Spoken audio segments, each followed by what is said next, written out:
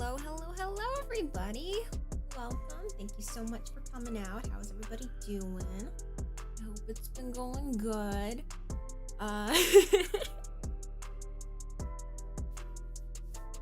Like my new blanket? Oh, cozy. I'm covered in stars. Covered in more stars, actually. So super comfy. Just one of those days. I've also got my Ren hoodie on too, so I'm extra cozy today. Super extra cozy. Yay. We love the coziness. We love the cozy vibe here. And I hope chat is working today. Because if it's not, then I will be very, very sad.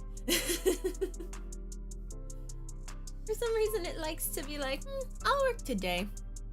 I'm not going to work today. It's like, really? Can't I have some consistency, please? But maybe it's on brand with me. I'm not very consistent. I'm consistently inconsistent. Oh boy. So, yes, today we are going to be watching the entirety of the ARGONAVIS anime from episode 1 to episode 13. Can't say that I'm particularly excited, but it has been a year. It's been a year since I've watched this, and I guess we'll just see if my opinions have changed since then. Like, I don't know for certain if I can really blame the anime for everything that I'm not really particularly a fan of. I also feel like the subtitles that were given to us, like, no shade on like MuseAsia and stuff, but like sometimes I was watching the anime like on MuseAsia and I'm just like, this feels a little dry. Just a wee bit dry. So I don't know if that's really like who's or what's at fault for this kind of thing, but like, yeah, no. That's just one of the few problems I have, but regardless, it's all we got. So I'm just gonna, you know.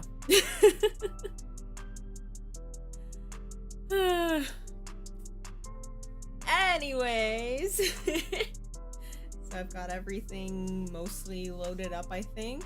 Got my watching snacks. I got a whole bag of Poppables right here. It took all my willpower to not eat this last night. I was like, no, I have to save this for the watch along tomorrow. I can eat chips tomorrow. Tonight I cannot. I forbid myself. So. You will hear me crunching along as the stream goes on. So. And let's get the timer up.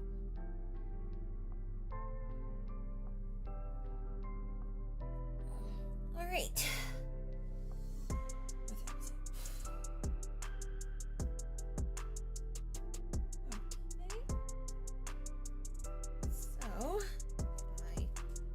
My cool headphones on. I got like these huge overhead headphones last year. They're massive, but they're very good. They're very high quality, so I don't get to use them that often.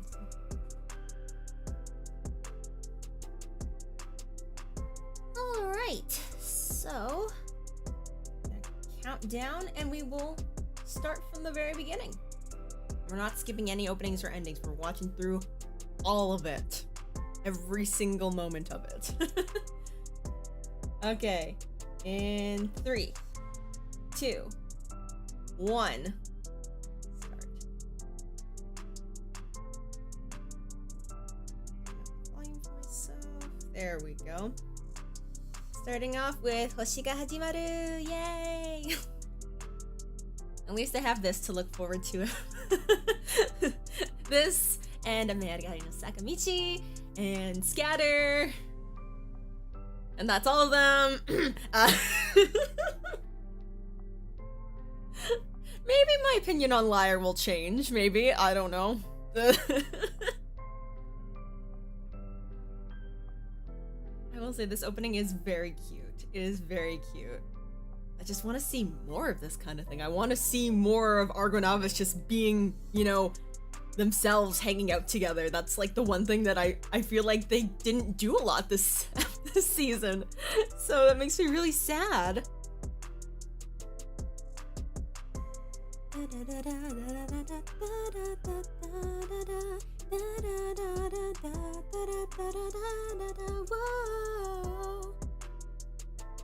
万5年先の銀河へ解き放って始まった物語そうさこんなところで諦める運命じゃないよねイエーイブラボー星が始まるAh yes, the opening scene. No, looks like chat's not working today. No! I'm so sad. Hello, welcome. Welcome, welcome. We have just begun. We see Tiny Ren on screen. He's so sweet. Thought the music festival would be boring, but it was not. In fact, it would start him on a journey.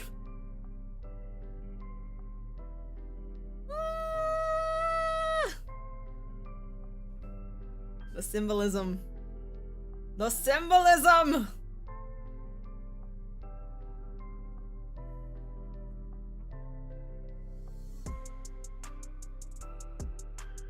Goal line! Salsa!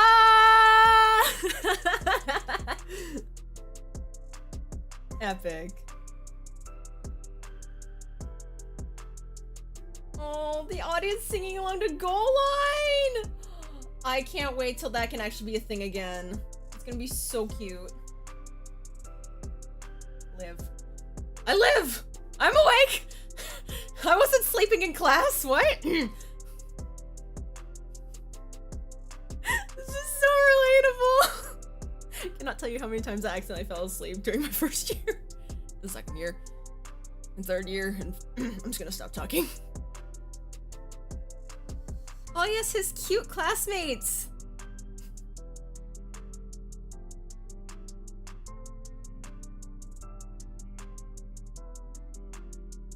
Oh, that's okay. Thank you for dropping by anyways. Have a good day at work. We stand Papa Nanahoshi! Go Papa Nanahoshi! I hope he has a bigger role later on, or at least we get to see him. Because he's the love of my life. I appreciate him for everything that he does. I guess Ren on his way to karaoke very, very intensely. That was so funny. He's just like, I am going to karaoke. No one can stop me. Oh, Wataru! Ah yes, Wataru being hella realistic. I love him.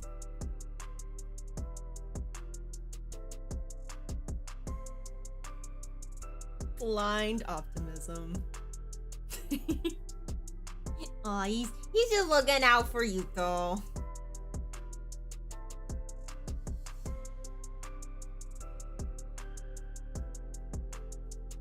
This scene just makes me smile. You just get to see their dynamic, and it's just so funny. That's why I want more of that for the other characters too. I was lucky enough to have met you, right? Well, that line. Master! Oh, it's been so long! Oh, Master! Oh, I've missed him. I hope he comes back. I want to see more of him. He's so good. Oh, Master! Thank you for taking care of our boys!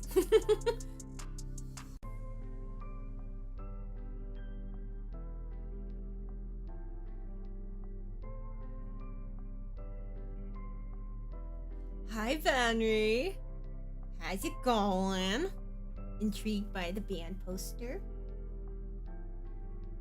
In order to achieve a dream, you need 1% talent and 99% luck.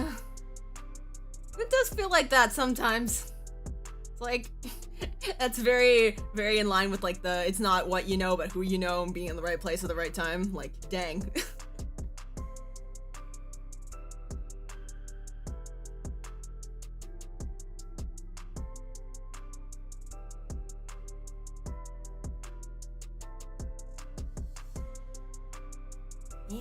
want to go to karaoke. Like, last time I went to karaoke, I was in Tokyo. That was 2 years ago.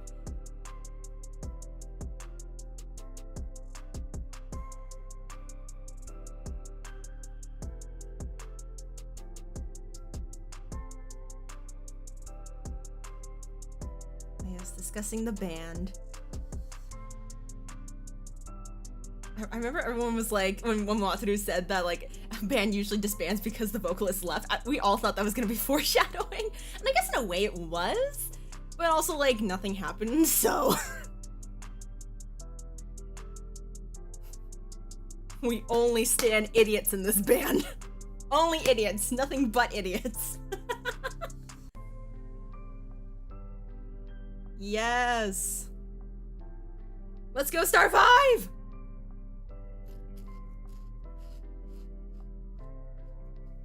The Desert Traveler!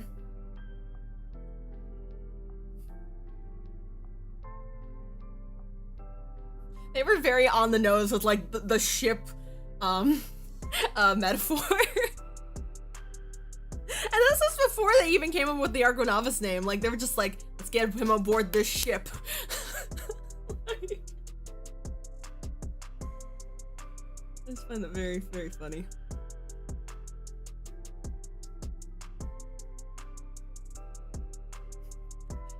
Can you believe that if Yuto hadn't gone to the bathroom, they may have never found Ren this way?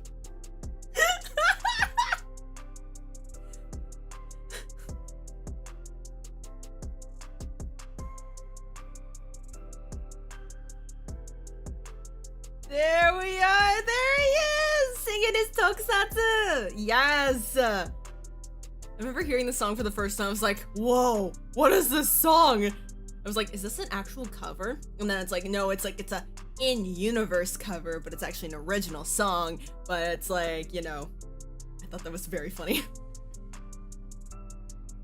Actually, I wonder what kind of songs he was putting in. I didn't get to read the titles. Oh, there we go. He's getting dragged down the hallway.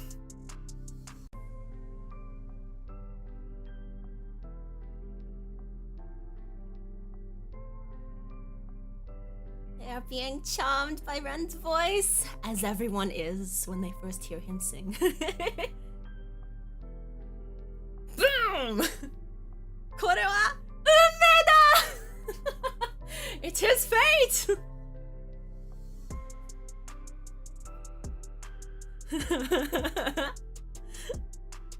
This scene just happens so fast. It's like 1 minute they're just like, he's singing, the next minute they're just burst into his room and they're like, you need to join our band. He's like, what? Oh. What's happening?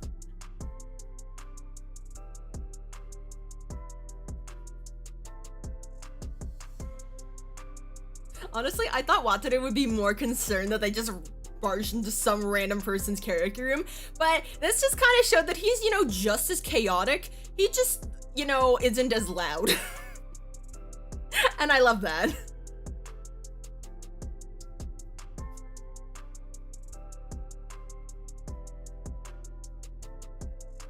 Yes, he is. He is Matsuba Wataru. And you are Goryo Yuto, and he is Nanahoshi Ren, and you're all beautiful.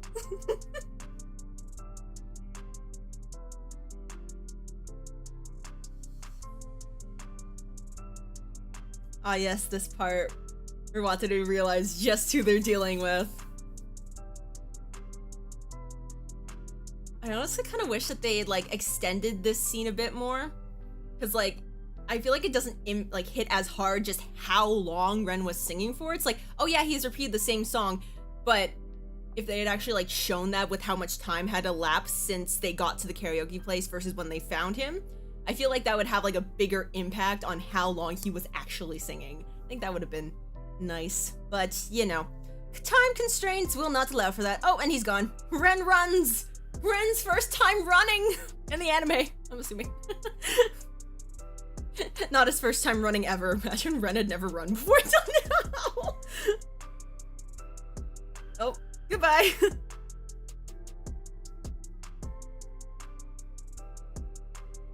Oh, Wataru's about to to start researching. When he used to call him Nanahoshi! Stop! Oh,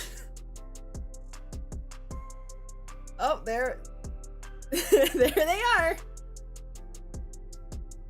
That charming smile. How dare you, sir? How dare you?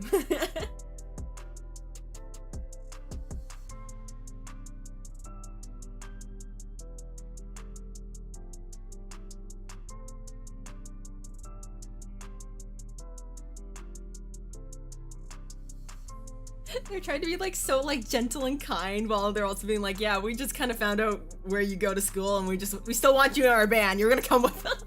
And it's like, huh? Ren, run, number one. Ren just gonna keep on running.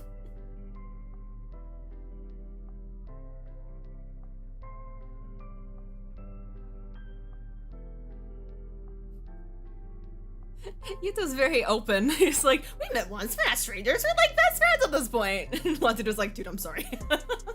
I'm sorry he's like this. I'll pay for karaoke if you join our band.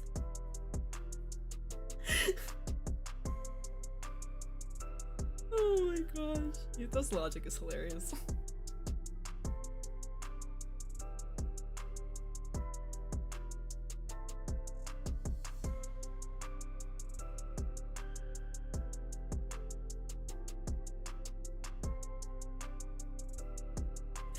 I like how it's so funny that Wataru just, you know, brings up his middle school, everything, or whatever, and Ren doesn't even question it and is like, how do you know that? He's just like, yeah, it wasn't good. It's like, I feel like he should be a little more concerned that this random guy just knows about his middle school experiences. This is the most angry or like the most intense we see Ren in the entire anime, and the rest of the time it's like not even close to this. And like, I wish we could have seen more of that, because like, you know, he's like described as like this very intense, passionate person and stuff, and we don't really get to see at least that same kind of intense passion throughout the rest of the anime. It just makes me kind of sad. Oh my god, it's been less than 15 minutes and it feels like it's been like 2 episodes already. So much has happened. Slow down!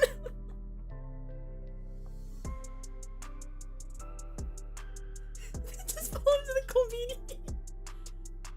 Okay, that whole montage, I'm confused. How much time had elapsed? Was it just 1 day? Or was it like supposed to be over a week? Because like, it feels like it's just so much has happened if it was supposed to be just 1 day. If it was supposed to be over a week, then I get that. But they don't really articulate time passing that well, at least from my perspective. So it just felt everything was just going on and on and on without any pause, any rest. So that's when I say that this anime is very like plot forward, that's what I'm talking about. They're always jumping to the next thing, to the next thing, to the next thing, without letting their plot points actually, you know, breathe and settle. It's always, okay, this happened, now we're going to go over this, and we're just gonna go over this, and then this is gonna happen. We're gonna just keep rolling, and we're not gonna like elaborate on some of these points because we have other stuff to do. It's like, hold on, I have so many questions. Oh wait, I love the scene though. I do like this part where Wataru is like basically telling Ren that he can trust them.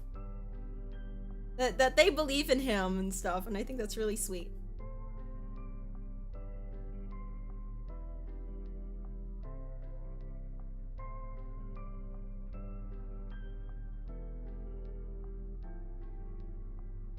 Come on, that was sweet. That was really cool. I wish they had more interactions like that in the anime. I feel like they didn't get to talk as much, and that makes me really sad. They really, like, I'm not just saying that from a Wataranda's perspective, but like just as like a band perspective overall, I feel like they should have had some more interaction, especially, you know, as lyricist and vocalist. I feel like they should have had some more scenes together. It makes me sad they didn't, so. And I will still forever be mad that they didn't actually show a lyric writing scene. Ah.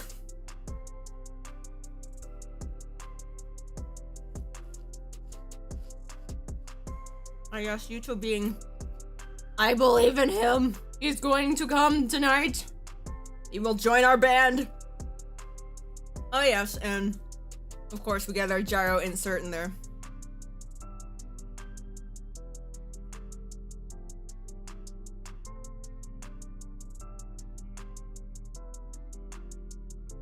So like, this makes me wonder, since like Ren said that he doesn't really have an interest other than like, you know, karaoke, tokusatsu, and stuff like that, did he just randomly find like a band to watch? Or like, is that just another interest of his that just got unspecified? But then it feels like it was weird that it never did get specified? Oh yes, and Ren's like, is this what smiling is like?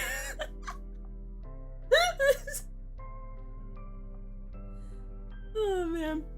It's like, I get the sentiment of that scene, but it just felt really, really funny, just kind of seeing it, how they presented it. It's like, am I happy? What?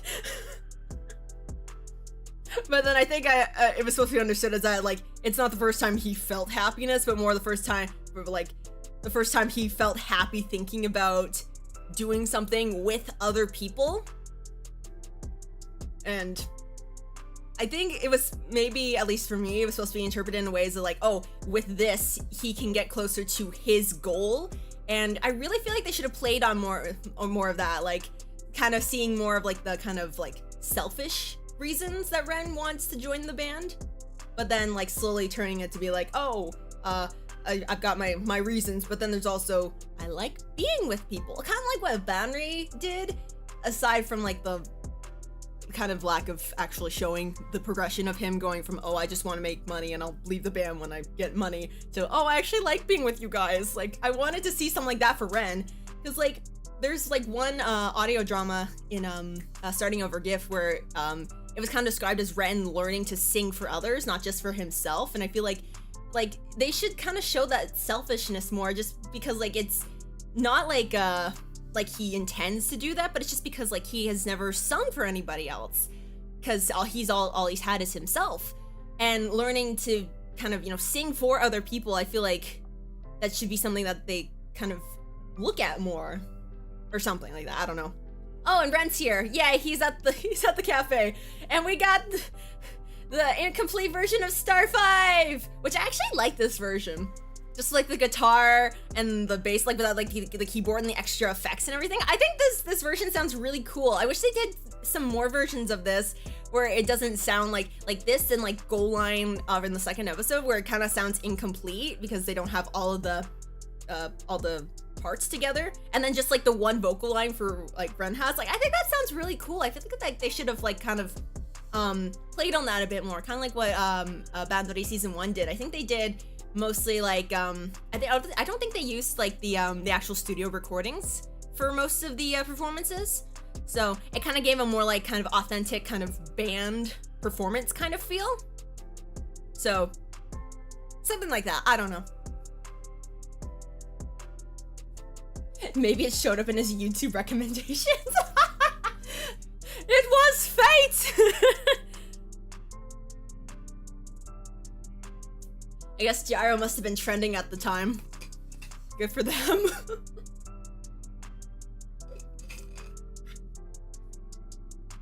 When I tell you that when I first saw this, I looped this so many times so I could learn it by ear, because I was so obsessed with it.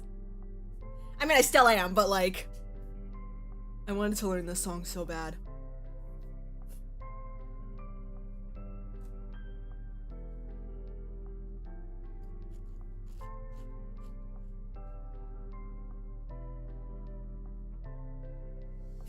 And Mash was like, guys, I'm gonna close. I gotta kick y'all out, I'm sorry. And they're on Hachimanzaka Slope.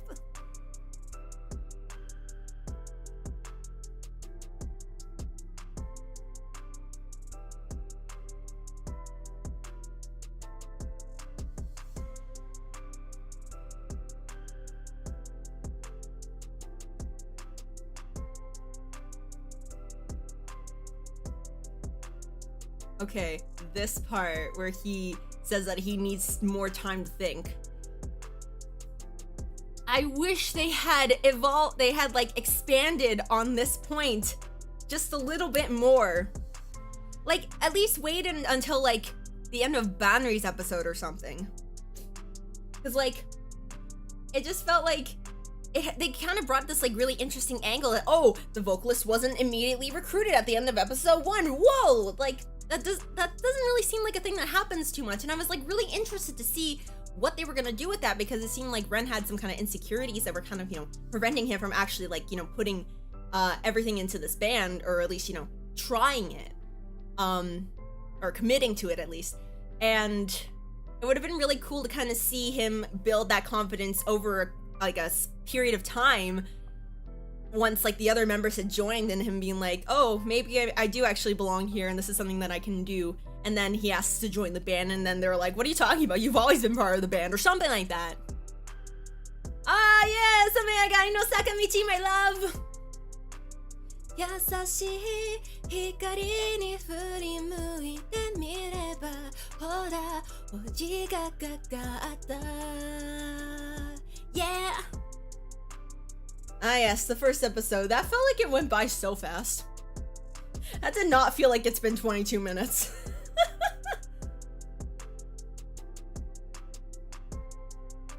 Blow my nose. Be right back.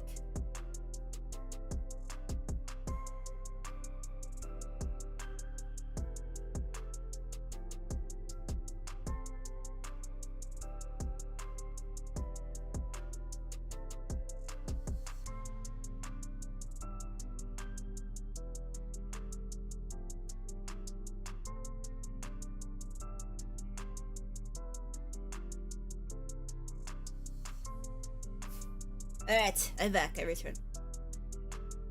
Oh yeah, something I wanted to talk about, but I was blowing my nose at the time. That one part where like the mic drops and everything, everyone was like thinking like, oh, is something dramatic gonna happen with Ren and stuff? And at least from my perspective, nothing like that actually really happened. And that's a little disappointing. I thought they were gonna, you know, do more stuff. But unfortunately, that's not what happened, so. Alright, Rio next episode.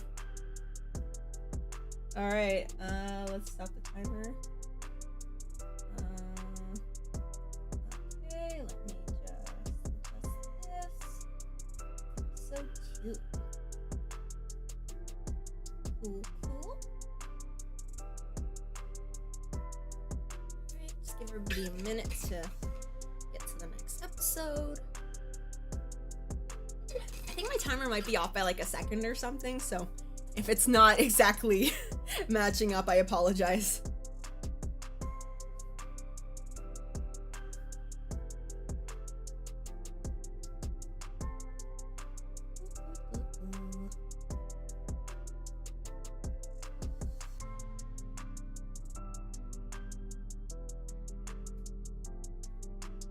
Alright, let's get started with episode 2 in 3, 2, 1, start.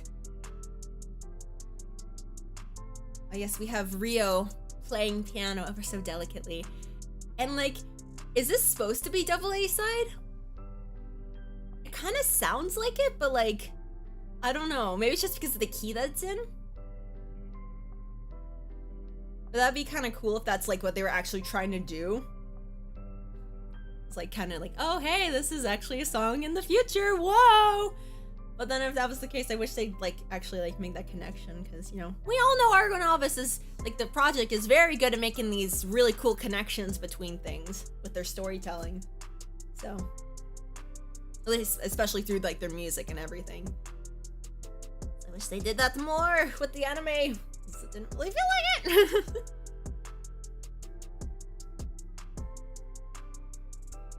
Oh, that freaking broom.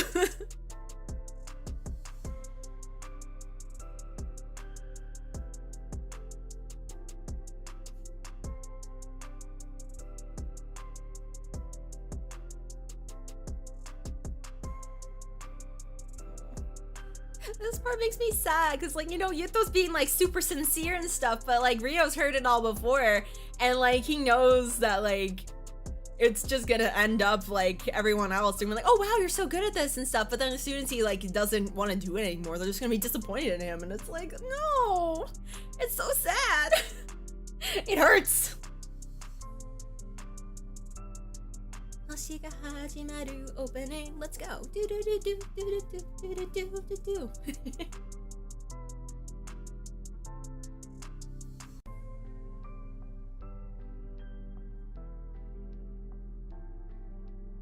I just realized the background music's still on. Oops.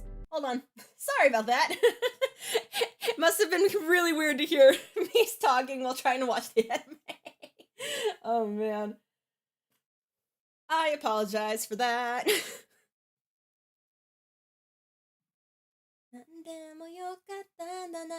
君が見つけた歌が寂しいのなんて今だけどれくらいのやその君と僕とで作ろうか今をよく見てこの瞬間をもっと捕まえた先へとそして僕らの星が始まるかすかになってるその音が生きてる証1万5年先の銀河へとき放って始まった物語そうさこんなところで諦める運命じゃないよね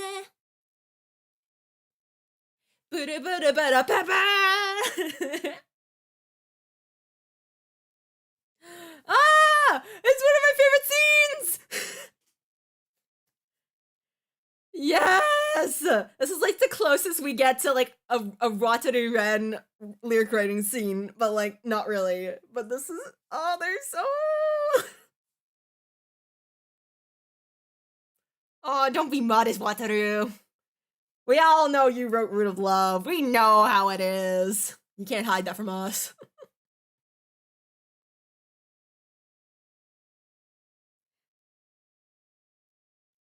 Oh, this fight! This fight! It's sour! So cute.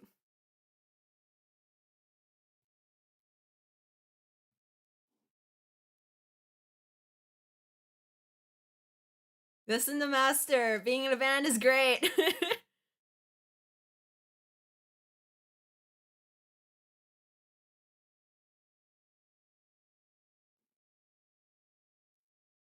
I want to learn more about Submariner. What were they like back in the day? I want to know. They're not bad guys. Master being like the best wingman.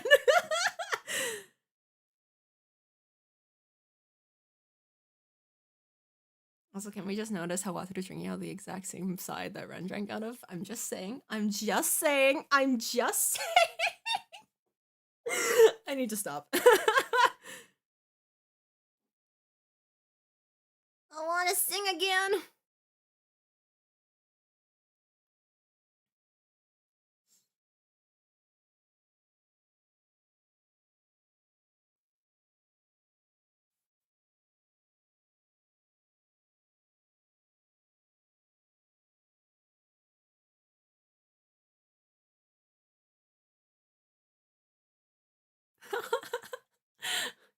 Master's like, you got a drummer already!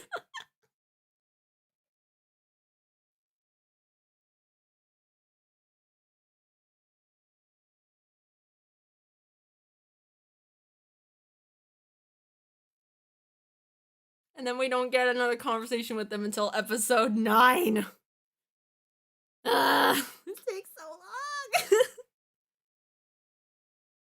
I feel like especially as like a trio, their dynamic isn't really like as focused on as like just Yuto and Wataru or like you know Ren and Naita and that sort of thing. Like I feel like they should have had some more focus on like the beginning trio of ARGONAVIS, at least in the anime. Like that just makes me so sad. Their dynamic is so underrated.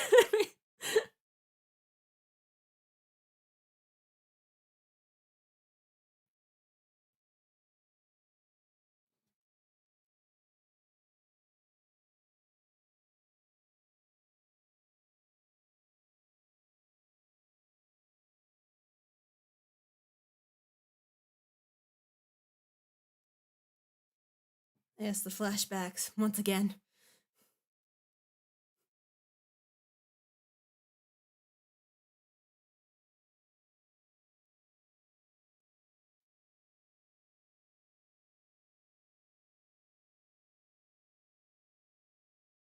I hope we see more Tiny Ren in the future. I want more Tiny Ren content. You're so small. I want to protect.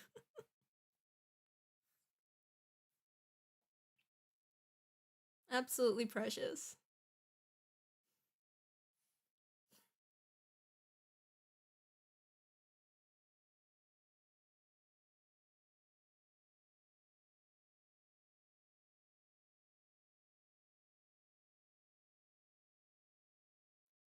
I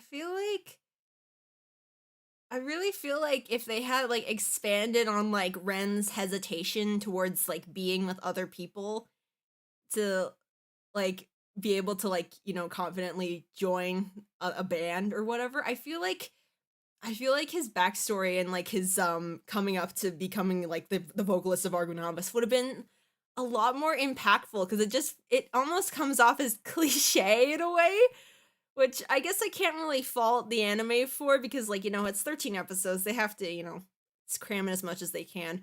But like, I don't know, it really feels like Ren had so much screen time and yet got so little actual development in his character, and it just makes me really sad.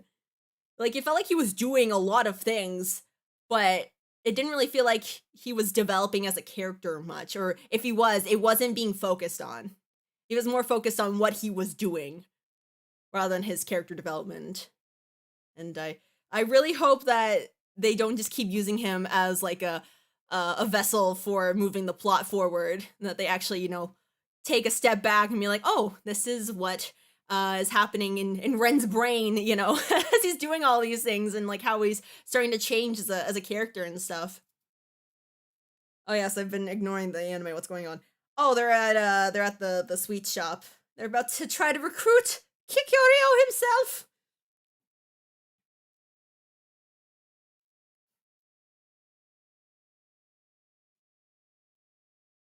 I just love how he like knows all of this stuff. Like, how much research has he been doing on people? Oh, Wataru, you never fail to amuse me. You're so funny.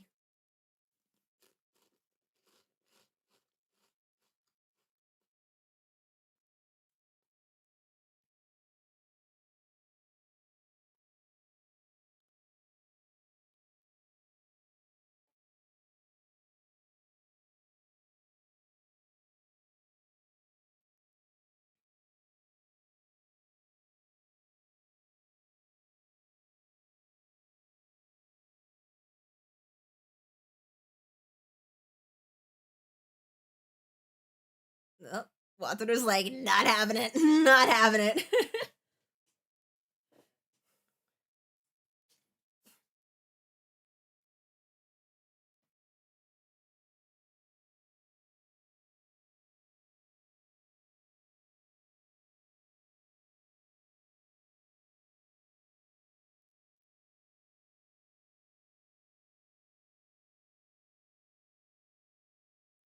Okay, this. I wish they had expanded on this more. Like, they literally bring this up, and then later on, they try to like kind of quote unquote break up Argonavis by trying to recruit Ren, or at least like Mashu's trying to recruit Ren of out of everyone in Argonavis when Rio has been designated the Circle Destroyer. I really feel like Mashu should have focused on trying to recruit Rio, and then through like, you know, Rio being like, no, I'm actually gonna stay with you guys because like I found passion in Argonavis and being with everybody here, and that would also develop his and Wataru's relationship, because Wataru's so wary of Rio based on what he's heard. And the fact that that doesn't happen and then Rio just gets pushed to the side anyways, like, my freaking gosh. Ah! It makes me so upset. It was just like, this had this potential and they didn't use it. Wataru has the same intel skills as Kenta. Oh my gosh. They really are brothers.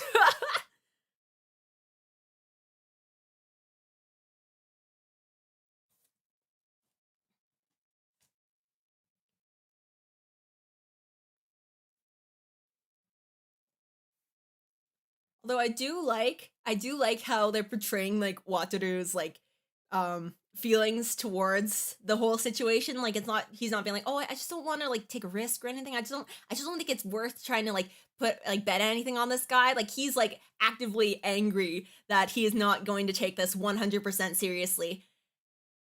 Or he feels that he's not going to take 100% seriously. Oh, and Ren's stealing his lyric notebook. Yay! Yay! Good job. And he's like actively expressing that. Like he's not just being super like timid about it. Like I appreciate how they've characterized Wataru in that way.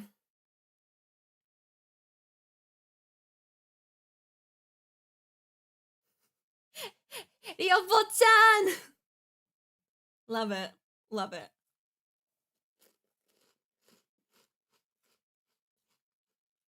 Bros at the batting cage, let's go!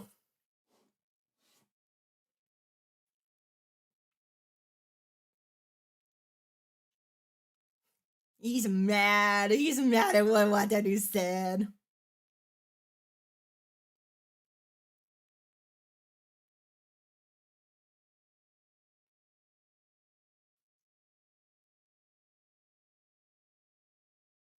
And Wrench is like, hi, what's up? You good?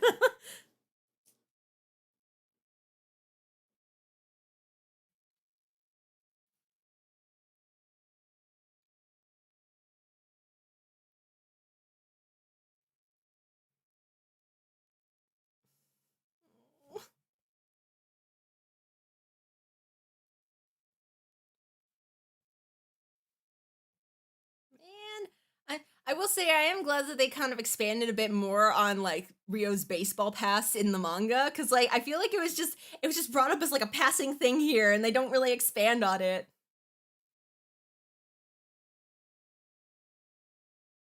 It's like I feel like I understand the intent of like everybody's backstories and how they're trying to portray it, but with the pacing, it just comes off as cliche, and it doesn't make me feel good when I watch it. It makes me feel bad because it's like I know what they're trying to convey, but it doesn't convey the way that they want it to.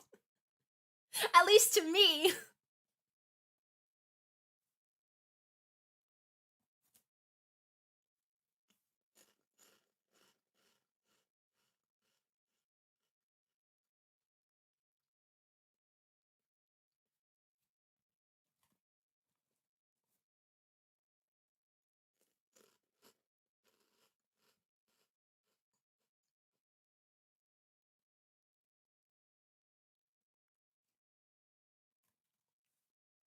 Okay, this specific shot of Rio, it looks like it was drawn, like it looks like it was hand drawn, but I don't know if it was. I can't tell because of like the sounding and style, but it almost looked like that was like specifically hand drawn for some reason. It looked very good. I did appreciate that.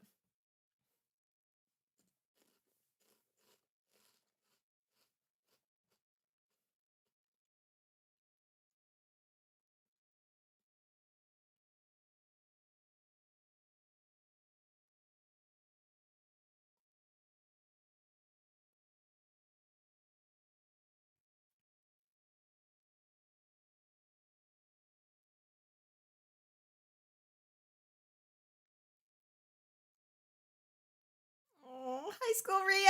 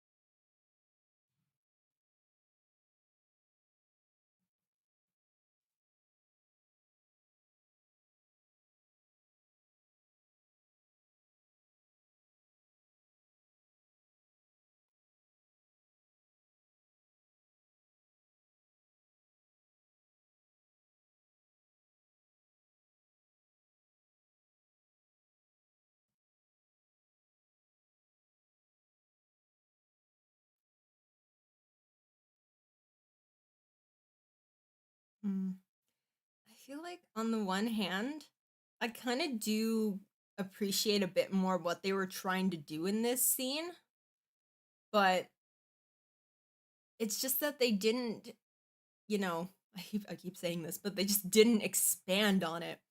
It almost feels like they should have had more moments like this with Ren and Rio developing together because they have such similar, reasons to come into this band and reasons for like trying to, do what they're doing to find what they're trying to find. And that just never happens again. They're like, oh, this one scene happens and now we're moving on. It's like, I feel like there should have been more to it. Like, that can't just be it. And like, especially like, when it came to like Mashu trying to like recruit Ren, it feels like at least Rio should have been involved in that sort of thing. Like, I don't know. It really feels like there was just so much that could have been done that was not, and it makes me sad. And like, I wish Ren had gone with him to write the lyrics. I wish he had gone with him so he could see for himself, or not the lyrics, write the composition, so he could see for himself just how amazing he is, like firsthand, before they go back to Submariner and be like, hey, I don't have your lyric notebook, but he does. And I think it would make a bigger impact if they came in together than like, rather than just separately. Because like, we didn't know when Rio was gonna come in. Ren didn't know when Rio was gonna come in, like...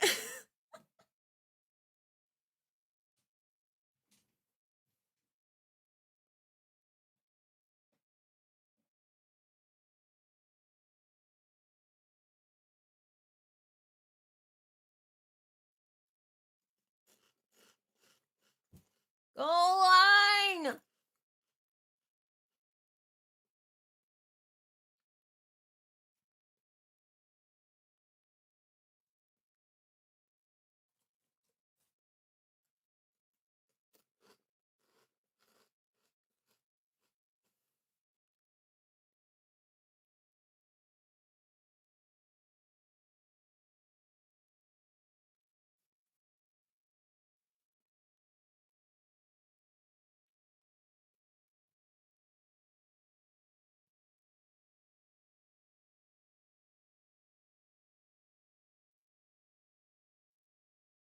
Oh, Master gets so excited. Like, can I play drums too? Yeah, yes! It's so cute.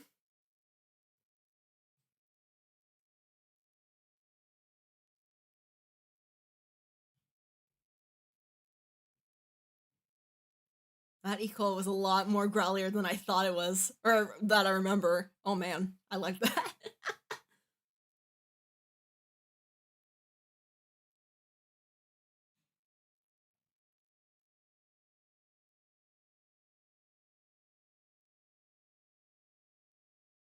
You know what I wish they did for this scene? Like, they could start out like, just them playing, but I feel like they should have like shown like kind of a montage of them like practicing beforehand, because like it just feels like, I know it's very anime, but it just feels weird that they go into this new song they've never played before and be like, yeah, we're playing it perfectly.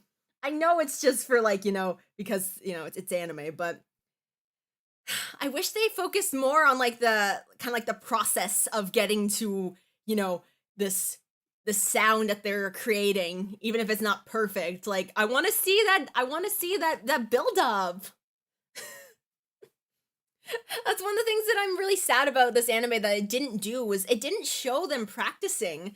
It showed them like at practice and them like talking at practice and after practice and like literally before practice, but it never shows them actually practicing. And we don't get to see their dynamic as they're like, practicing, who's like, kind of at the helm of like leading the practice and who's kind of like a wild card doing their own thing and who's kind of like struggling the most and who's like, keeping up with everybody. Like, I want to see that sort of dynamic and that's why I really feel like the band dynamic in the anime is really weak, because they don't actually show the band doing stuff other than just performing and being like, quote unquote, like perfectly performing stuff. And just, ugh. I just want to see more of their like imperfect moments and them like trying to get their footing. And then like that whole scene at the end where they just rushed in and be like, yeah, Rio's joining. And Ren's also joining, by the way. Like, what? Like, I feel like that was so cheap. Like, like they just slid that in at the end as they're playing goal line. Like, ugh. That made me so mad. I was like, really? I thought they were gonna like do something more with that, but I guess not. "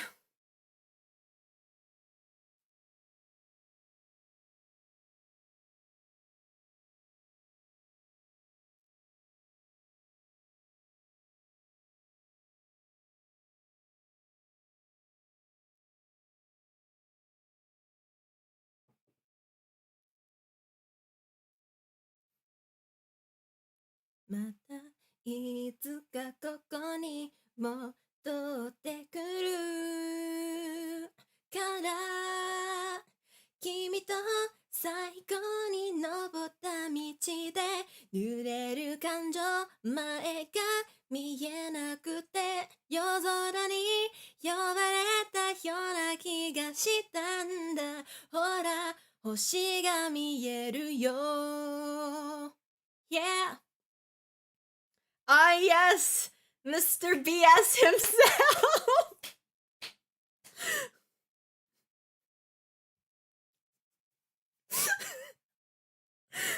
Out of literally any nickname they could have given him, they just had to give him Super Drummer BS. I can't deal with this. So funny. Well,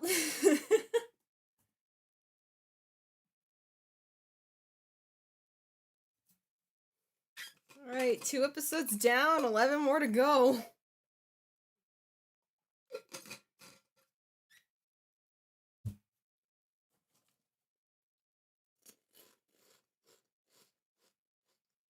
Oh wait, these chips are so good. Or like, what are they called? Poppables? They're like weird, like ovals, and they're like a wiffle ball. At least in like the shape and the texture. Got like holes in it. Very crunchy, very delicious. I like it a lot.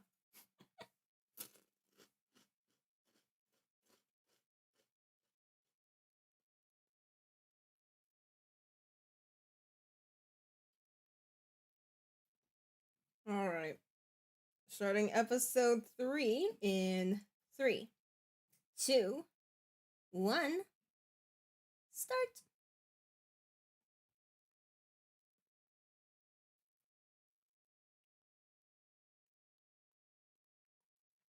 Okay, there's another thing that I'm kind of that confuses me a lot.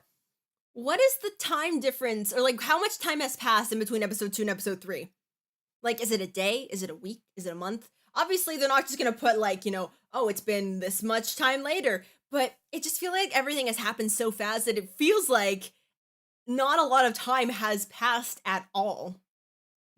Like it literally feels like it only could be like a week at max. It couldn't be a month that they've been at this. Which is why I wish that they paced this out a little bit better. Because it feels like everything is just going so fast that nothing and nothing feels like it's like had like enough time to process. Ugh.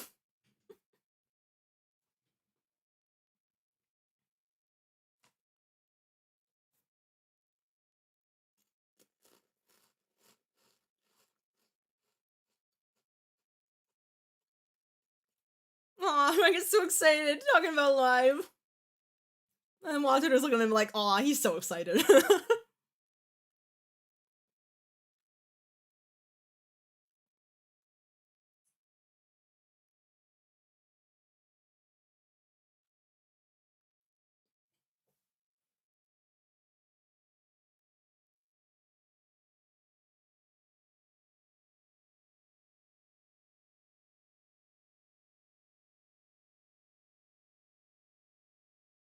Now Rio's the one with the intel. Like, I found this weird guy. He might just be dumb enough to join our band. What do you guys think?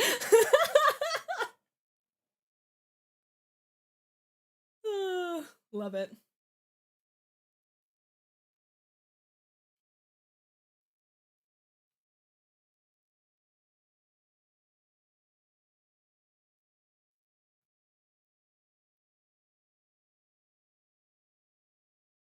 Oh, and there's something else that I wish that they had done during this anime, because it's like, we know Ren as this guy that's pretty much been a loner his whole life, never had friends until literally now. And yet the anime portrays him in a way that, like, he seems very, very comfortable, like very, very quickly with everybody, especially these very loud and eccentric personalities. Like ARGONAVIS, like everyone, kind of thinks of them as like the good boys, but they're weird. Everyone in ARGONAVIS is a little weird. And especially if you've never really had friends or you're not adjusted to like a group dynamic, that would be a little overwhelming. And I feel like, at least for maybe like at least an episode or something, they should have kind of shown Ren trying to adjust to their group dynamic a bit more, trying to, like, be able to interject into all these loud personalities about what he wants to do and like the ideas that he has and stuff. But they don't really do that. He just kind of immediately just becomes one with the group. And I don't know, like maybe he's just naturally like supposed to be like a people person, but then because of like his circumstances, he was so isolated that he just didn't want to talk to people. But now he's in this group that really makes him feel welcome, and he's like, oh, suddenly I can really just talk to these people. I really like them and stuff. But I feel like I wish they'd shown that kind of adjustment. Like I think that's one of my main things, is that they don't show like it's like with the lyric writing scenes, they show the before and then they show the after, but they don't show how they got there. It just kind of jumps. And we're just supposed to kind of, we're just expected to kind of just build that in our minds, when I wish that they would actually just show that instead of like, they're very good at telling without showing in this anime, and that makes me a little mad.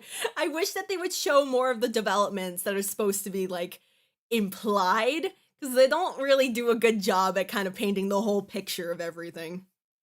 Oh, yes, Benry, watch out! Watch out for any oncoming traffic!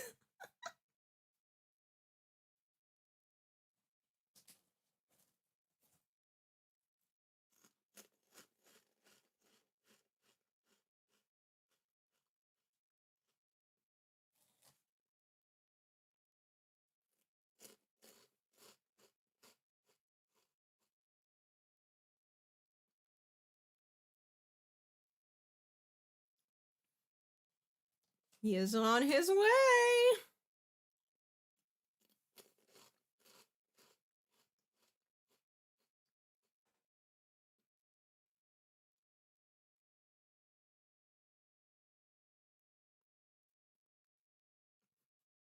He's gotta be stupid to join us. That is the #1 priority.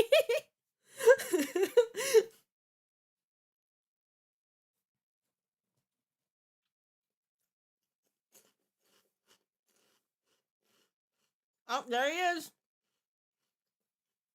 The bowl is here. Welcome, sir.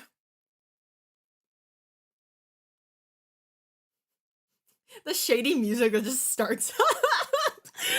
It's just like, oh, we're not supposed to get a good vibe from this guy, are we?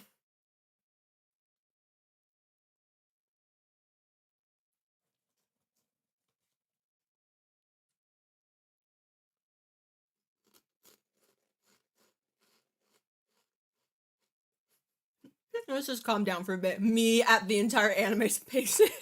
Let's just calm down. Let's just slow down a bit.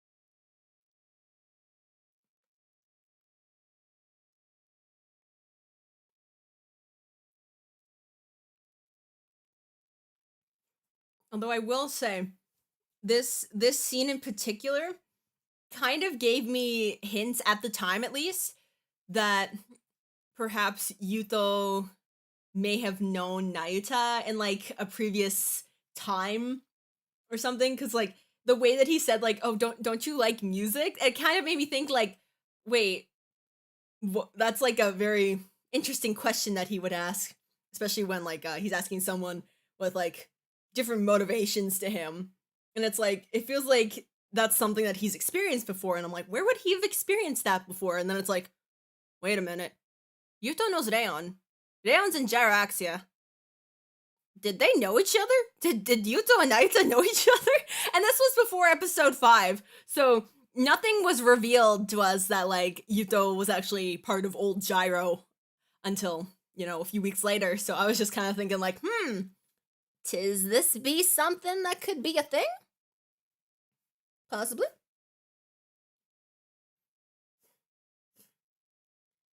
Well, nobody's a fan of Banry.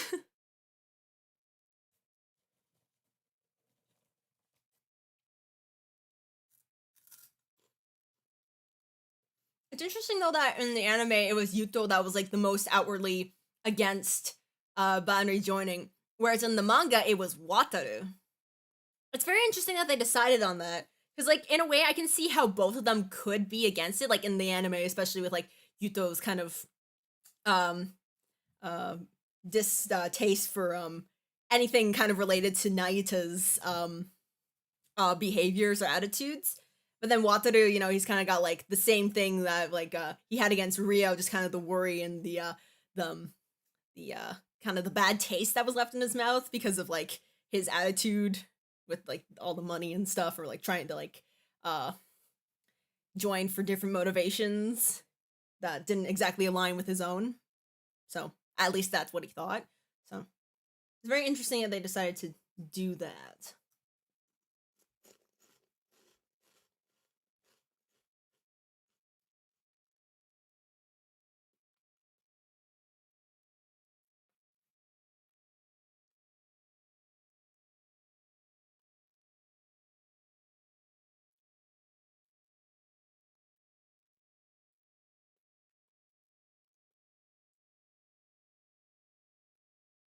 It's interesting that they bring up that he breaks drum sets often, and yet the only time he's ever done that was later on in this episode where he breaks a cymbal, and then they never bring it up again. So like, is he being more careful now? Like, it just seems like it's a funny detail that they just kind of just bring up once and then never again.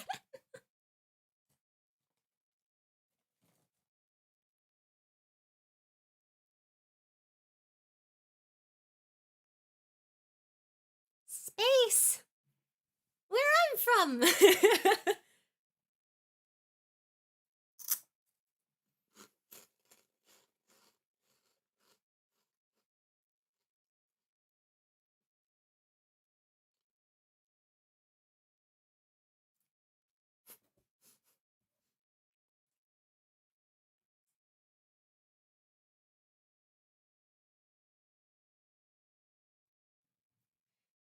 The Argonavis Sanbaka about to become one.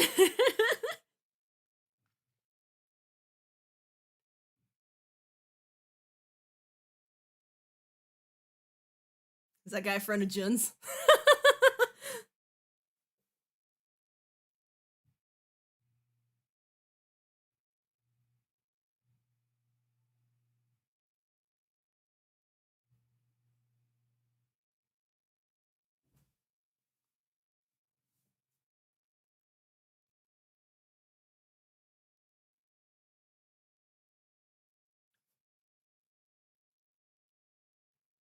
And when they discover it is him, it is the same person.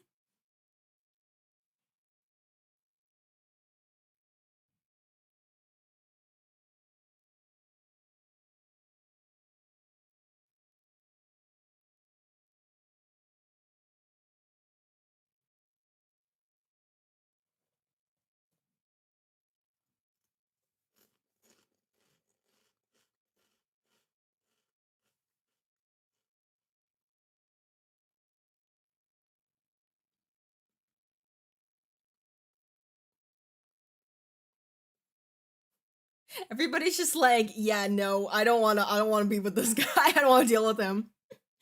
And Ren's just like, wait, hold on. Let's give him a chance.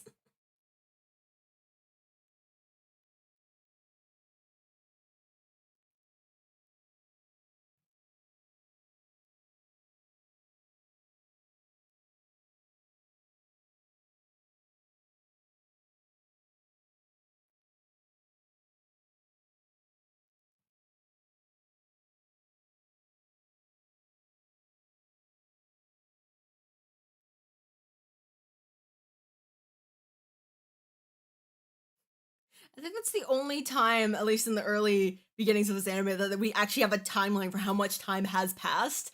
So we know this is 3 days later that Ren's been like practicing the drums, being like, I don't know what I'm doing, but I need to talk to you.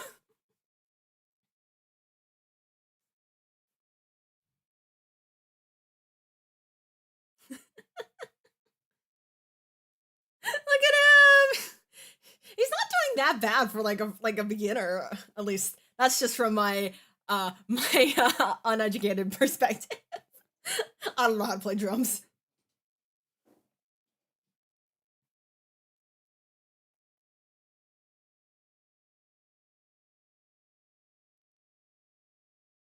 I'm just like, it's finally nice to meet you again.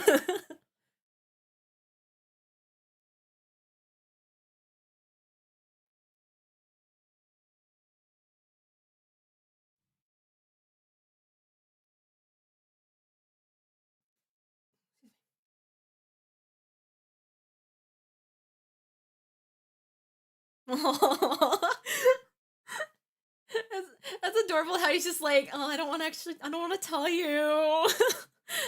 I feel bad. I feel bad.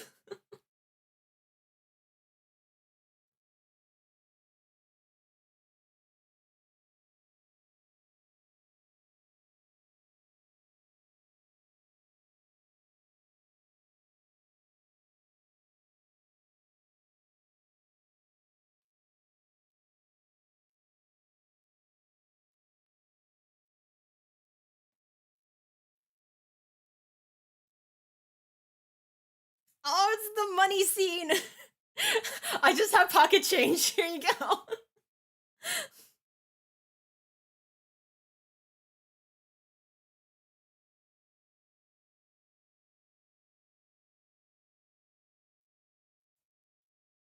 But that's interesting that like they kind of show that like he's not like the type of guy to accept charity. Like he's kind of got his pride.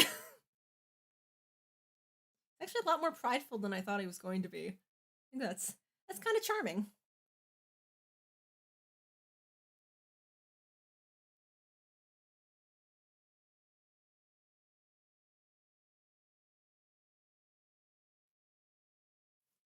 Ren runs with Banri. Banri's just being dragged like ah.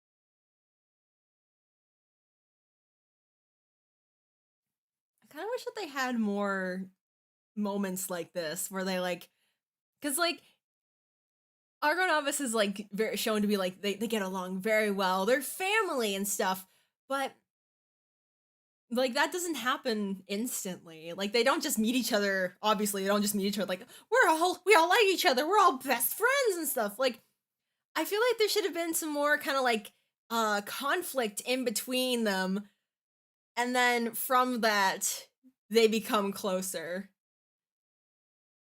Like this was like a good scene for that. It's just that there needs to be more. There needs to be more.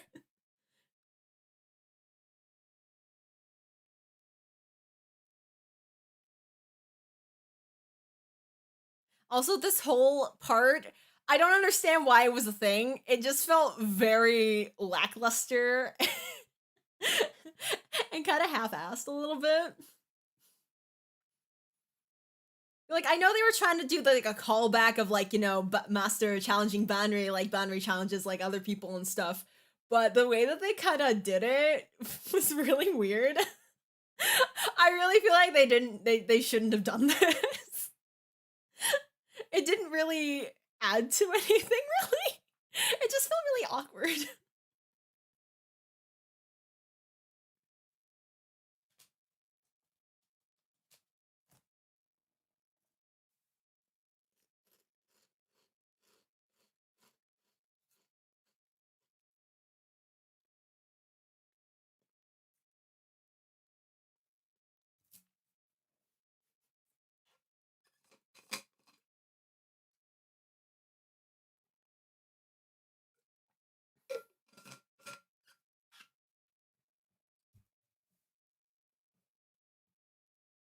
Like, it just feels so weird that like at one point they were like just like, you know, begrudgingly accepting this idea, and now they're like trying to actively get Banri to like do the challenge.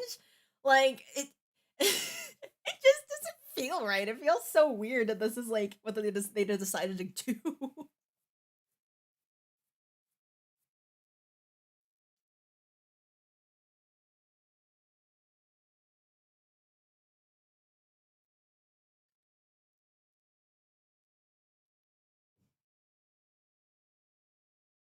Though this scene, this whole drumming scene, this was really good. I did like this one. I did like this.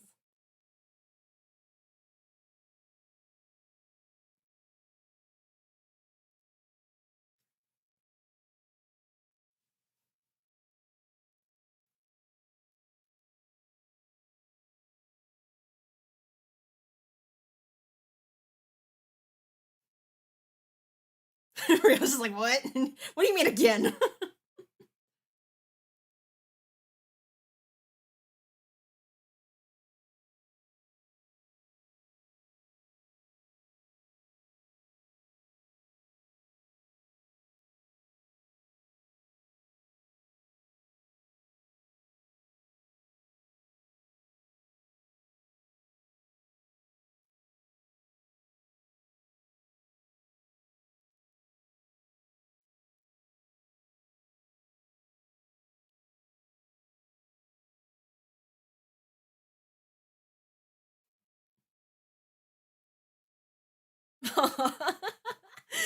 Master!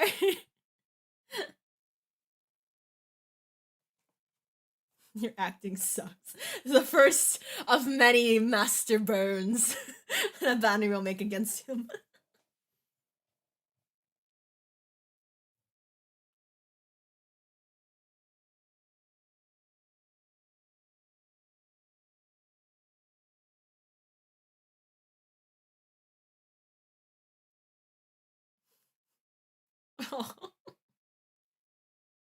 That's funny though. Like he doesn't want to shake his hand, but then later he's like high-fiving him. It's like, yeah. Boundary's a little bit of a tsun today, just a tiny bit, but like there's a little bit of tsun in him. And I think that's funny.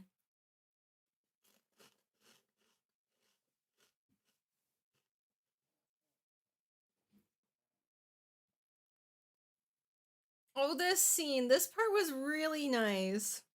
I did appreciate this. I just wanted more of it. I feel like I'm gonna keep saying this. It's like they had all the groundwork laid out.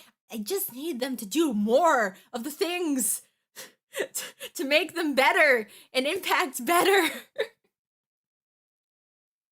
Like this whole Starry Night Sky thing. I feel like they should have stayed outside and like admired the sky a bit more.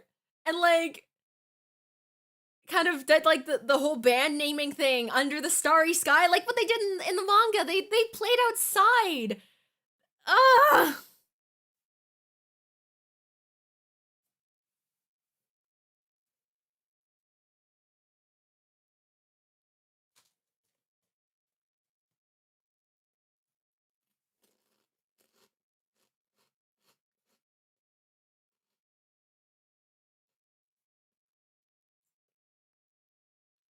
I asked the sparkly blue drums that are just in the barn.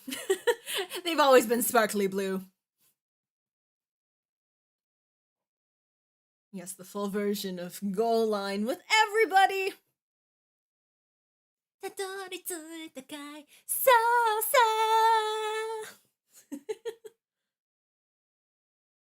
And again, they just play it absolutely perfectly for the end roll.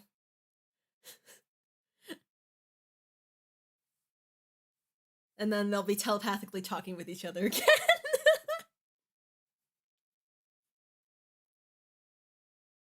Like, I know what they were trying to, like, do here, but it just, I wish they actually just showed them talking with the music in the background and them just kind of, you know, like, doing, like, a montage sort of thing instead of just, like, this one performance. Is it just, it really kind of just shows what the focus was just, like, you know, showing the music rather than, like, the development that the characters were going through alongside the music. At least to me, that's what it felt like.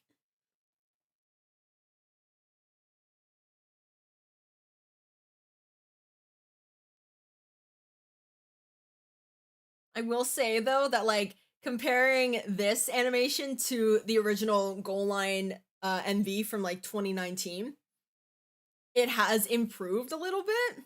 It's still a little wonky, but it has improved since 2019. I will say that.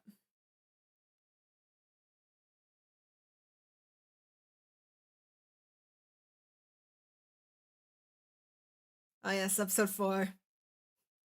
The episode that started making me a little mad. A little tiny mad.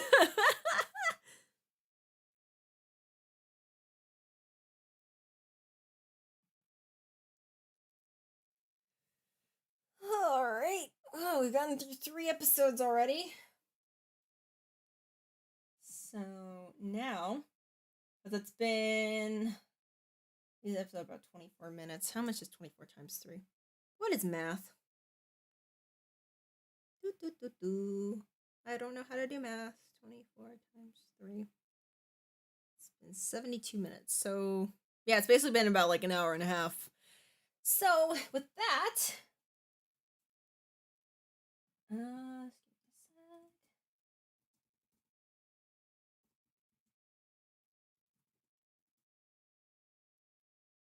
stretch break. Just so we're not sitting for an extended period of time. I mean, I bet we all do that anyways, but you know, since I'm here doing this and I know that I'm going to be sitting for a long time, I might as well make sure I'm not going to be a crumpled ball by the end of this. Just take a little moment, just kind of stretch out, stretch our legs, get some water and feed ourselves if we need be. Yeah.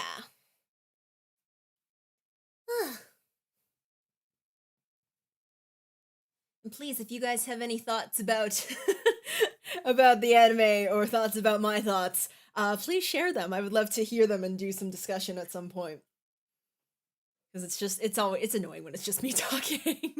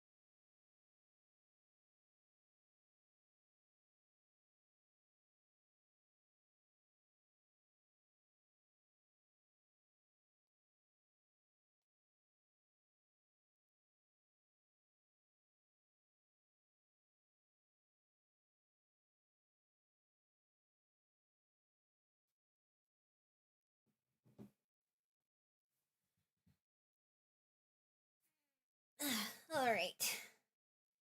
Good stretch break. Good stretch break.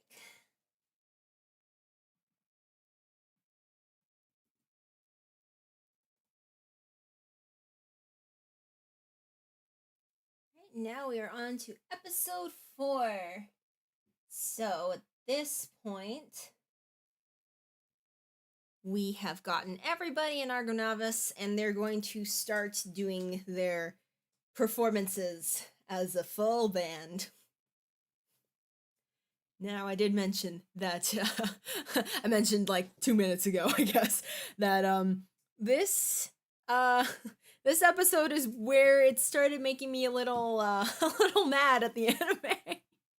and I'll explain as we go. But it's basically like things that I've already talked about, like, you know, pacing and I guess like the how plot forward everything is, and I guess their priorities of what they were trying to do with this anime. And I wish that they were doing some other things with the anime. So, with all that said, okay, let's stop that. Okay. All right, starting up episode 4 in 3, 2, 1, start.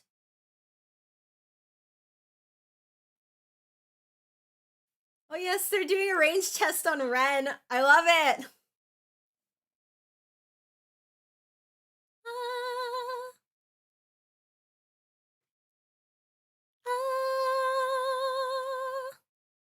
That's a high C. Oh, go Ren.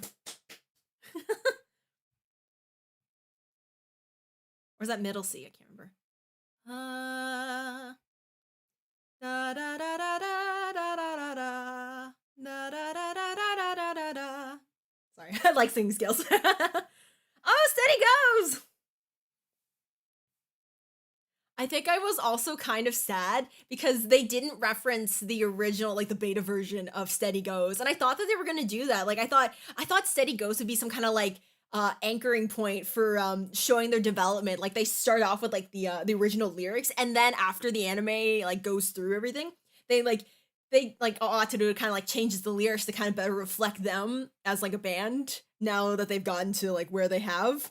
But that's not what happened. They just wrote it as like as a song as is. So I'm kind of sad that they didn't include that as part of like the band's lore or history or anything. It's just like a thing that it's more a thing in like the live band than it is with the fictional band. So that makes me a little sad, but it is what it is. Bow, bow, bow.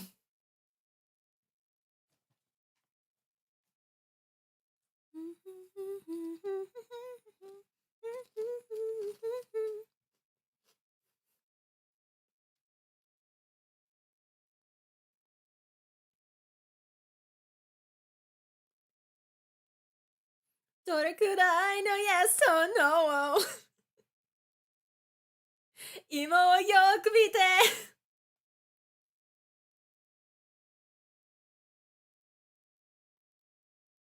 そして僕らの詩が始まる。かすかになってるその方が Wow! Y'all ready for like 8 more episodes of this? of me just being like this. I apologize. Oh gosh.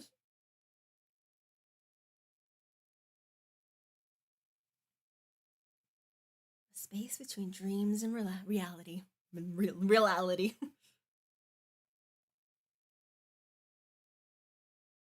I wish we got to see them deciding the name. It makes me sad.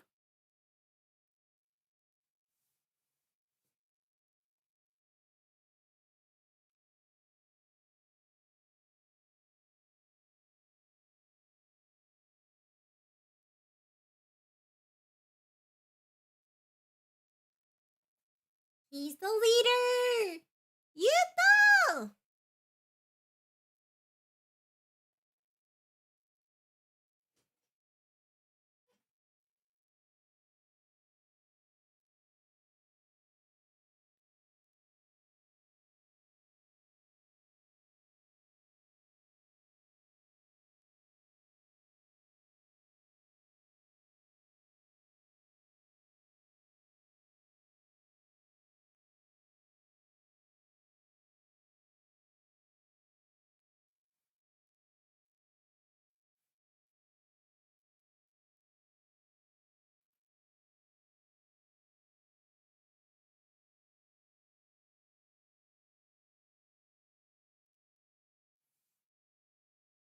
Everybody's the main character.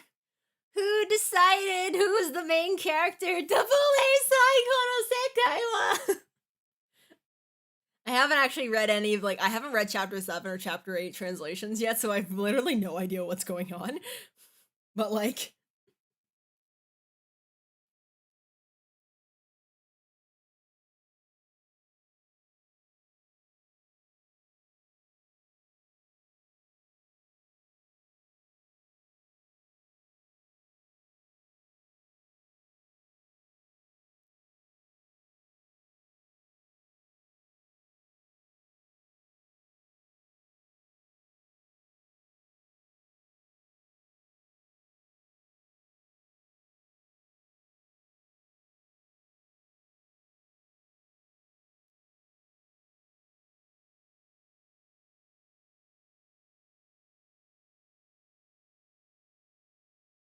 Ah yes, the live house debacle.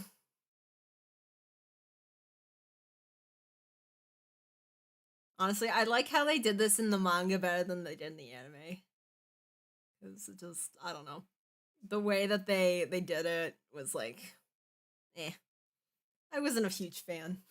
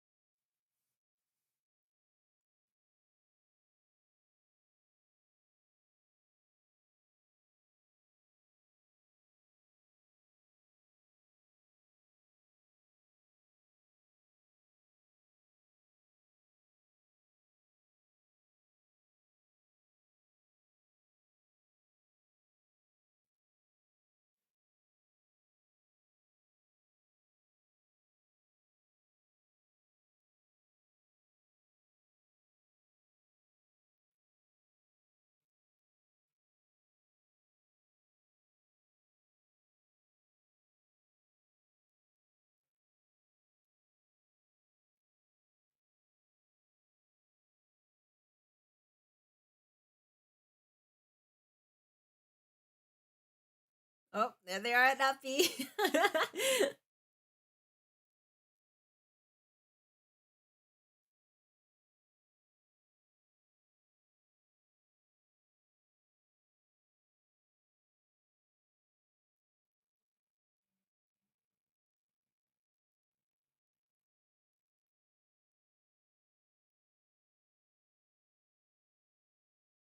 Oh. I was like, I can't solicit money from my family. I can't have them pay to watch me.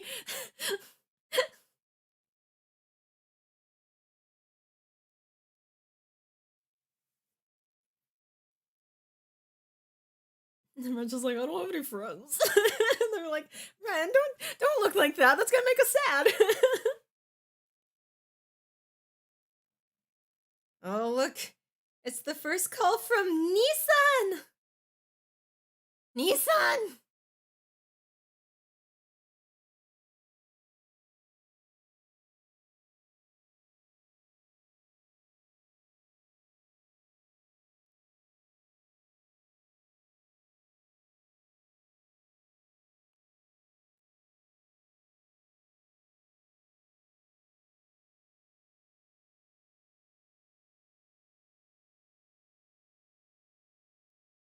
Oh yes, and the Phantom Iris post that's right next to Kenta.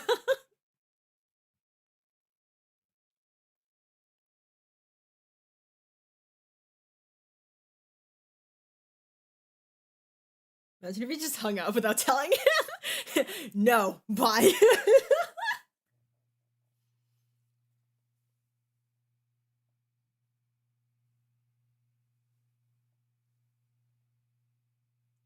Oh, there he is. There he is. Mr. Asahi Nayuta.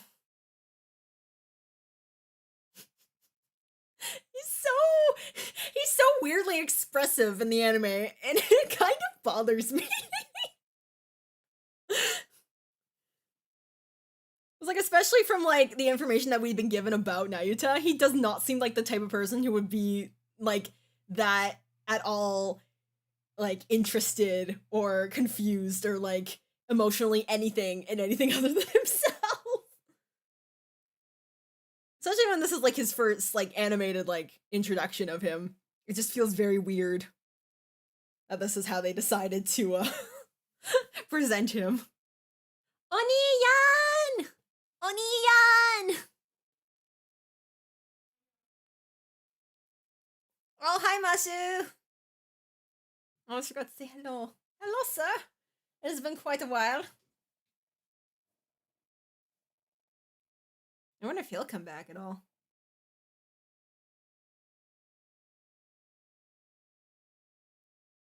That's also a really weird door. Why does it have like, why is it like floating in the middle of the wall? Like, you can trip on that really easily.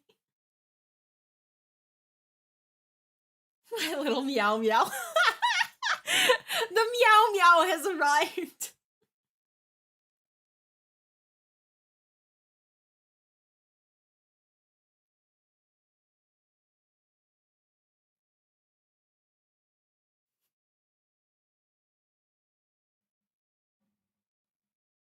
Steady goes!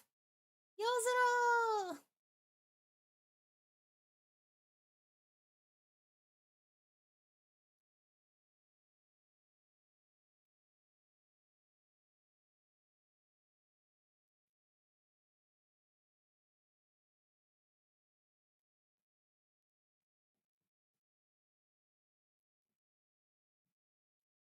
It's like, I do appreciate the moments where like, you know, Wataru and Rio do kind of like, you know, get along and stuff, but like I wish they showed how they progress to that point, because it just feels like sometimes like 1 minute they're fighting and the next minute they're just, you know, acting like nothing ever happened.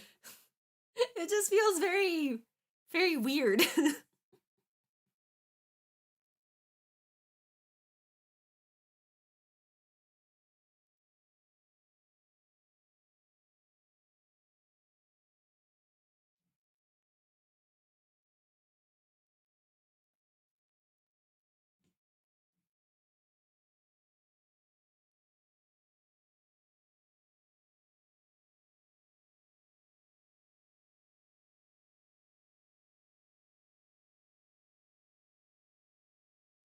The only lore we get about Ren's parents is his mom is part of like the neighborhood association.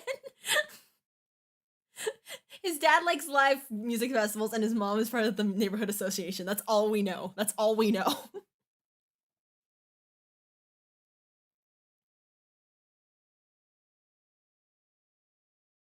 Ren, sweetie, get out of the rain. You're gonna catch a cold.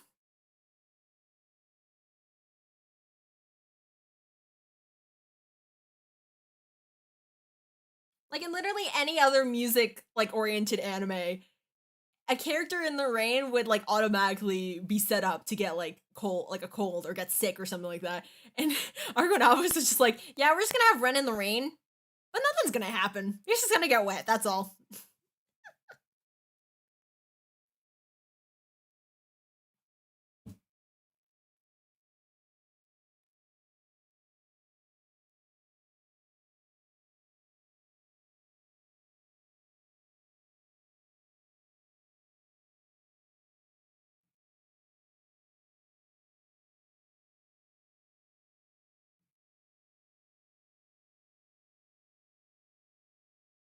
Why is someone taking his flyers?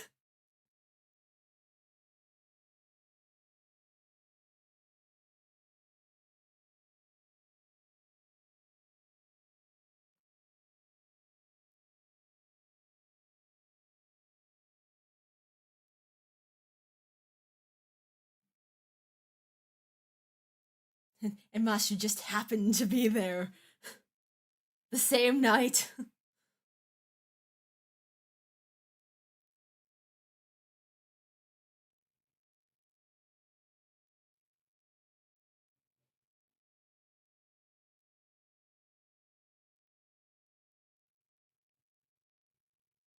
And then just skips right to the night of the performance.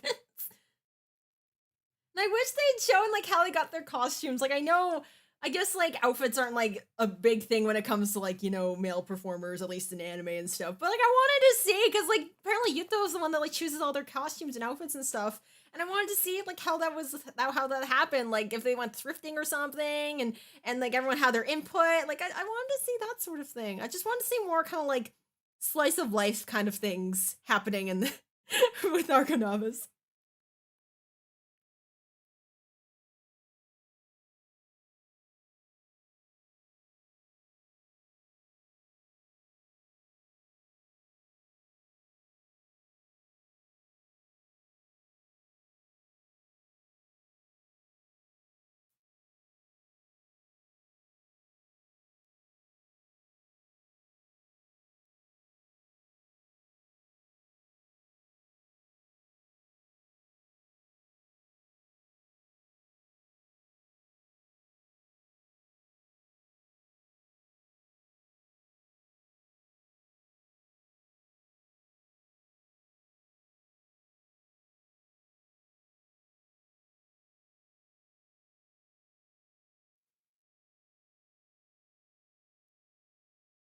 This whole part just makes me feel so bad. But it's just like I feel like they could have had the same impact, but maybe only how like they could have started out with like, you know, like a couple people like, you know, just coming just for whatever, but then like all like the people just like started saying no, we're not gonna make it and stuff. Like it feels so like just so, I guess, overly dramatic that nobody was able to come. Like there would at least be like at least one person that would come. At least that's how I feel. And then like that could sort of like start out like their smaller kind of fan base that would, you know, eventually grow. Cause like there are always people that are looking for new talent. Even if it's not like something that like, you know, 50 people flock to instantly, there's like at least one person. There's always one person that's willing to take a chance on something just for the sake of it. And like it really they're really setting them up to be like this, oh, they're like this really like underdog kind of band that like nobody's there to support them, but suddenly they're getting all of this like support because of like this one chance given to them by this really huge band later on. And it's just like, okay, if you wanted to go along the underdog route, I want to see them struggle. You said that there was going to be struggles in this anime, but I'm not seeing it. I'm not seeing these struggles, because as immediately after something bad happens, something good makes up for what just happened. And we don't get to see them trying to like get through the disappointments and the struggling, because something immediately good happens that brings them back up from that bad situation. It's just it's just very frustrating.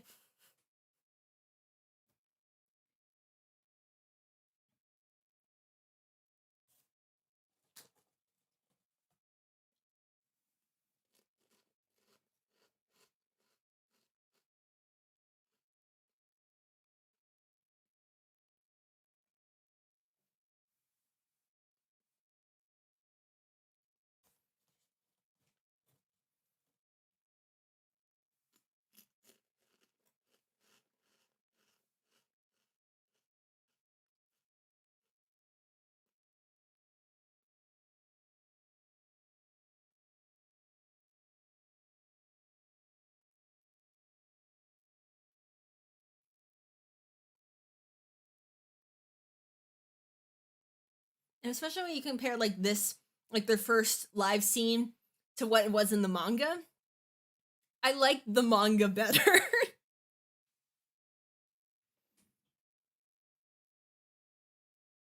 Because it was a very like humble beginning for them.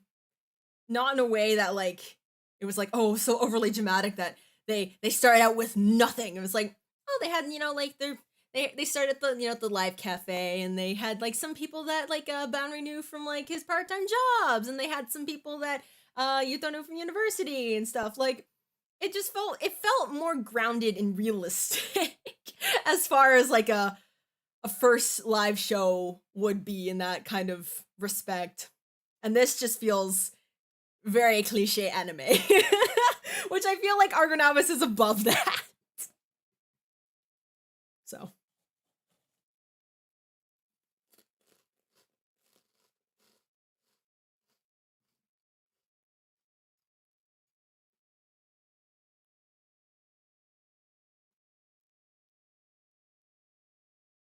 Though I do like Steady Goes. Steady Goes is good. 夜空の光つなぎ星から星へめくる闇の先は揺さぶりだけどきっと出た星座はドゥルドゥドゥドゥアルゴナビス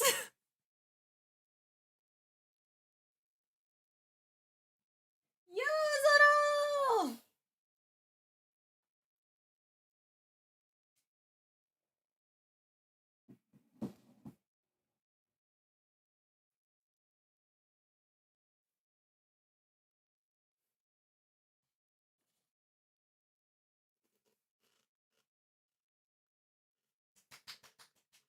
Good job on your first live.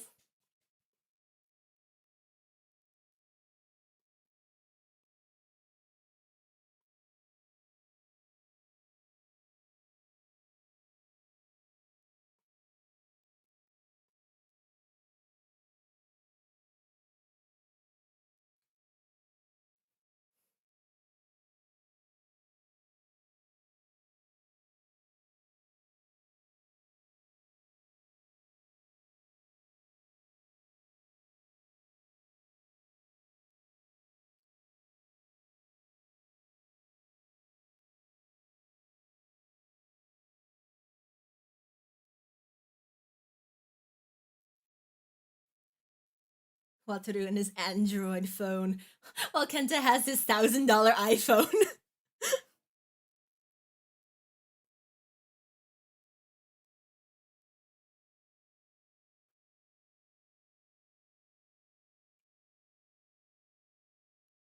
See, this is what I'm talking about. They just had their disappointing first live performance, and then they get scouted immediately for an opening act? Like, huh? Like, I know that's just to keep the plot moving forward, but it really feels like that whole live disappointment was for nothing. Ah! No more rain on your heart. Yeah!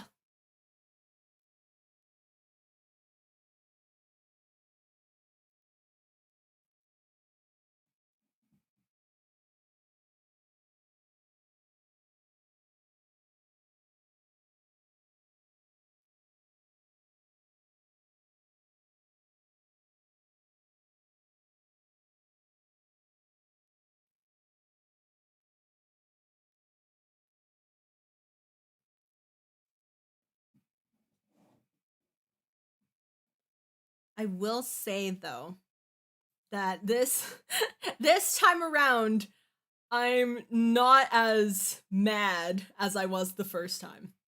The first time I was like thinking to myself, what just happened? I am finding myself enjoying this a little bit more than the first time around. Still not 100% happy about it. But I can't say I'm not having a good time.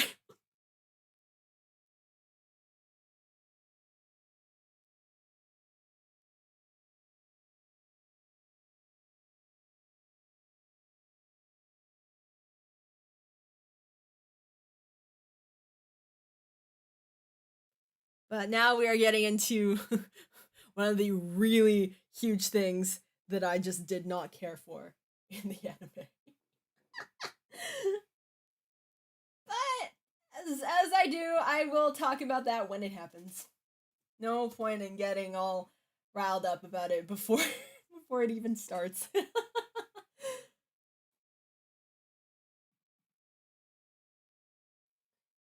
Alright. We're almost halfway through episode 5. I'm gonna be honest, it does not feel like a lot of time has passed. It's been almost 2 hours, and it really does not feel like it's been almost 2 hours. And I don't know if that's a good thing or a bad thing.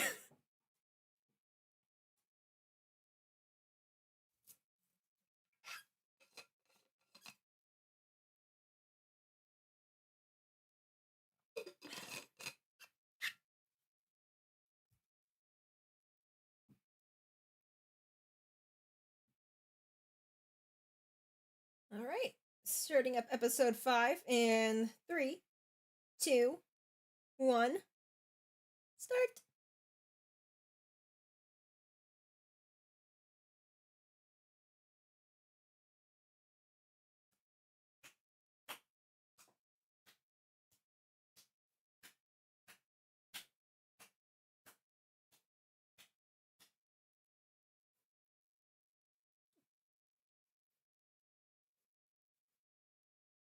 Was it the next episode? The episode after that? When does Scatter start?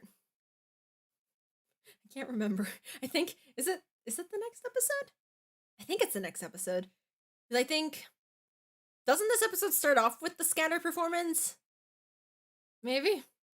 I can't remember.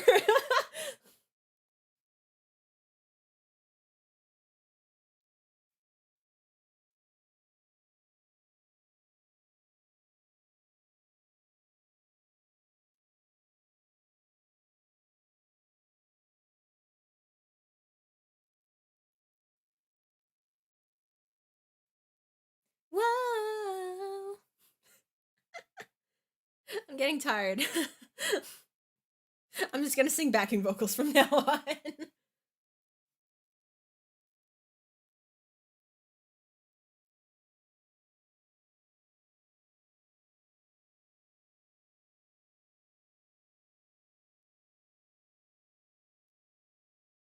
Ah, yes, it does start off with the Scatter performance, and they've got the wristbands, the glowing wristbands for everybody. Actually, I have one of those. It's cool. It's like they're too cool for glow sticks. We're gonna punch the air with our light our light bracelets. I love it. Yeah.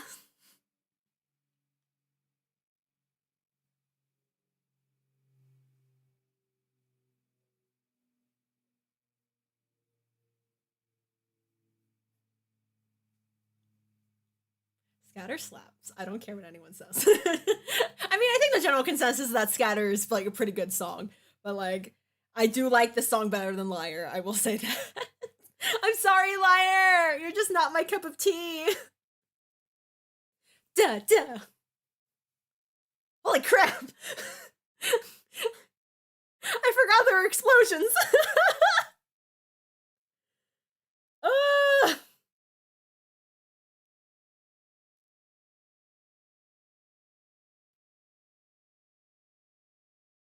Also, I find it kind of funny that in AA side, this was the only like PV that was actually added to to the game, because like they said they were implementing like an MVPV mode, like instead of like the 3D MVs, but this was the only one that was ever added.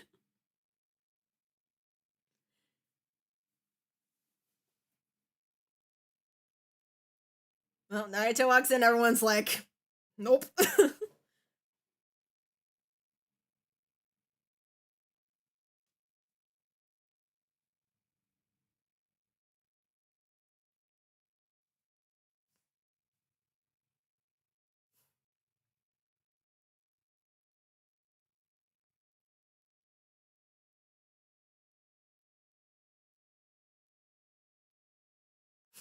I feel so bad for Dan. Everyone was like ganging up on him.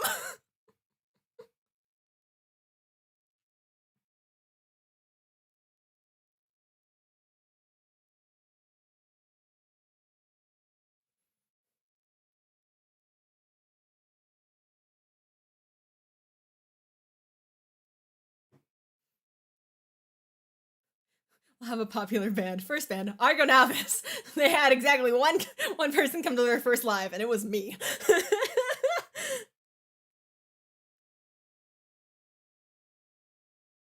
I like how that was like the only foreshadowing that Mashu had an interest in like scouting Ren, and then they just never really bring it up again until episode 10. Okay, the way that they like characterize Naita in like that beginning scene, I feel like was the best that they characterized Naita the entire anime. And then whatever they did afterwards was like, what? It just felt very out of character. It was very weird.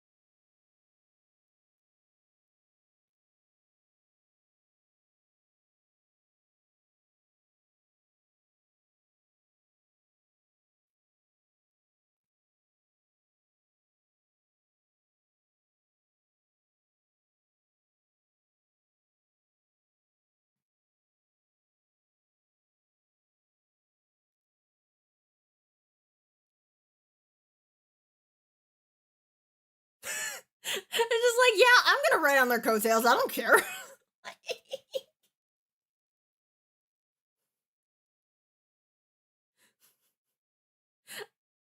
feel like the way that they did this scene, like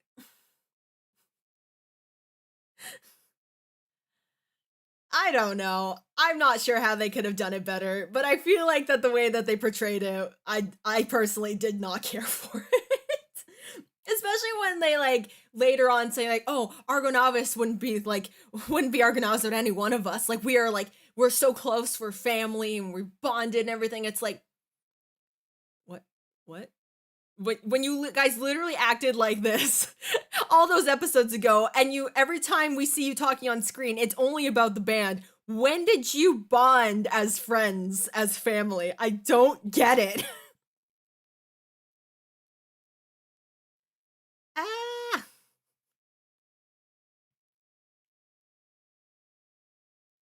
I know I'm being like overly harsh on the anime, but it's just like I had so many high expectations for it, and I was just so disappointed. Admittedly, there are things that I like just wanted them to do that they didn't do, but there was a lot of things that I feel like they should have done just because of like the way that the band was shown to like, have developed, like the end results of how like the band came to be. I feel like there should have been like points in between that show like that kind of like, further like kind of hit those points being like, "Oh yeah, this they're like this because of all these things that happened." But then those things just aren't really shown. They're very implied and never actually uh expanded upon.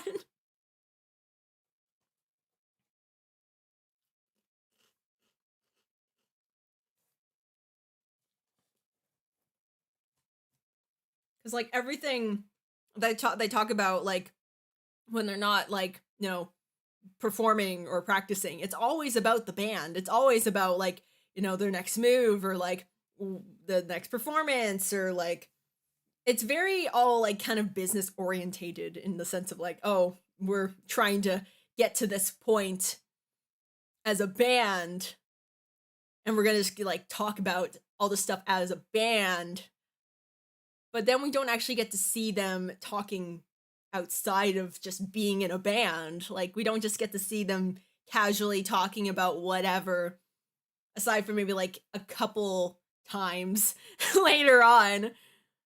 But I feel like they should have done that a bit more in the beginning.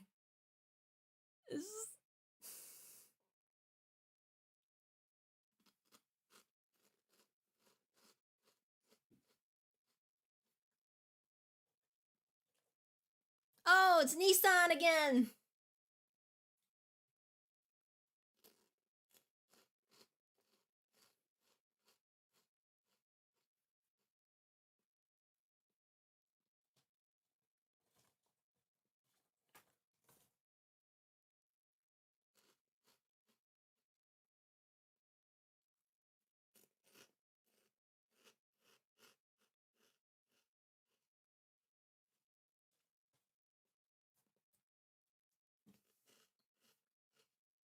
Though I will say, I feel like I start off every sentence with that, but especially after the Hoshi Parade event, I feel like that kind of clears up a bit more how kind of strained Kenta and Wataru's relationship is. Because, like, at the time, it was just stated in Wataru's dislikes. He dislikes his older brother. But the way that they kind of portrayed it in the anime, it felt a little weird that, like, someone that, like, claimed to dislike their brother was talking to him an awful lot. And almost being, like, you know, thankful and grateful towards him. And I was like, this seems a little weird. So, but now that we've gotten some extra pieces about why it is that Wataru acts the way that he does towards Kenta, it makes a bit more sense. Also, I like how this club music is like the intro for the Death Fest Sound Only live band. It is a banging soundtrack though.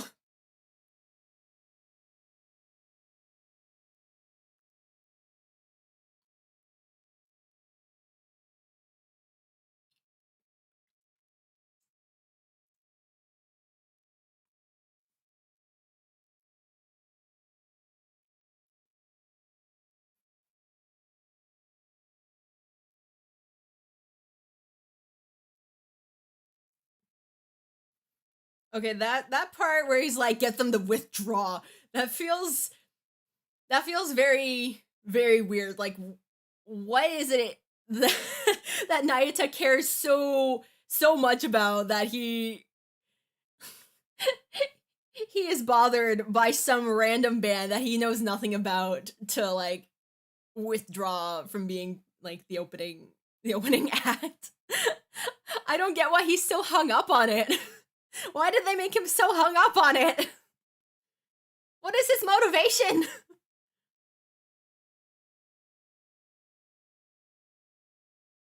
Oh, and this scene. Oh my gosh, I have so many issues with this scene. It's not even funny.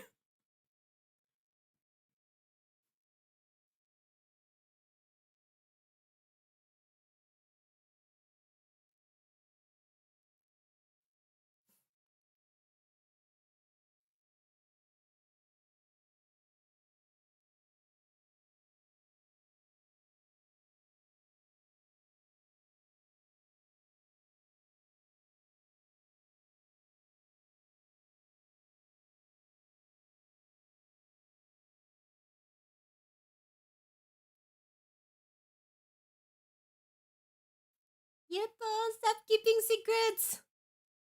And just why is he just here? Why does he just show up out of the blue, walks into their practice, and acts like that he just starts dissing him in front of everybody? Naita does not care that much. He does not care that much. Why did they decide this was a good idea? I don't understand. He's not this petty. Why did they make him so petty? Huh?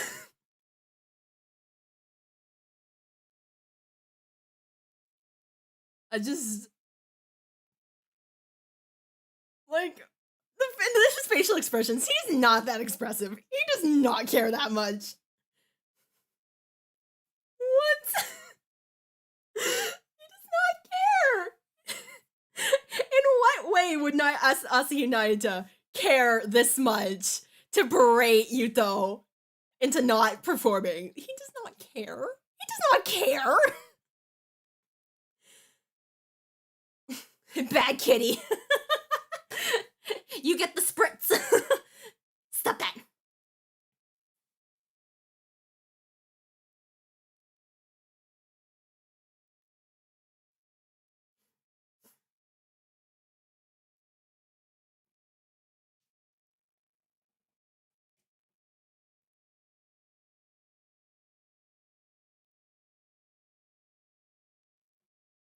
Also, the fact that like Kenta would agree to drive Nayuta to their studio, that Wataru probably, I guess, told Kenta where they would be practicing. And then he's just like, yeah, okay, I'm just gonna bring my vocals here. He's just gonna, you know, bother you guys. I don't care though. Not my business.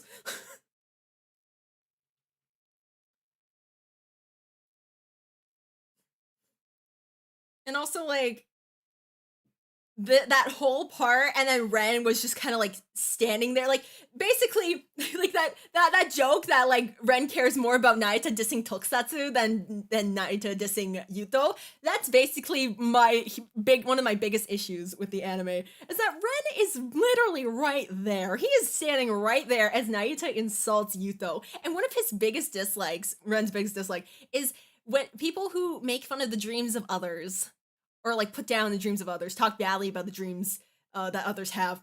And Naita literally says that Yuto has this half-baked dream of like doing this band, and Ren does nothing. He does nothing to like tell him off or gets angry or anything. And if he does, they don't show it. They don't show him getting upset about it. In this instance, I kind of understand that maybe he was more concerned about Yuto than like being mad at Nayuta in the moment. And that I guess I can kind of understand, but I wish they had at least shown some kind of initial anger before Yuto had ended up leaving. Cause like, it just really feels like they have not utilized that part of Ren's personality at all. Cause like, that was like one of the things that I thought was so cool about him. He was like very like, he was like a really awkward kind of guy who didn't really know how to like, you know, talk to people in like a normal way or whatever you'd like, how you would like describe that. But like, he was very outstanding about like the passions that people had, and didn't stand for it when they were made fun of. And just that they never really did anything with that in the anime just makes me so mad, especially when there was opportunity to. And also that whole scene where they're like, oh yeah, Yuto quit the band. Everybody walks out of the studio. It's like, it was more like everybody else quit, like, leaving Yuto behind. Yuto didn't quit. They left him behind. They just assumed that he quit because he didn't follow. Like,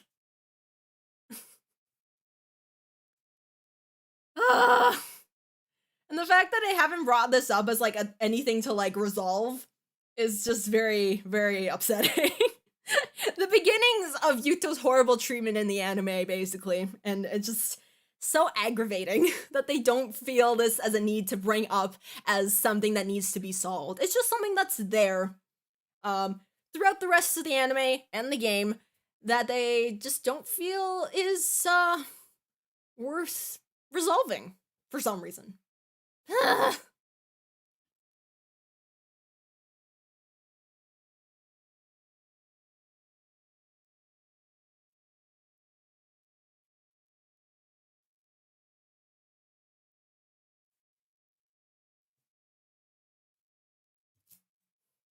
I do like how Ren kind of has that same faith in Yuto that Yuto did in him, as like, oh, he'll come, he'll be here, I believe in him. And he did come, even though he's like not feeling great. Poor thing.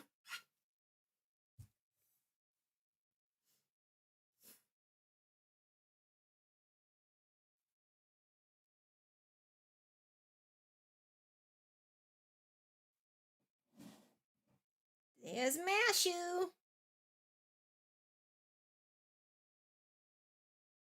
Shintaro! Mashu Shintaro! Hello, sir.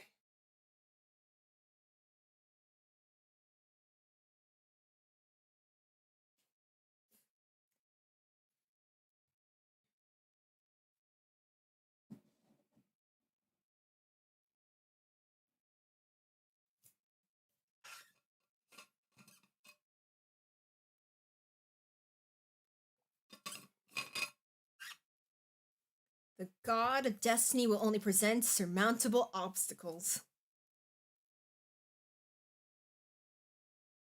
I wish we could have seen more of these surmountable obstacles. Surmountable? I can't speak.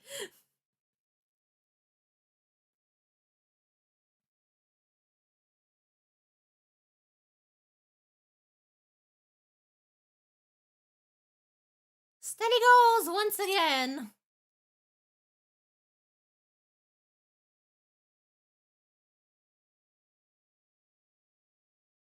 I'm kind of sad that like Ren's anime model, at least for like this the goal line outfit, they didn't make his scarf as like long and flowy as like it initially was. It's just very like tucked in and stuff, and maybe that's for animation reasons, I don't know, but I liked his long flowy scarf.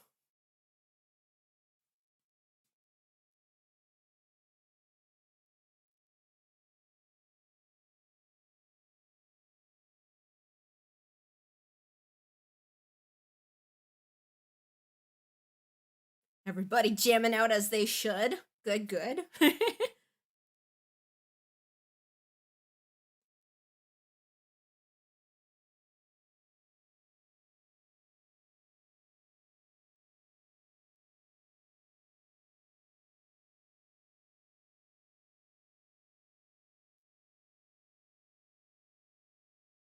Oh yeah, and some people have changed their wristband to blue.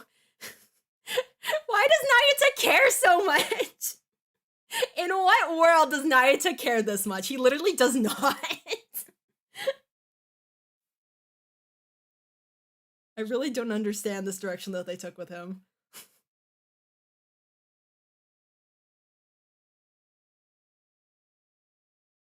And like they don't even show any of his like internal thoughts or anything about like how he feels about the whole situation. Like I feel like if they had at least followed him when he left and we could see what he was thinking as he was leaving, that would kind of help build up this idea that he was feeling something weird when he saw Ren singing, but instead he just looks like he's mad. He doesn't there's there's nothing in his actions that would express what we find out later on. Like, it doesn't.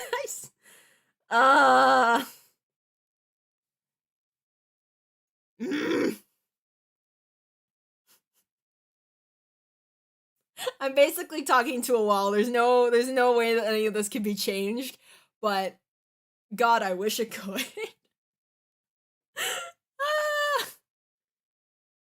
Like, I think that's probably like I have like a lot of like minor issues with the anime, but there are like three of my biggest issues aside from the pacing are Ren's characterization and lack of development, whatever they were doing with Nayuta, and the way that they basically just kind of forced him and Ren to be on stage together for fan service, and then the horrible treatment of Yuto's character.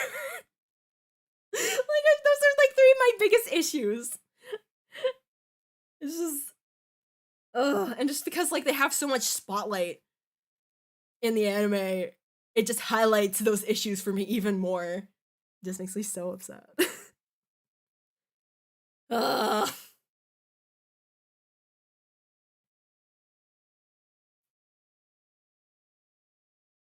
maybe I'm just like overly nitpicky, maybe? I don't know, because like it feels like nobody else, or at least very few people, have these same feelings, and it just makes me like wonder, am I just being too like, am I just pushing too many of my own expectations onto this anime? Like, obviously nothing is perfect, but like, I don't know. Why is it that I feel so strongly towards the anime in this way? Alright. Actually, I'm gonna be right back. I'm not gonna go far. I'm just gonna see if the wristband can actually change to blue. Because I've never actually... I've never had really a reason to use it, so I don't know. Okay, so it's red. I'm assuming that's supposed to be a tealy green, like Nikenta's color. And then silver for Daeon, or it's basically just white. Yellowy gold for Ryo. And then raspberry for Miyuki. I love that it's called, actually, it's just called raspberry. It's not like magenta thing, it's raspberry. I love it. And then another red, I think? I think there was like Nayuta red and then just regular red for Gyro. Which makes me lose my mind. Why is it that it's Nayuta red? Did Kenta come up with these colors? It's like, it's not even Gyro Axia red, because I guess that would be too much, you know, emphasis on the band as like the important thing, but no, it has to be Nayuta is the most important thing. That's the center of Gyro Axia is Nayuta, therefore it is Nayuta red. But it still makes me laugh. I still think it's ridiculous. Okay, let's see. Yeah, no, the anime lied. There's no blue on this. There's no blue on this. That was a lie. There's no blue on this wristband. It's only the 5 colors, and then it just, or the 6 colors, and then it just switches through all of them rapidly. There's no blue on here. Come on. Don't get my hopes up like that. Well, my disappointment's immeasurable. My day's been ruined. Can't believe this. Oh my gosh. Alright, on to episode 6. We are almost now actually halfway through the anime. And we are coming up on Ryuseiyu Acoustic. And I swear I like this song, you guys. I swear I do. Just because I didn't put it in DNA tier doesn't mean I don't like it. Okay. Alright, we're starting episode 6 in 3, 2, 1, start.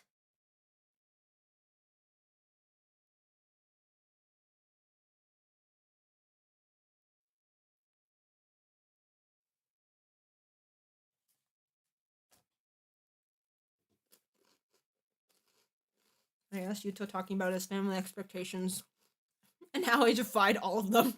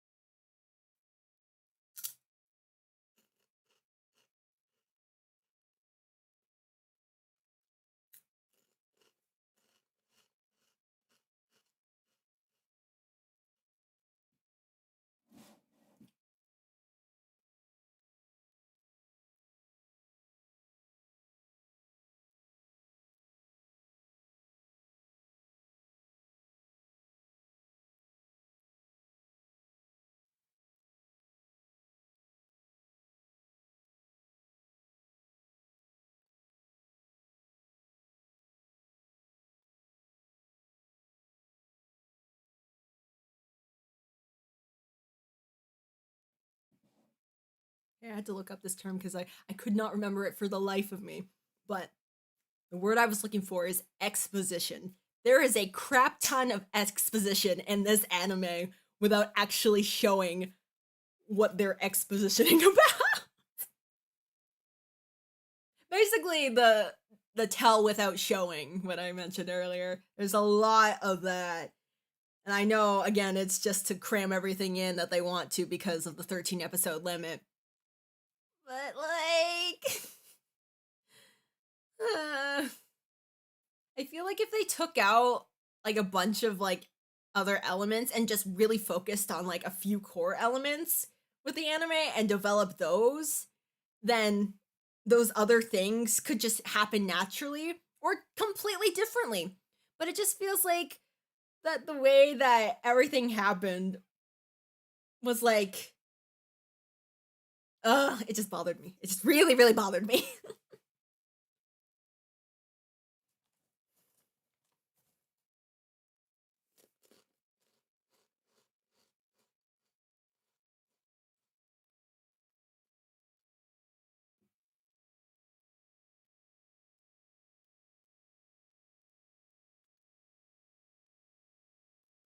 Oh, hello.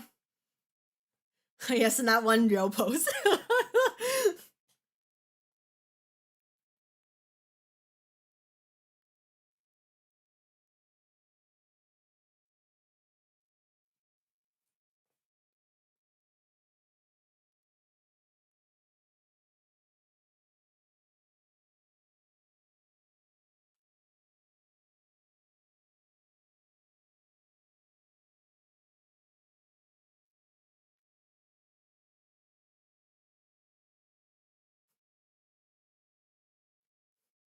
It's just so funny to think about how much Naita talks in the anime compared to like the game to double A side, where he barely talks. He gives like 3-word sentences or a grunt and then just keeps going. And like, he doesn't talk this much.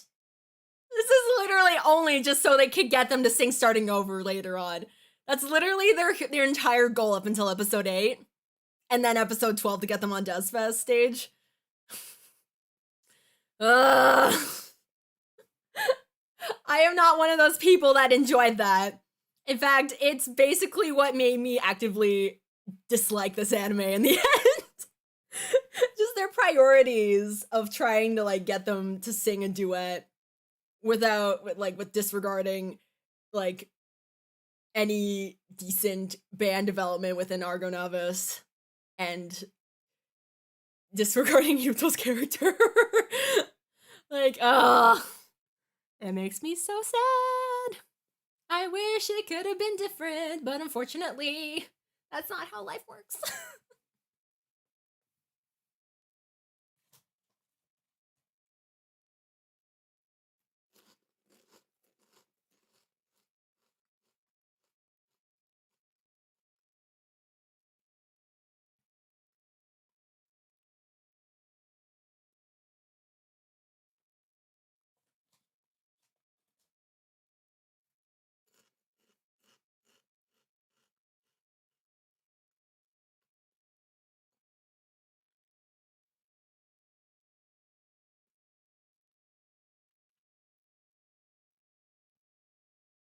At least Revolution's good.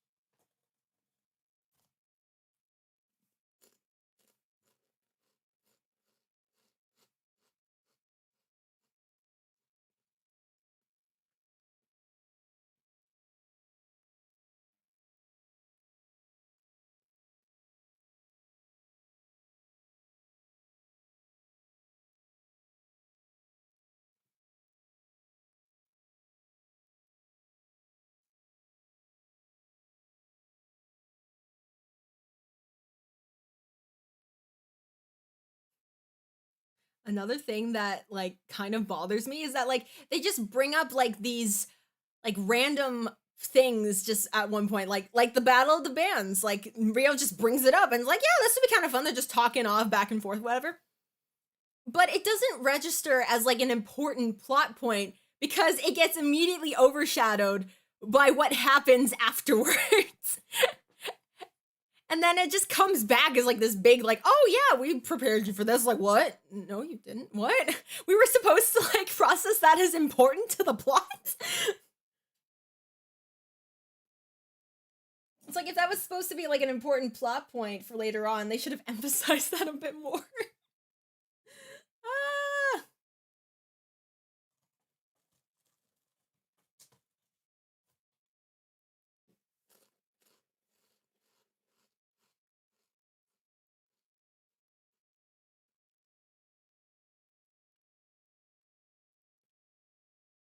I wish we could see those people tell them that in person. And not just hear about it after the fact. Their major debut. They have their major debut!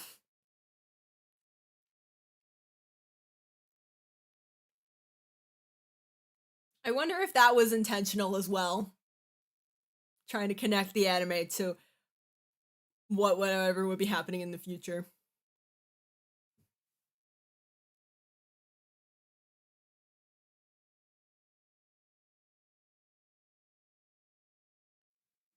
Okay, this part. They're talking about this famous live house that reached out to them. Why didn't we get to see that? Why didn't we get to see that performance?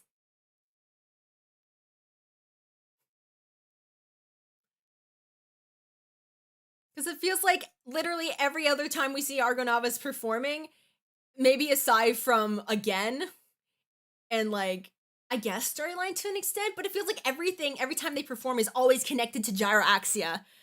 And it's like, I want them to perform on their own, with their own strength and their own means to get to where they want to go without, you know, just having these opportunities always coming at them. Granted, Mashi did not have like the best of intentions. He was doing it for his own selfish gains. But still, I don't think this is a surprise to anybody, but I am not the biggest fan of the whole Argo Gyro thing that they've had going on for the past like 2 years, year and a half, however long it's been.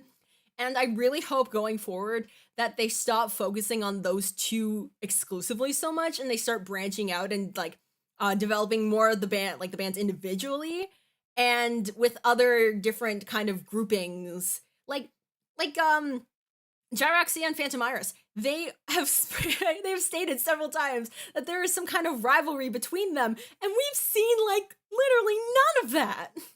I really want to see what kind of dynamic they'd have on stage as like a rivalry. That would be so cool. Because they have like very similar like music styles and very like they have kind of similar vocalists in terms of like, you know, their mindsets and like how they kind of operate, even though they have like very different personalities. And I want to see how they clash. I want to see that clash.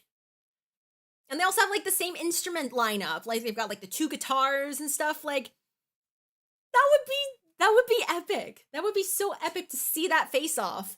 And they haven't done anything with that yet. Aside from just mentioning it every now and then. And having like that initial like conflict at the beginning of Double A side just from the rumors, but then that was it.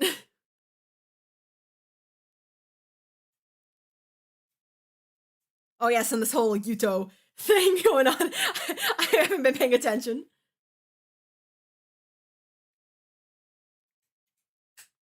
Yuto broke up with them via text. That's low.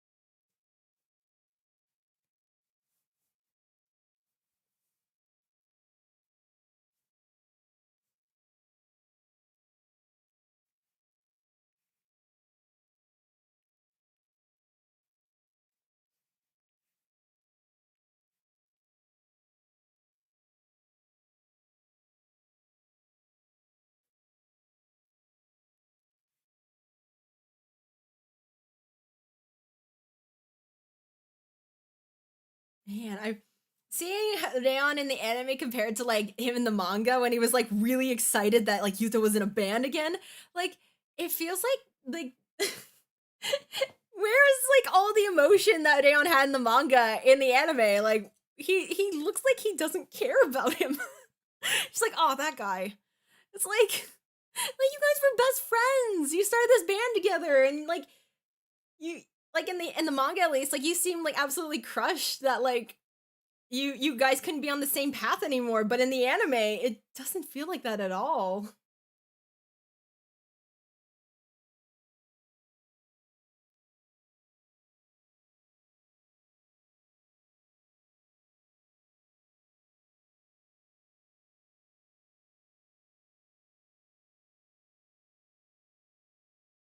The more I watch the anime, the more I realize that a lot of people draw Ren with really rounded eye shapes, but he's got a very slanted kind of eye, like kind of like like eyeline, if that makes any sense. Like he's not like super like bright eyed and like super like round cute moe sort of thing. He's got kind of like a slant to his like eyes, and I guess maybe it's just because of his cute personality that people associate that with like bigger round eyes. But he's kind of got like a how do I describe it? I'm not exactly sure, but like people don't draw Ren with the right eye shape.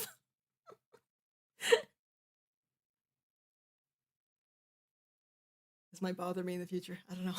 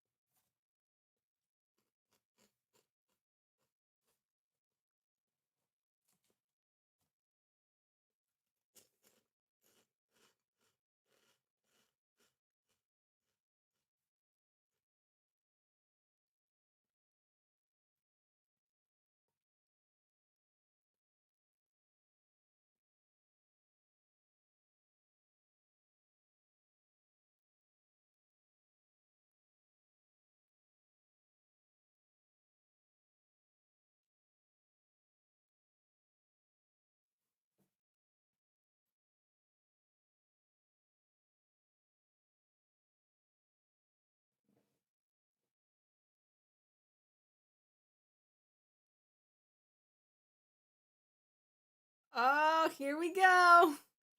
Watson just about to throw a brick through his window.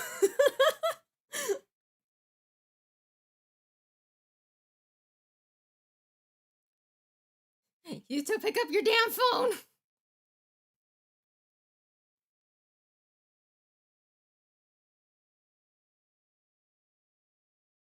Hello. How romantic. It's like Wataru's his prince.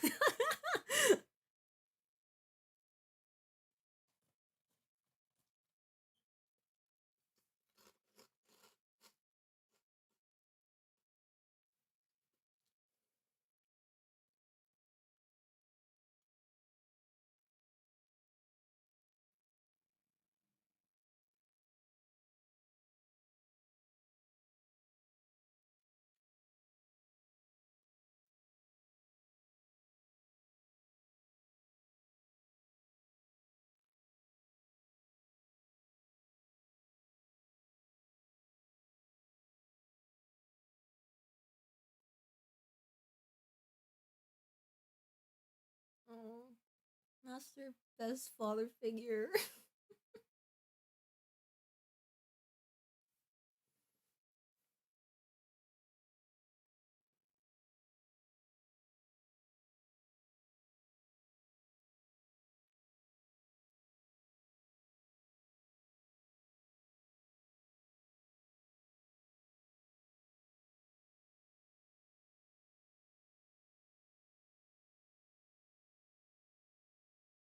Oh, bringing out the secret weapon.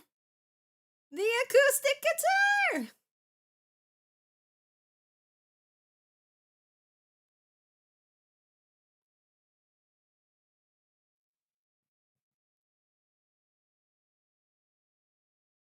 I actually didn't know until now that there was like until like this episode that there was actually a difference between the electric and the acoustic guitar. I thought if you could play one, you could play both interchangeably, but I've only had experience playing an acoustic guitar, so I didn't know that like acoustic is actually harder to play than electric just because of like the way the fret is and it's like a bit harder to like press down on the strings and stuff.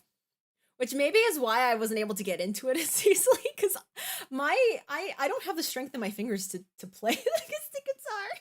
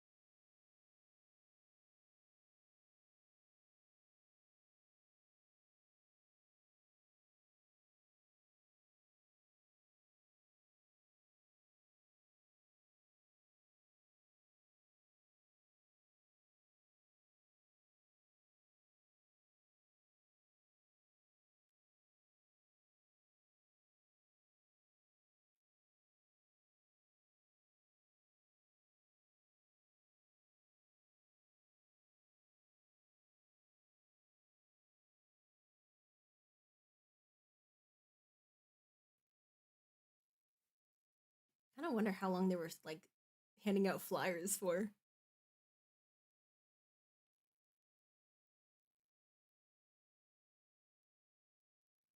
And I guess they had better luck than just Ren doing it on his own on a rainy day.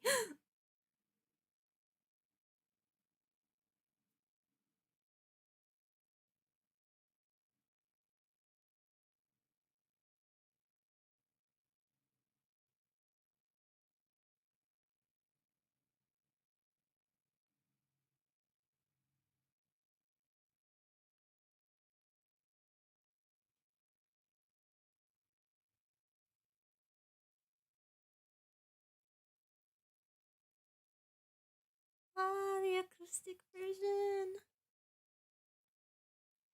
長い夜を待つ星座の果て凍える指先で夜空なぞり一人星を数えた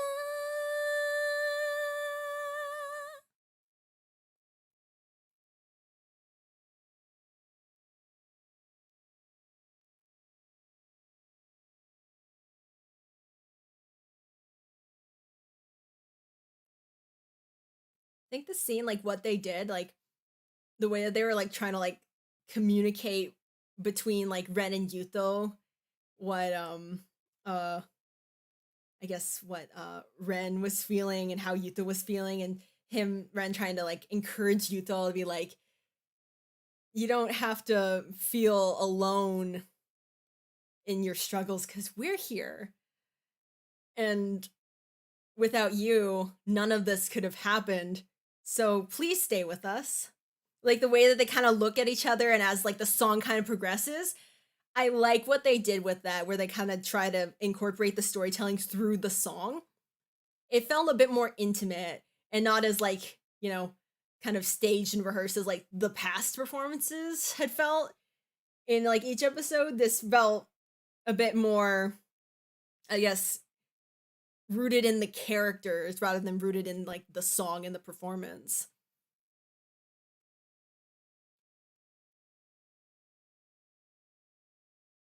So I really did like this scene for that reason. I think this was one of the best executed scenes in the entire anime.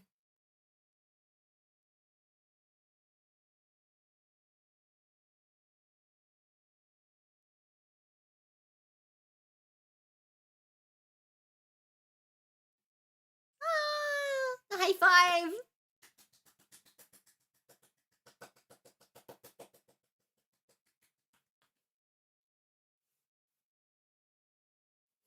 Now, was that the only song that they played? Did they have anything else, or did they just play that one song?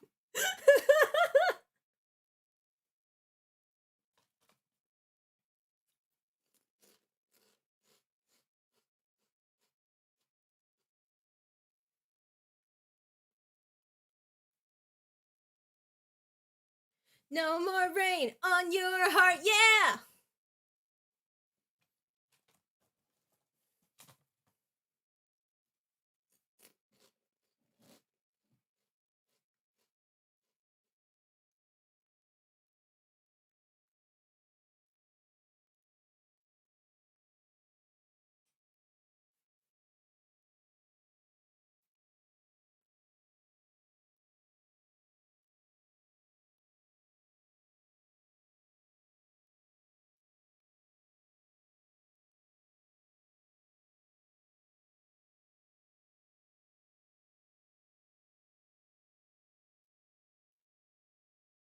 I think it's next episode is when Scatter starts. Scatter opening starts? Maybe?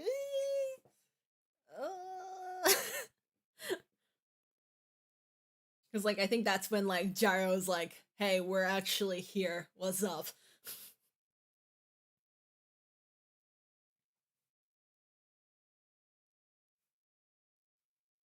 Yeah! Oh, what was this? Oh, yeah! And then this is where the Battle of the Bands is actually an important part of the thing, and it's like, oh. Wait, what? It's like, wow, the thing that they were just talking about offhand actually becomes an important plot point. Whoa! Like, man.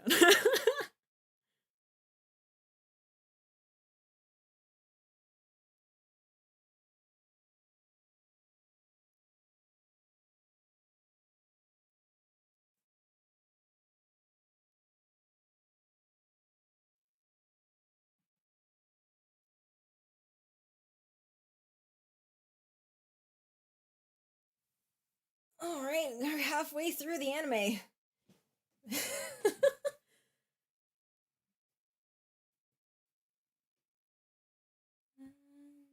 Now that we are another 3 episodes in.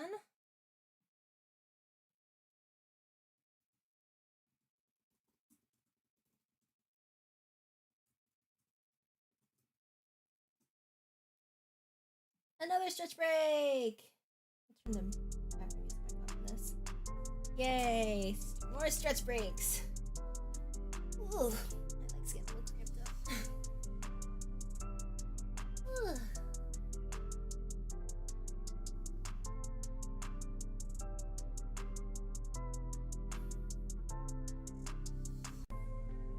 I do think that a big reason why I'm, as hard as it might be to believe, that I'm not as angry with how the anime was, I guess, presented, is just because it has been a year, and I've had time to, like, you know, process the emotions, and then also we've gotten some more information on the characters that have kind of, you know, helped explain things a bit more in the way that they are. Still does not explain why Nayuta is like that. There's literally no explanation as to why Nayuta is like that. And if there is, most likely I will not be happy with it. Like, I really just, I don't understand. Like, I mean, I know the reason why they eventually had, like, ended up doing that, but, like, that didn't do justice for Nayuta's character. That is not Nayuta. That's like his petty, like, second cousin once removed or something like that. Like, that's not Nayuta. That's not how Nayuta is. Oh, man. Like, if they had to include him, I wish they would have just focused on him and then, like, had, like, the rest of Gyraxia as more background, because, like, for as much screen time as Gyraxia gets, we don't really see them doing all that much. Like, if they were just there to be a presence, then that's what they should have kind of focused on them being more of, is just like a intimidating presence, and not as much these characters that didn't do anything in the entirety of them being in the anime, other than just being a presence but with lines. So I don't know, it's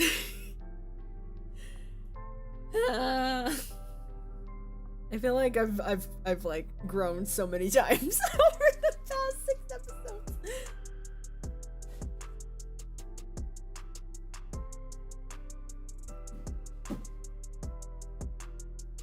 And like, if they wanted to have like Nayuta as this like bigger presence towards like ARGONAVIS, and obviously that's basically what they did, was like, you know, Nayuta literally just inserts himself into their performances, into their space, like, y'all suck, and then leaves. Like, what? Like, they should have given him like more time to like, you know, flesh him out and develop his character more, rather than just kind of shoving him into the anime and then being like, oh yeah, this is how he's like, and now he's had this change of heart. We're not gonna explain how that happens, but it's just gonna be like that, and you're just gonna have to accept it because that's how the plot's gonna move forward.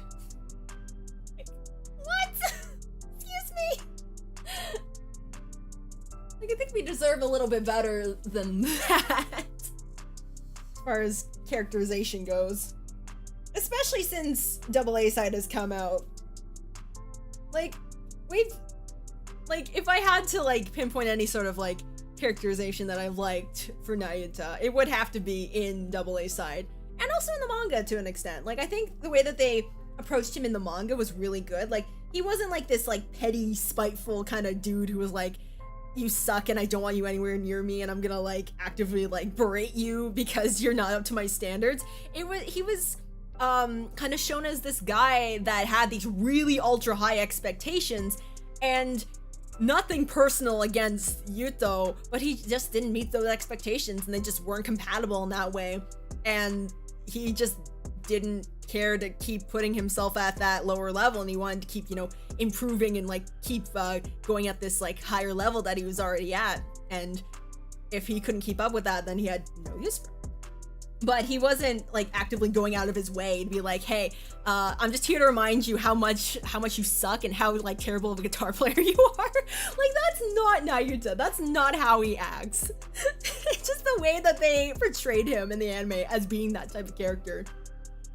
Oh, it's just like, I'm not even like a Nayuta like stan. I like Nayuta, but like, he's not like one of my favorites. But like, I just felt like they did him so dirty in this anime. They did him so dirty. Like, if they were gonna have some kind of like revelation of this like sort that's coming up in like episode 8, it shouldn't have been that early. It should have been later on, when like, if they were gonna like kind of hint at something, okay, yeah, that totally makes sense. Like, basically whatever happened in episode 5, make that be like the end goal of whatever was happening in the anime, and then expand on that. But no, they just immediately went to like, oh yeah, Nayuta is like, whoa, like all over like Ren's voice for whatever reason that's never explained, and then, yeah. It just really, really gets on my nerves. Ah! So I can only hope that they expand and develop his character better in future iterations of the anime. Fingers crossed. Maybe they'll give them more than 13 episodes. That'd be great. You know, they're not stuck to the Bandori format anymore. It'd be so great if they could do a 24 episode season. Like, maybe they do like 13 in like the first core, and then like 13 in like the second, or however many that is. Wait, I can't count. 12 and 12, not 13. The 26 episodes would also be good. But I feel like, especially if they're going to do like another season of the anime with all 25 members, they should have more than 13 episodes to kind of develop all the characters and give them all like decent screen time. That's just my opinion. And like, also, I really feel like that we haven't gotten a lot of like individual band development, as far as like, I mean, in AA side, we kind of got a little bit of that with like events and stuff, but one of the things that kind of disappointed me after a while, like, initially I thought it was kind of cool, was that like all the band stories kind of interconnected with the main story in some way, and it was basically just like part of the main story, but it was just from like different points of views and like things that we didn't get to see in the main story, but just from each band's perspective. I initially thought that was kind of cool, but then as it kept going, as it kept progressing, it kind of made me realize that like we have gotten like little to no backstory on on the bands as a whole, and how they like came together, and like their dynamics between each other, because it's all just focused on like the main LR Fest plot.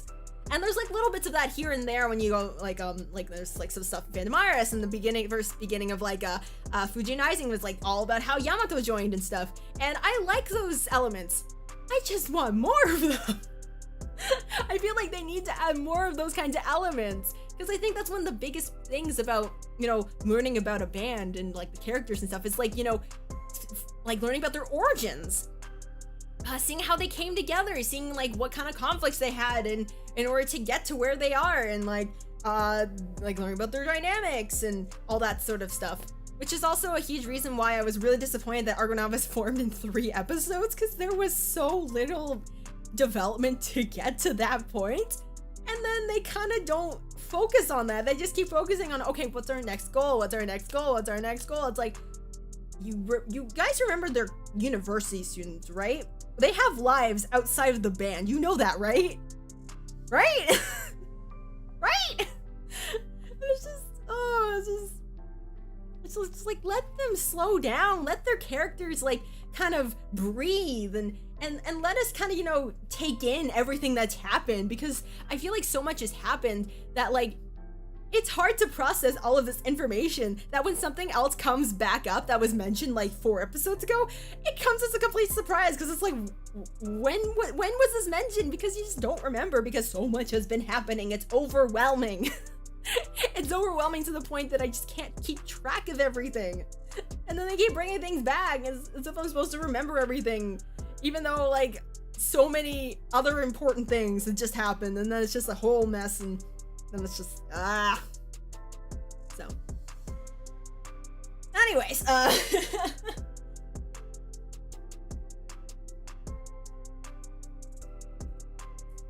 enough about that. Let's get to episode 7. All right, starting in 3, 2, 1, go.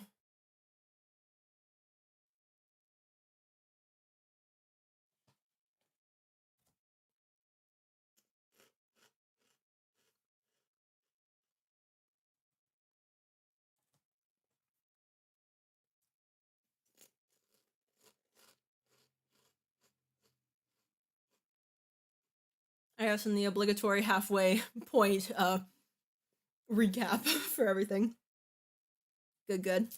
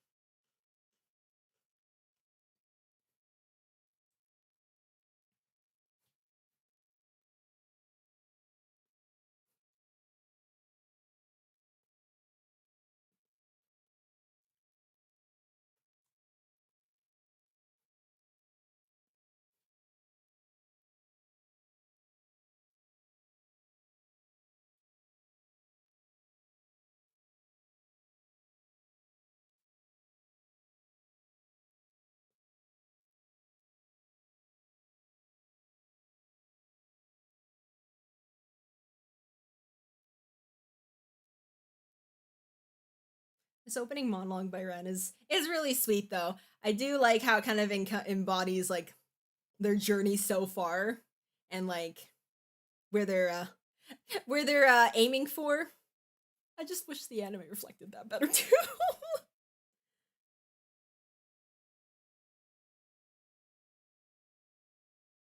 Oh, here we go, scatter. Yeah.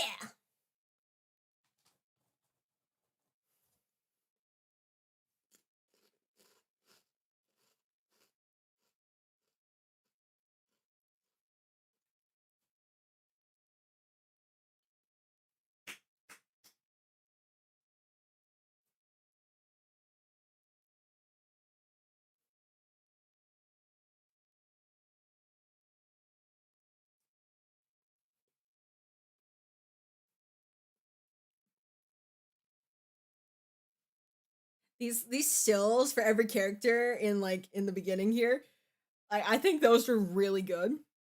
They looked really good. Like if those had been cards in AA side, I might have pulled for them. I might have. Even though like Gyro's not my main focus, they looked really good. I like what they did with that.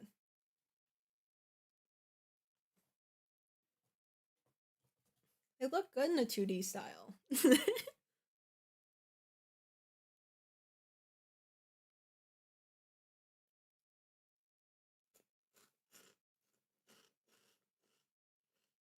That's also why I really wanted to watch like Dios no Obligado, because like they animated like 10 minutes of like new footage. I wanted to see like how much the animation styles improved.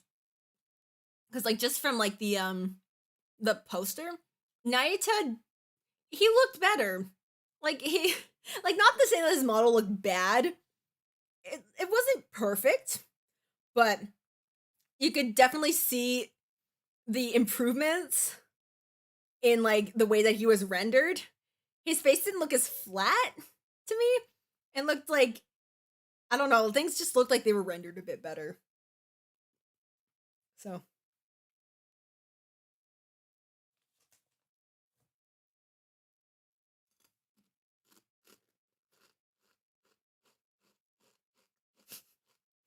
little cheeky nose, like Miyuki scolded you.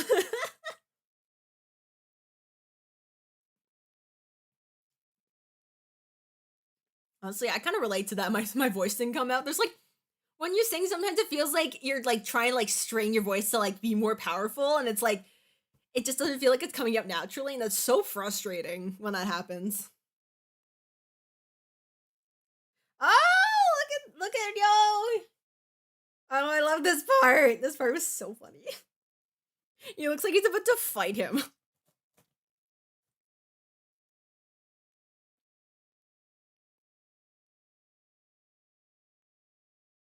And it's just like, nope, cough drop. And it just like, he just shoves it in his mouth. He just lets it. Like, literally nobody can be mad at Yo. Like, absolutely no one. Not even Nayuta. And that's consistent through the anime and the game, and I appreciate that.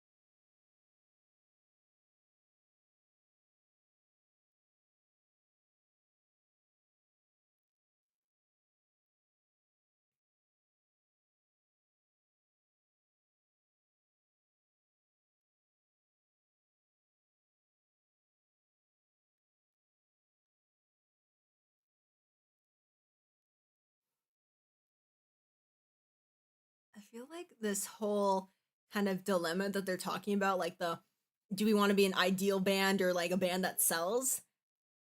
Like, I really feel like that should be brought up again at some point. Especially because like with like the beginnings of how like the AA side plot was starting out, it really felt like that this kind of dilemma was going to be like more of a prominent thing, especially when Ren was like, I don't want to like compete against people, but it's like in order to, you know, be successful in the music industry, you have to, you know, eventually kind of butt heads with other people who are in the same position as you. So I feel like that should have been like kind of a way to kind of, you know, bring up the question of like Ren's morals and ideals of what he wanted to do with this band, because like he was just happy, you know, just singing along with ARGONAVIS, you know, being a band with everybody. in like his own serious way, but not like the same serious way that everybody else would consider like a serious band. So that would kind of like challenge how he thinks and feels about the whole situation or something like that.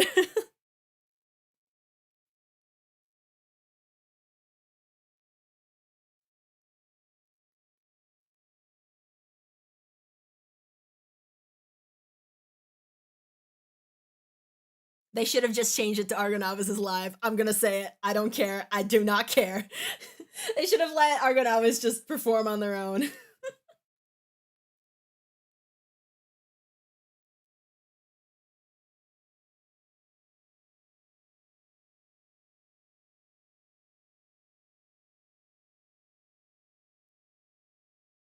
If they were trying to portray like Naita as like somewhat insecure or like worried about this whole thing, it didn't really work. It did not come off like that. Just because, like, if we could just see how Naita is feeling from his perspective, that would help so much. But we get none of that. And it just makes it so frustrating. Because it's like, it's literally like every other character telling us how Naita is feeling. But it's like, okay, no, shut up. How does Naita feel? I want to hear from Naita how he feels about all of this. Because everybody else just explaining. And it's like, stop. Just let us see Naita's thoughts or let us hear what he has to say.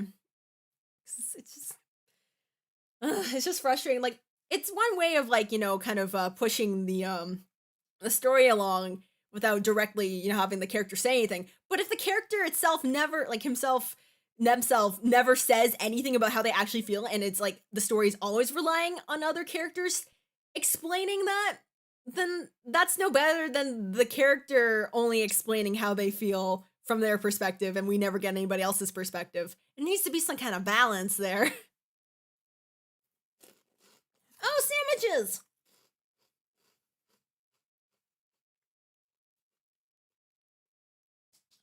Yay! Real sandwiches! The beginnings of Rio's sandwich making. Excellent.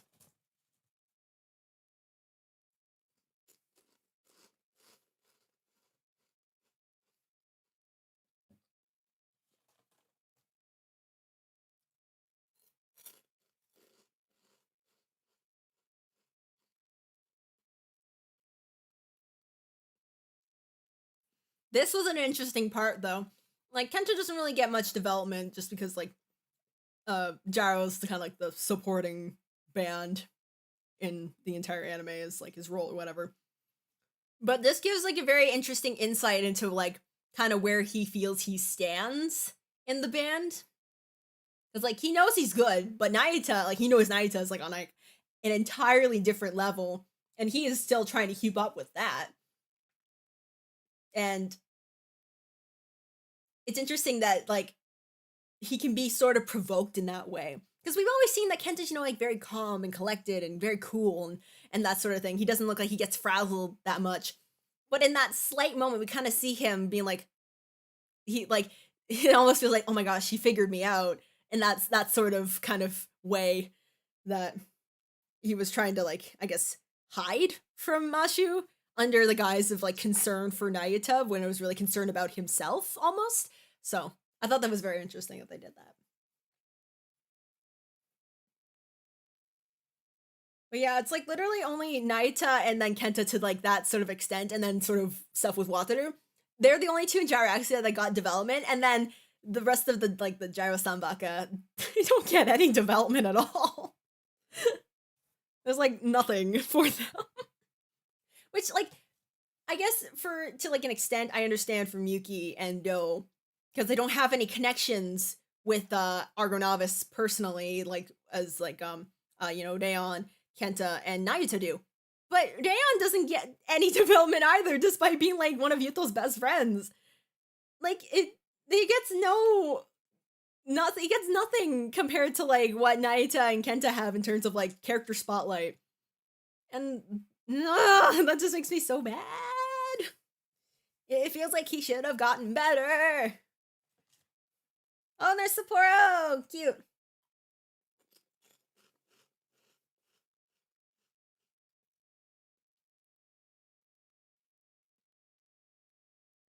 I'm gonna go to Sapporo someday.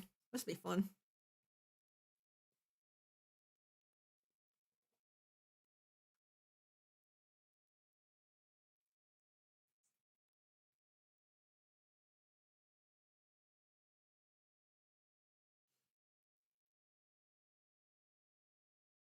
I had no money, but it was fun. one of the most relatable screenshots I saw being shared at the time that this aired. I had no money, but it was fun. Oisa! Oisa! Oisa! Oh, Oisa, I've missed thee! It's been so long since I've heard an Oisa. Oisa! Oisa! Oisa! Oisa! Oisa!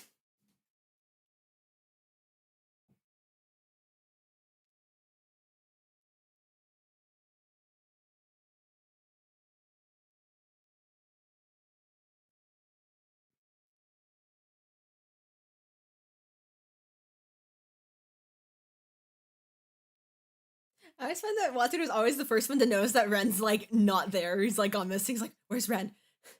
He's always good looking for him. It's so cute.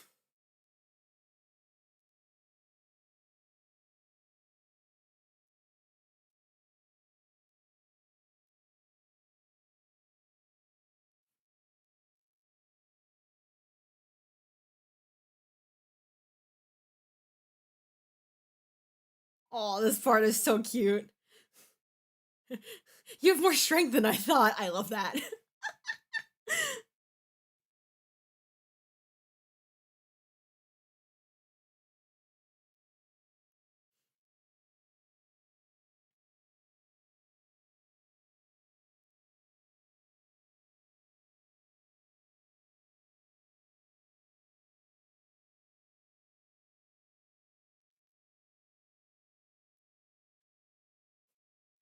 Also, it took me the longest time to realize that this was just Nayuto's apartment.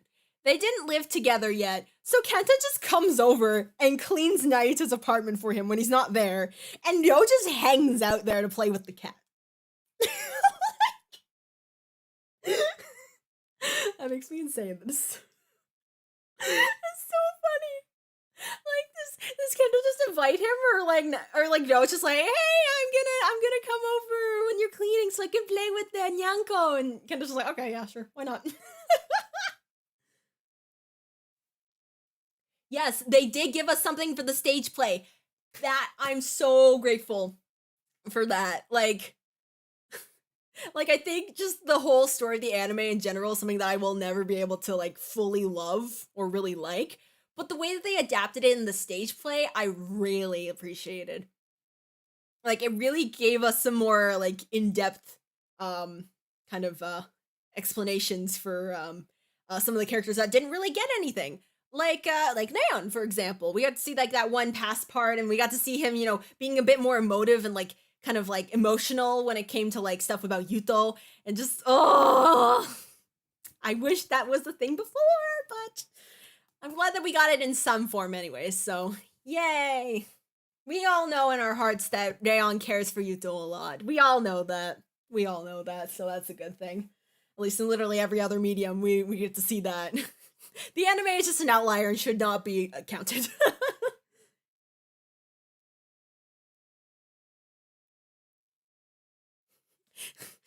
This is like the worst hiding spot that I could ever have.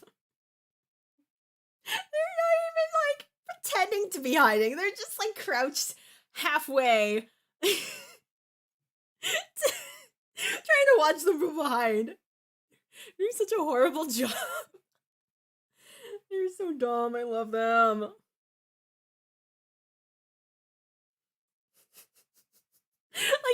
you're just a passerby. You kind of look over and you're like, what are those guys behind them doing?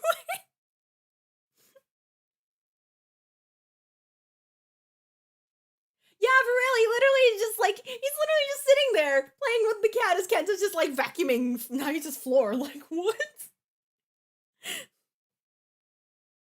Oh my gosh, this part when he's talking about the chocolates. It's like, you got all the chocolates from all the girls in the class. And I was super jealous. Not just because of all the girls, but because of all the chocolate. Wataru needs his own Valentine's Day event, so then he can get all the chocolates he wants. Many of them will be from me. I will make him chocolate.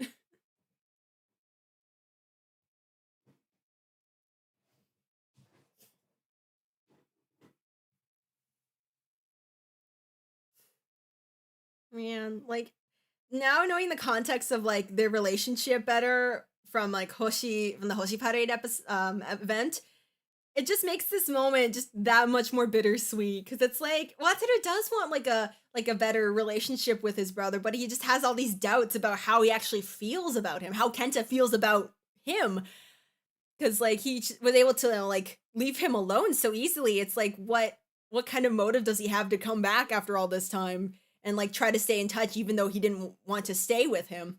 And why did Kenta never articulate that? Like, did he just think that it was not worth it to like explain to Wataru why he would leave, or he just thought that maybe Wataru wouldn't understand? But like, oh, it's just it's heartbreaking. It hurts. The Sato Mato bros. Wataru's diet needs attention.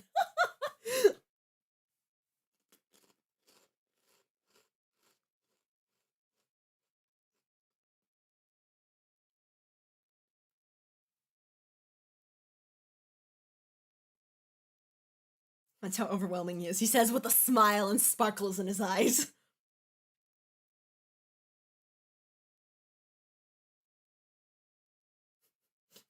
Miyuki's pressing benching weights.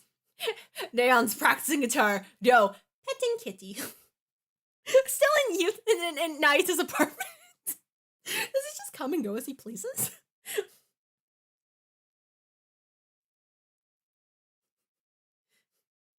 Ren's more aware of you, so that they need to be quiet.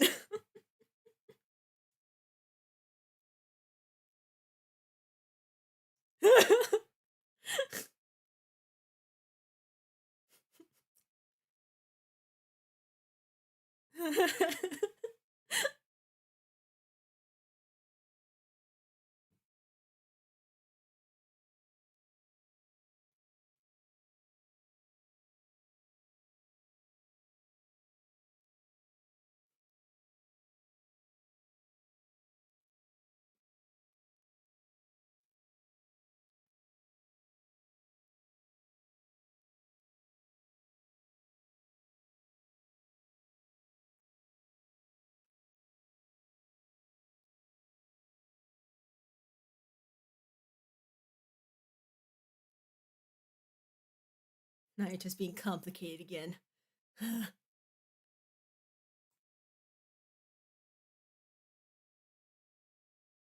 It's because you exist. I'm sorry, the way that they phrase that. I'm sorry, what? Because you exist. Just go away. Stop existing right now, and then we can get on with our lives. Oh my gosh. I guess. Or maybe he just thought like it was logical that one kid would go with their parent and then the other would stay with the other. But then I guess he didn't realize that in doing that it would just feel like it would alienate Wataru in a sense. I don't know. I guess they were only kids when that happened, and like they were going through a lot of like wild and weird emotions because of this whole divorce thing going on with their parents, and like that. I guess like they'd already known that like things weren't super great, like because like, you know, I guess like they basically kind of relied on each other for the most part, because all their mom was always at work and their dad was always at sea and stuff, and like I guess maybe that's also what made it hurt more, is because like Wataru was kind of losing his rock. He was losing like the person that he depended on the most and looked up to the most. Meanwhile, Kenta was losing his faith in love and love and commitment. Oh.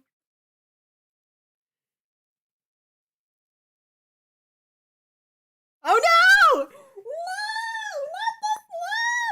No! I forgot. Oh no no no no no no no no no no no no!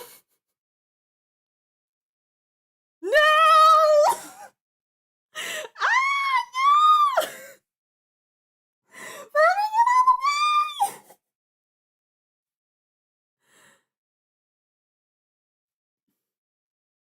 I have such a hard time believing that after that whole explosion of the motorcycle, of the scooter, that Banri just walked out of that with like no broken bones. That does not seem like that would happen. That seems very unlikely. That part always gives me such anxiety. I hate it. Oh my gosh. Can't believe it. After all the memes, I forgot that was gonna happen. Oh my gosh.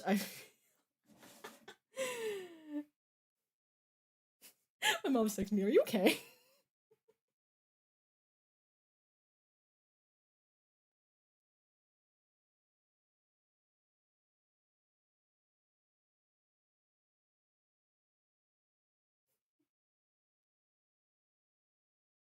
I guess I am being a bit loud. Oopsie. Yes, the Wata Ken angst. The Satomato bros. Kenta, when will you learn that it's good to talk about your feelings? My mom's laughing at me.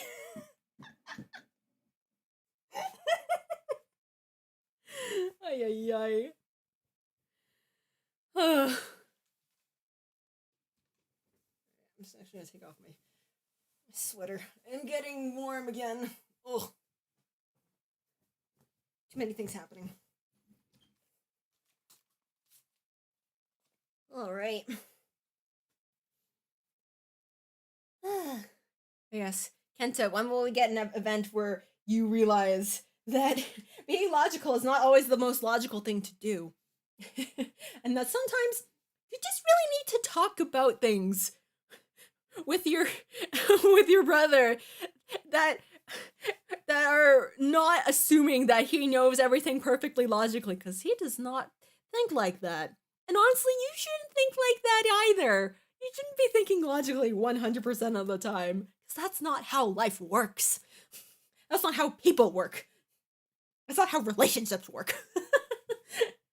If you want to get closer to your brother, you have to be, you can't be emotionally distant like this. Anyways.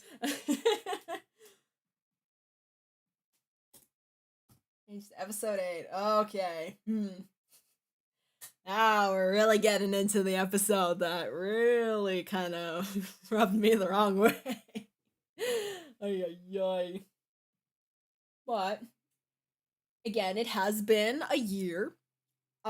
Let's see if this episode, and specifically these next few scenes that I'm thinking about, still make me as mad as they did a year ago. So, okay. Starting up episode 8. I hope everybody's prepared. All right. In 3, 2, 1, start. Oh yes, we get to see Naita doing like 3 sit-ups.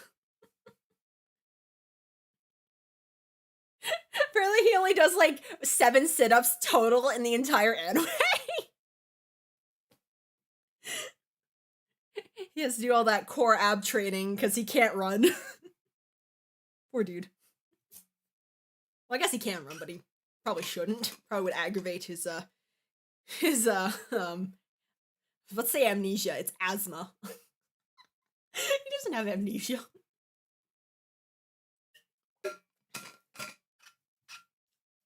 Although it's kind of funny how we were all just like we kind of made like all these like predictions about him having like uh asthma or like some kind of like something or other that was wrong with him. And that was before it was actually confirmed in the light novel that he did have asthma, because they don't explicitly say it in the anime. He just looks like he's struggling a lot. Episode 8, that's the starting over duet. That's when the starting over duet happens.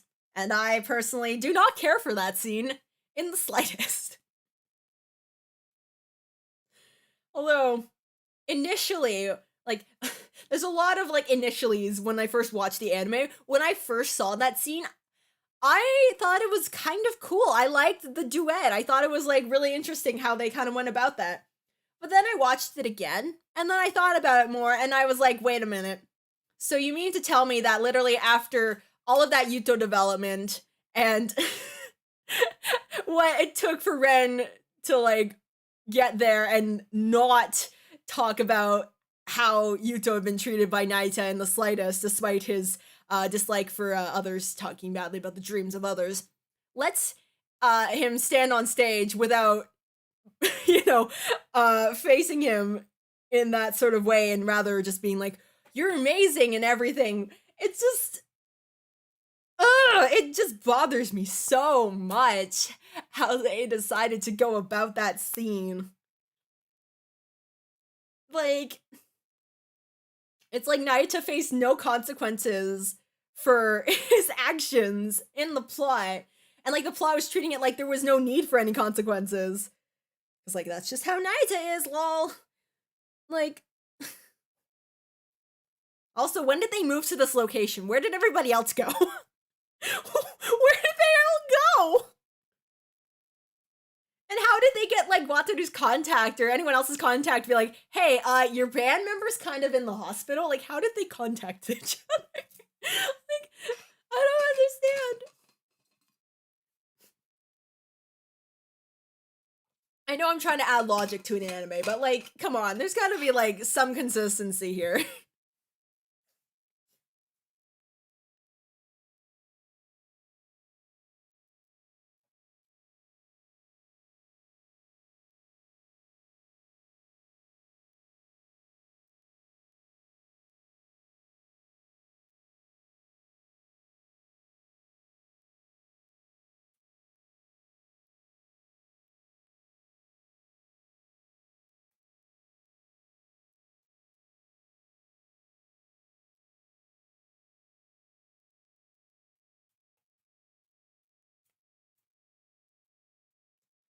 Uber driver Kenta, at your service.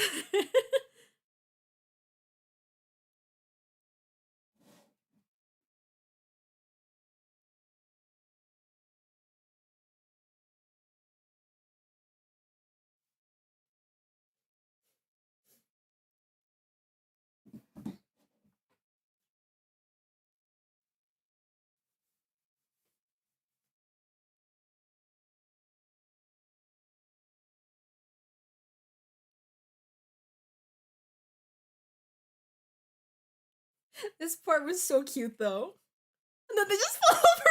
Like, how did they all trip? I don't get it.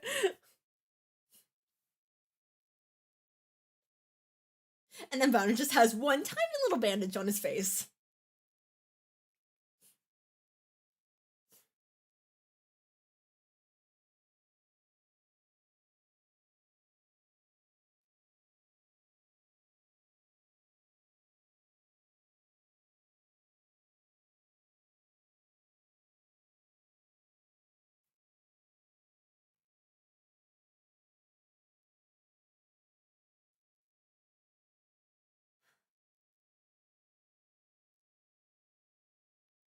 I feel like they really tried to downplay the fact that he was just hit by a truck, just so they could do the performance. And then afterwards, it's like, oh yeah, by the way, I have nerve damage. It's like, what? Huh? Excuse me? They really tried to push everything aside just for the starting over duet. They really wanted this to happen. Like, oh my gosh.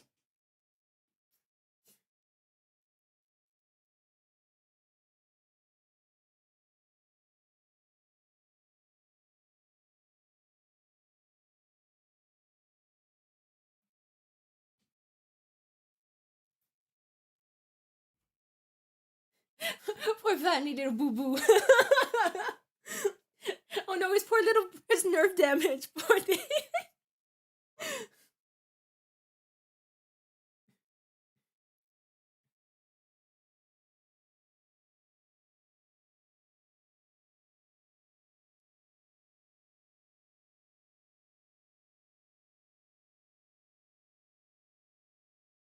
I kind of wish that like all of this, like if this all had to happen, it could have happened a day before the actual performance.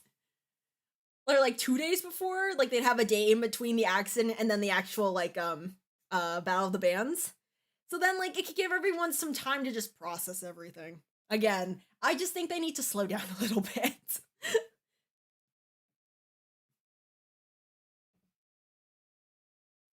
Oh, you understand how I feel? Oh, that makes me feel a little better. I feel I feel like I just keep being unnecessarily like critical of things.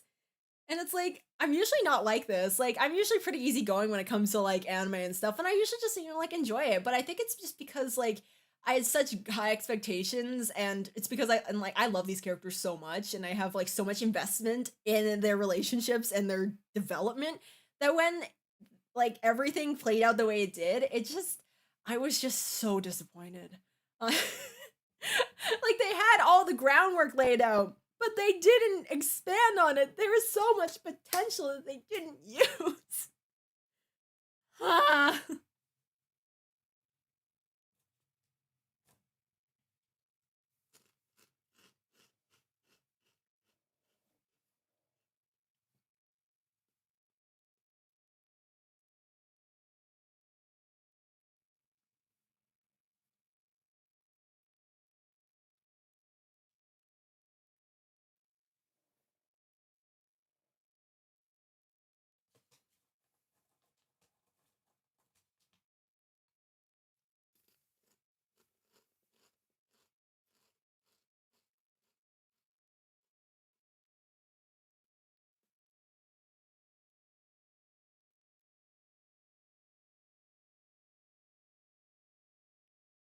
I thought this was an interesting conversation, not because of what they were talking about, but just because that they had Ren and Kenta talking to each other. I wasn't expecting that, and I thought that was really cool. I want them to talk more. I think they'd be a fun duo to see interact more.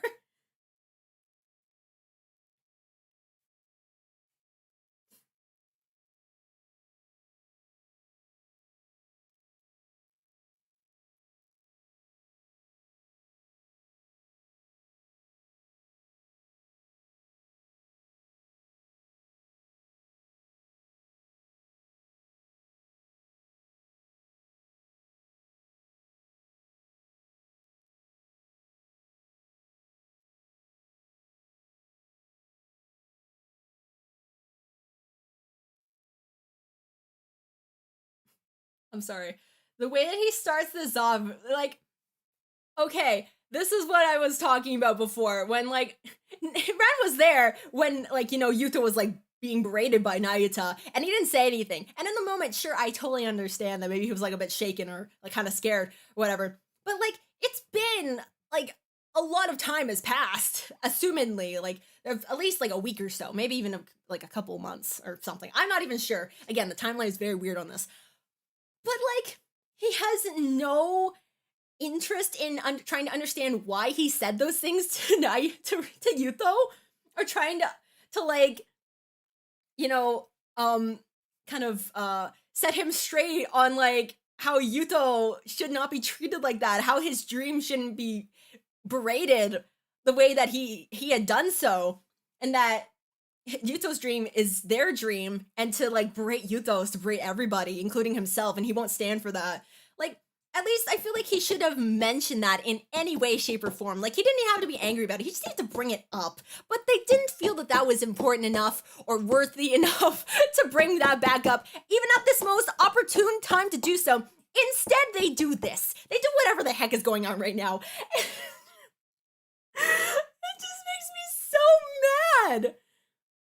Because this really just highlights what their priorities are for this anime. They don't care about Yuto trying to get over his what is it, like his I wouldn't say it's like trauma, but like his insecurities or trying to like figure out like how like how to move forward with ARGONAVIS and stuff. And they're not, it shows that like the characters like ARGONAVIS is not concerned with helping him with that after episode 6. They did their thing and now they don't care. They just want to do whatever the heck is going on right now. And that just makes me so mad. Because that's not what ARGONAVIS is about. Whatever is going on right now is not what ARGONAVIS is about.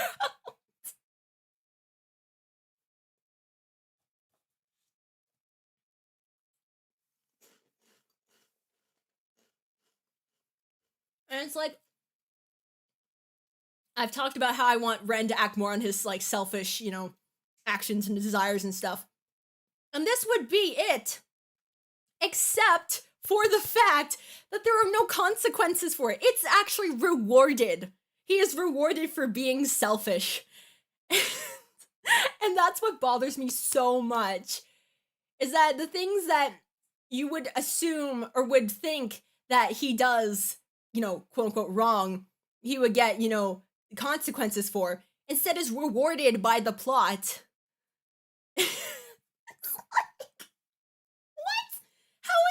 Going to help him develop as a character?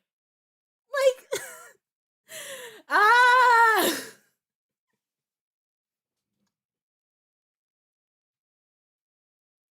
Yeah, for real though, that daily life comic, Ren defended Yuto way better in that than he did in this entire anime. You're so right. Take off the HJ. That is 100% correct. Ren has never once stood up for Yuto in this entire anime against Nayuta or Gyraxia. He did not do that once. Not once. Like, man. Man. Oh, it just makes me so frustrated.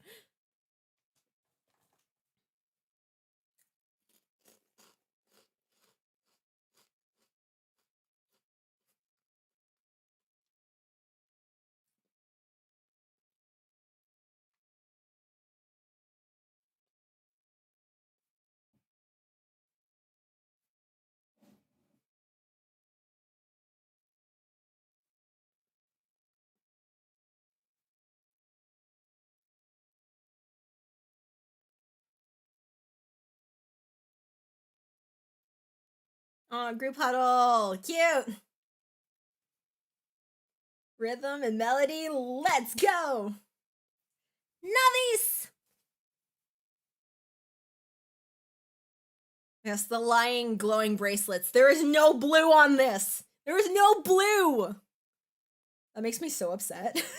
There's no blue on this. The anime's lying.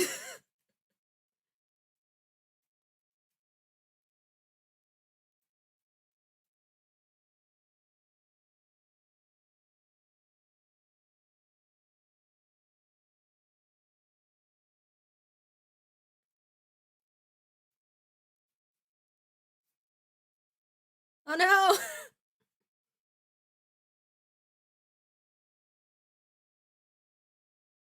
Aw, this part was so cute though.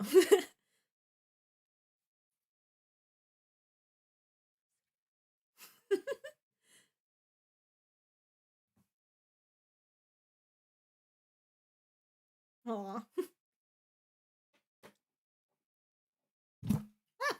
Oh no. I almost just knocked over my mic.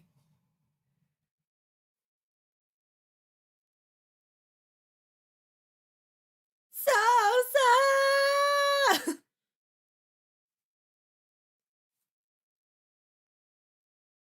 This specific like choreography, at least for Ren, or I guess for everybody, this is the same. I think the same choreography that they used in the original Goal Line MV, which I think was kind of cool that they reused that, but just with some updated visuals. Yeah.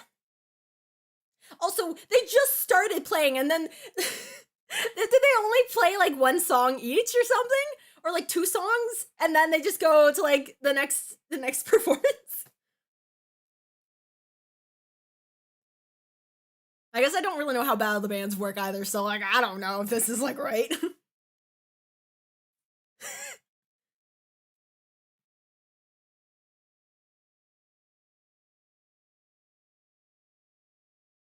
Okay, he heard it once, but they cut it off right before the chorus where Nayata starts singing by himself. How does he know the words? How does he know the words? I know this is anime. I don't care. There's gotta be some logic to this, and there's none. Absolutely none whatsoever. That bothers me so much. Soda!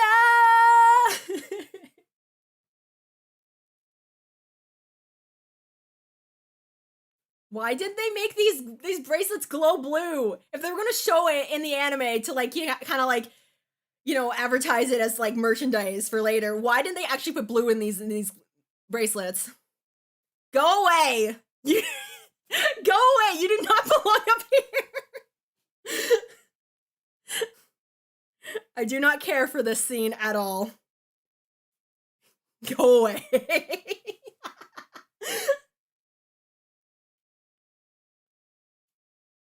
Ay, ay, ay.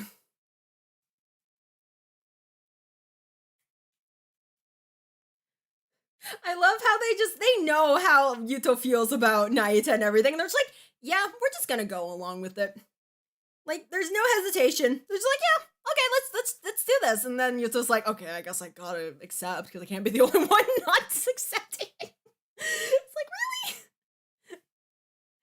They put Yuto in this spot, and then Nayata steals all of his lines. Like, I don't care if starting over was meant to be a duet between Ren and Nayata eventually. I don't think it fits the way that they sing it. I feel like I've talked about this in my tiering stream, but just the way that the song comes off between Ren and Nayata, it doesn't work. It feels like they're clashing and it's like a face-off and it's like a versus sort of thing. But that's not what the song is about. They basically changed the meaning of the song with one line and one singer. And that doesn't feel right. That's why the original, at least for me, the original version of Starting Over will always be supreme to me. Like, this is not a bad duet. On its own, without any of the context of like the anime or the song itself, it's a good duet. But when you put those things into consideration, I just can't, it just doesn't work. For me, it just doesn't work. If you like it, that's great. I'm so happy that you like it. For me personally, it just doesn't work for me with that kind of context in play. Especially the path that they took to get to this scene really irritates me. Right? It's a freaking plot hole. It's a freaking plot hole. Like, if they were gonna show that Nayata was gonna eventually sing it, they should have put the whole song. Like, I know that, like, you know, in performances, they cut down the song as, you know, as you can't play a whole 4-minute song in an anime. But, like, at least let Ren get through the first chorus. Like, come on. So dumb, honestly. And like,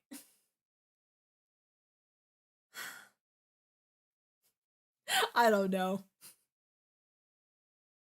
It's just incredibly frustrating. Incredibly frustrating. And then like ARGONAVIS doesn't even get like their full 2 songs to perform. It's like, you know, 1 song and then 1.5 songs because Nayata's like, you know what, you guys don't deserve your stage. I'm gonna be here. It's like, really? And like, if they were trying to like pass that off as like a really like exciting sort of like plot twist or something, like they didn't build it up well enough to be able to like make that exciting or feel like it was deserved or something we were waiting for. I don't really feel like,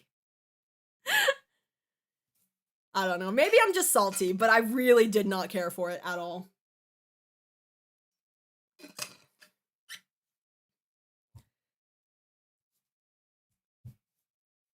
And then with like the light novel for Gyraxia coming out, compared to like ARGONAVIS' 3 episodes of Formation, it really started making me think that like there's some certain kind of maybe possible favoritism towards Gyraxia.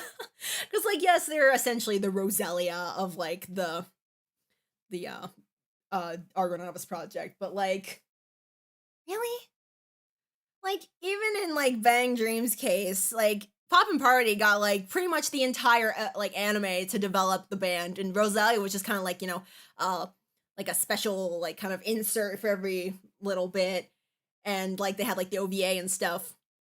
Like, if they wanted to, they should have just given Gyraxia their own little OVA to kind of like, you know, be like, hey, this is Gyraxia's thing. And then instead of like impeding on Argonavis' development, instead they just mashed them both together and be like, hey, these bands are, you know, they're fated, they're interconnected, intertwined, and they're going to develop through each other. And it's like,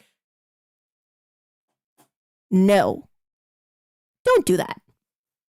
Because like, okay, yes, development like through like each other and stuff, it can be cool in their own ways if like, you know, it's done in a certain way that allows, you know, the bands to kind of grow on their own. But the way that the anime portrays it, it's like, oh, when this band does one thing, the other band won't be far behind them, and they're always, you know, like attached by like the red string of fate or whatever kind of stuff they're trying to put out. It's just, it feels like neither band gets the proper development that they deserve. And it can't just be Argonavis or it can't just be Gyraxia, it always has to be Argo Gyro together. And that's what really bothers me. Because each band deserves their own development apart from each other. That way, when they do come back together, it's that much sweeter to see how each band has development and how they clash with each other after having those like kind of interdevelopments between themselves instead of just having to keep developing between each other. It's like, it might as well just be a band with 10 people. If that's how they're pushing it. It's like,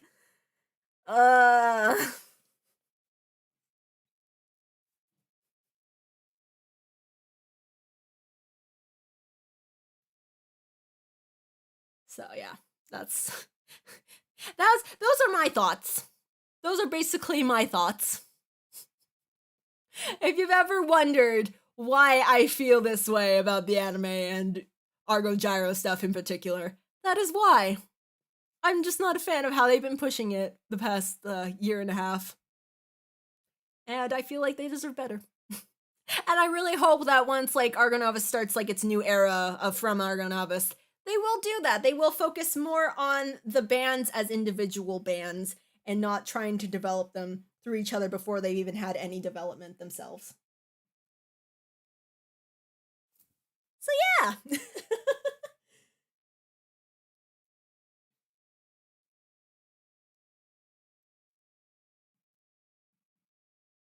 Okay.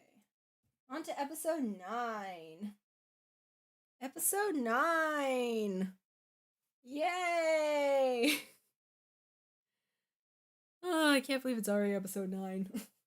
It feels like it's been like nothing's happened and everything's happened. It's basically how I would describe this year. Everything's just been going on and yet I feel like nothing's happened because there's just been no time to process it. That's the best way I can describe it. Oh my gosh. I wish there'd be an EOR but for Jaro. Wait, hold on. What does EOR mean? The only thing I can think of is end of reason, but I don't think that's what you're talking about. I'm pretty sure that's not what you're talking about.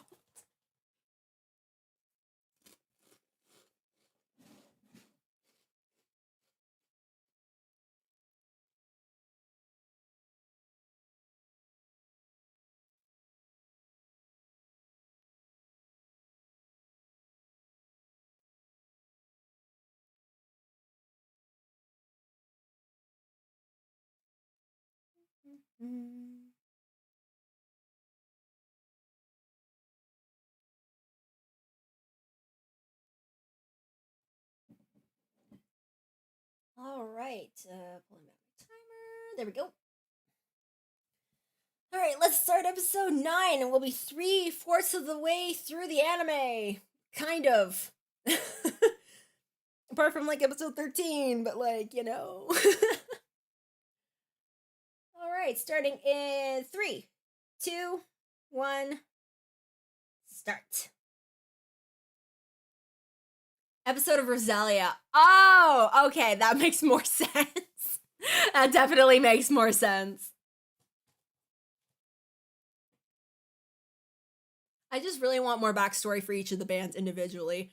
I want to have that base for them to come from, and then then they'll all kind of join together and kind of, we can see how like their past experiences kind of make up who they are today and how they kind of interact with other people.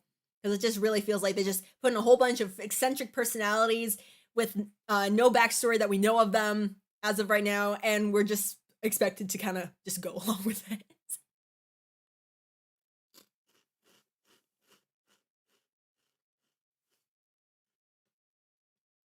I agree. I agree with you 100% there.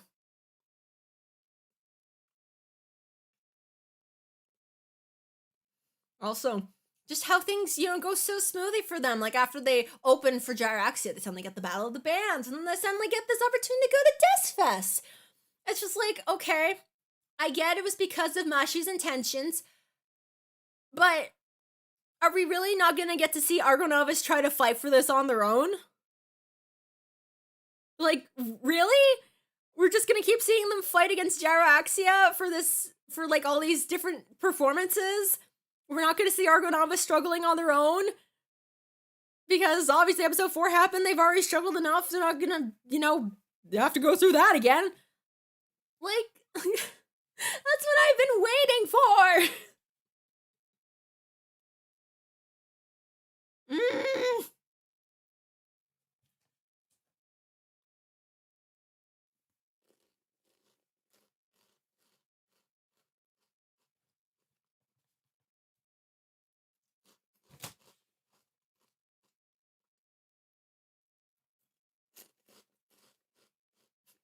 Look at Rio looks so faster like here. He's just the chin in his hands like, what do you think, Matsuba? And Matsu's like, Kanose!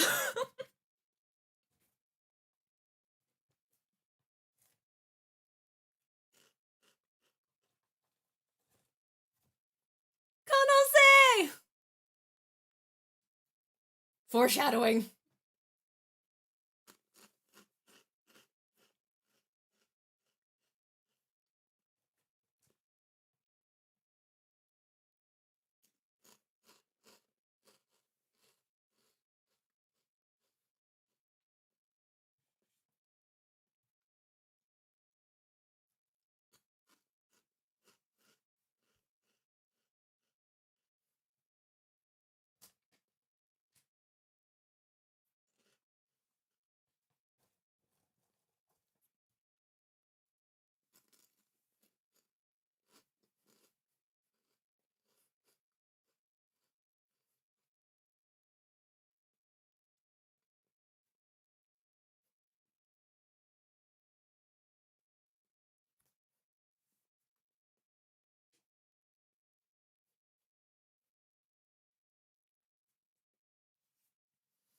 Watching through this, through the anime has just made me want to watch Dios Say No Obligato even more. Just because it's the anime, but it's like several hours shorter. With new scenes. I really hope someday they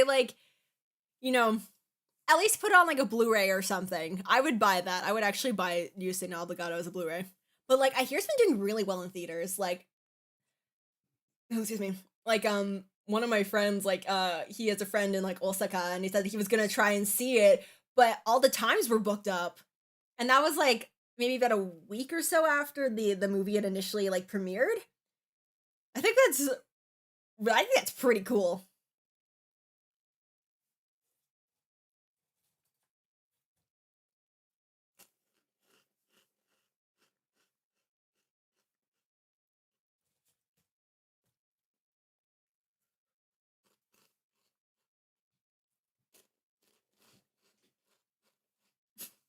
I just realized there's a sign in the background that just says Wanakin.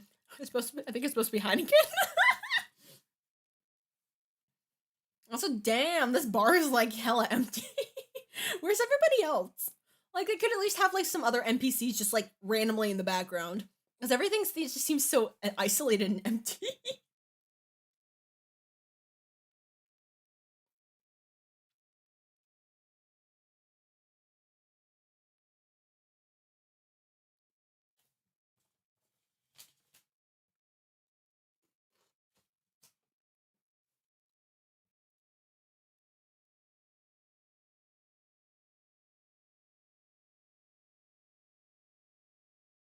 I still don't understand why Niantic cares so much. I really don't. I really don't. I don't know where it came from. They don't explain it that well. And until they do, I will never understand. Tech noob! Aw, sweetie!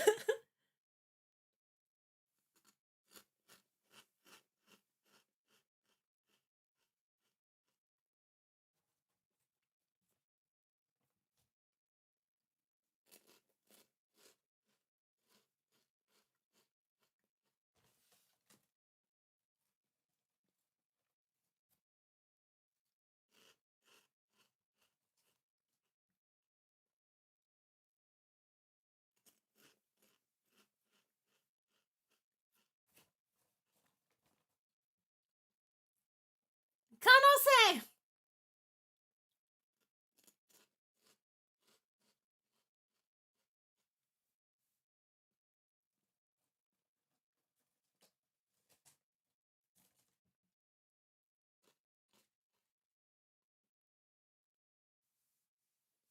Also, I have a question.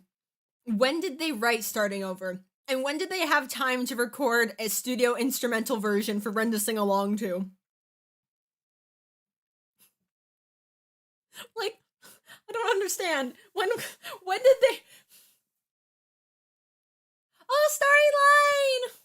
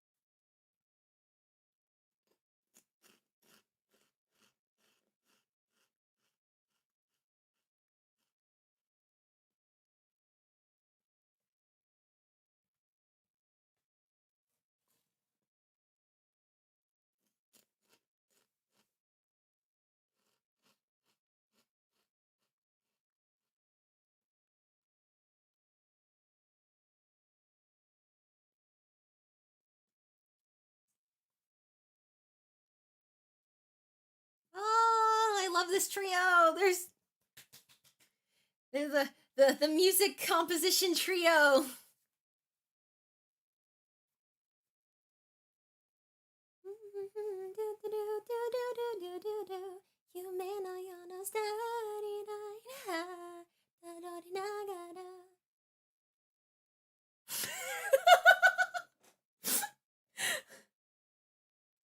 I'm sorry, that part was so dumb.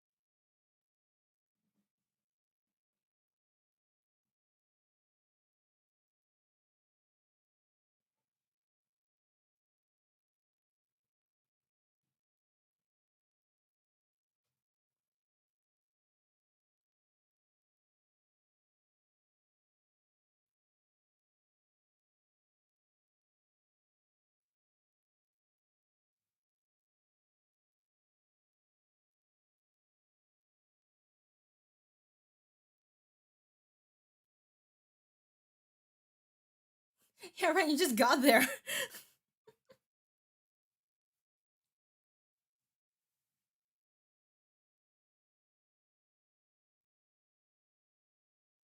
Oh, yes.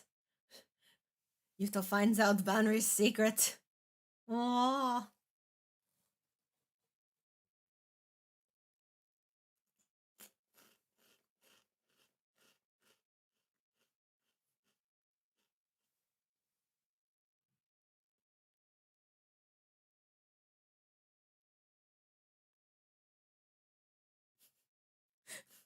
How did Banri not notice him trailing that closely behind?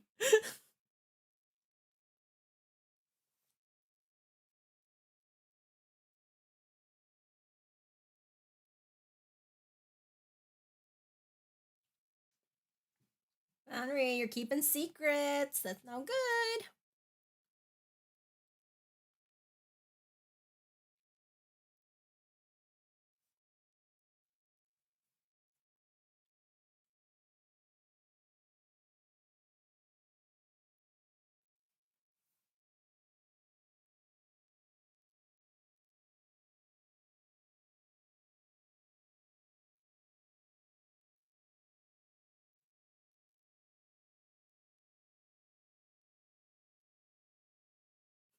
Faster than winter is winter lightning fast?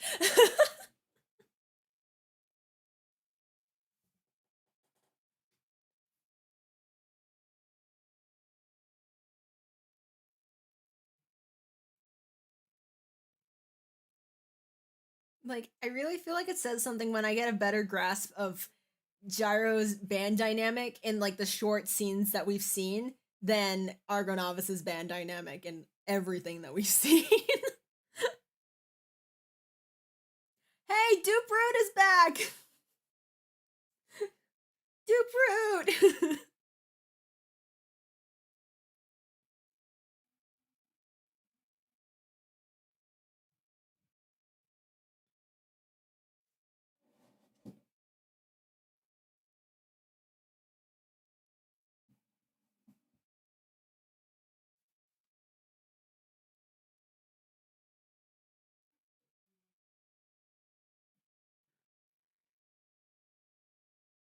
Starting over is the best. I love starting over.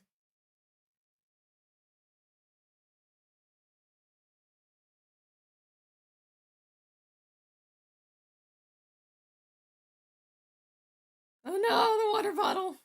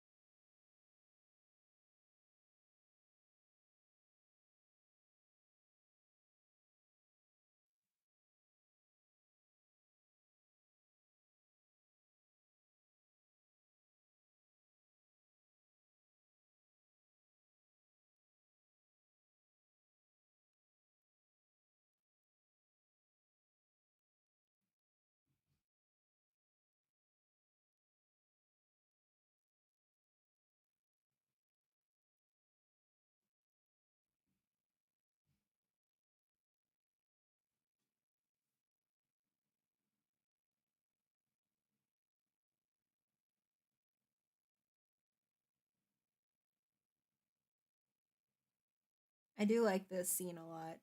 That like everybody was kind of able to bring Ren back down from whatever he was like thinking about, being like, I'm not gonna be able to catch up to the way that I am, but it's like you don't have to be that way because you're not trying to be like Naita.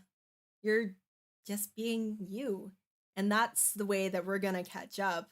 It's with you being you along with all of us being the way we are. And it has us working together. We're all gonna catch up in our own way as ARGONAVIS. And that was like the closest that Ren got to crying, and I really felt like they should have made him cry a little bit.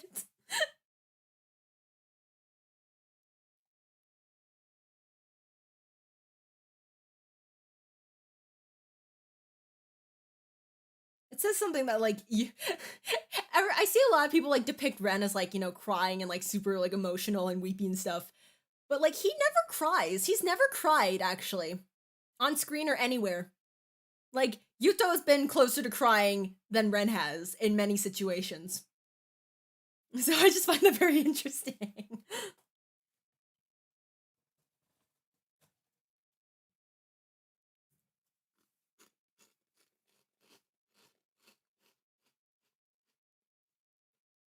Yes, Ren will write the lyrics for Storyline.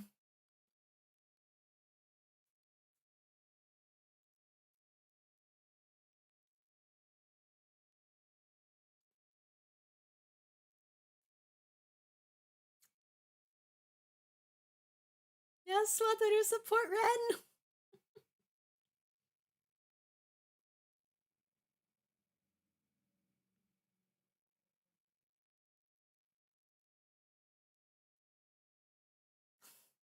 Okay, the thing is, I really like the setup for that.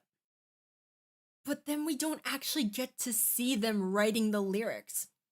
I feel like. Actually, hold on. I'll talk about that later once they get to after the scene, because this is also another thing that that slightly bothers me.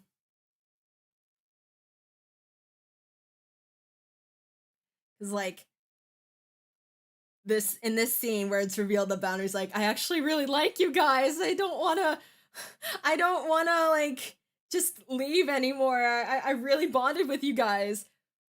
But it really feels like they didn't emphasize that as much as they're making it out to be in this scene. Like there were maybe like tiny moments of like, Boundary like high-fiving Ren or just kind of like smiling at like Ren and Yuto performing and stuff. That would be like, okay, yeah, maybe he's starting to come around, but not to the extent of how he feels in this instance. And like that also ties in with the fact that like every time we see them talking, it's always about the band, it's always about their next move, it's always about their future, and never just them being friends. So it's like, at what point did you guys bond? I know that the audio dramas are supposed to like, fit in with the timeline, but there's no mention of them whatsoever. So you can't put them in anywhere. You can't even begin to like try to like think of when these events would have happened. Because there's just no timeline for those specific events from the audio dramas to fit in with the anime timeline as a whole. It's just...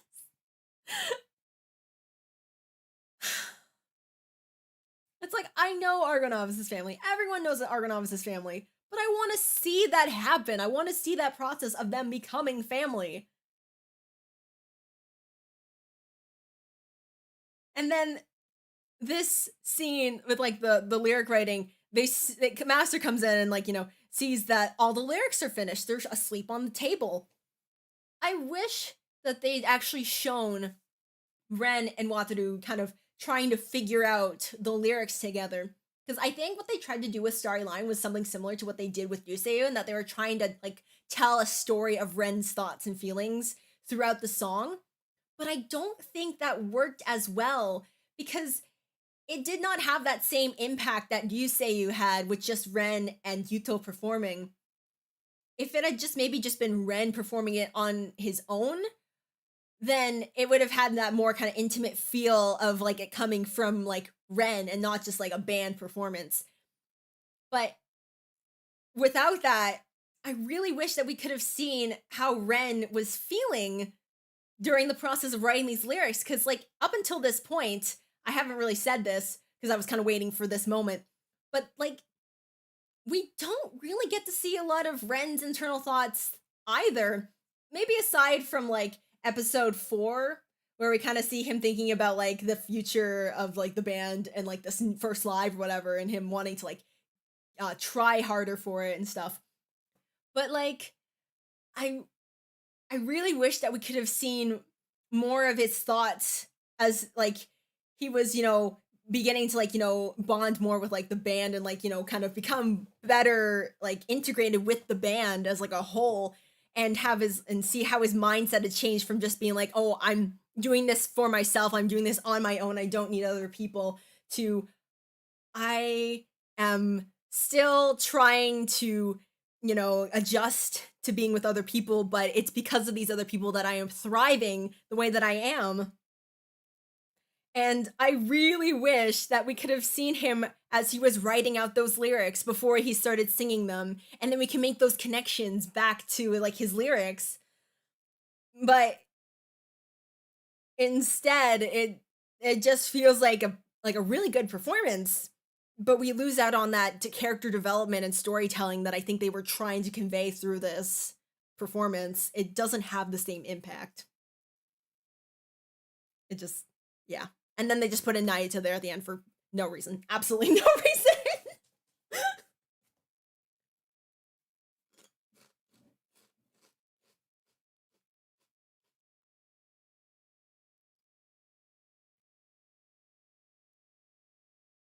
But I love Storyline. I absolutely love Storyline.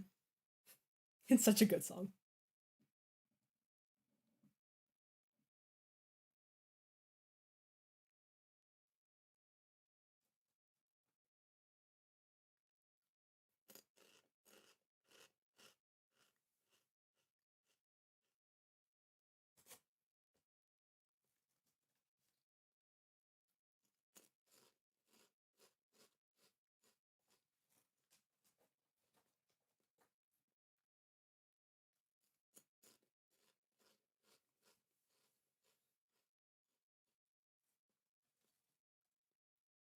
Dun dun dun.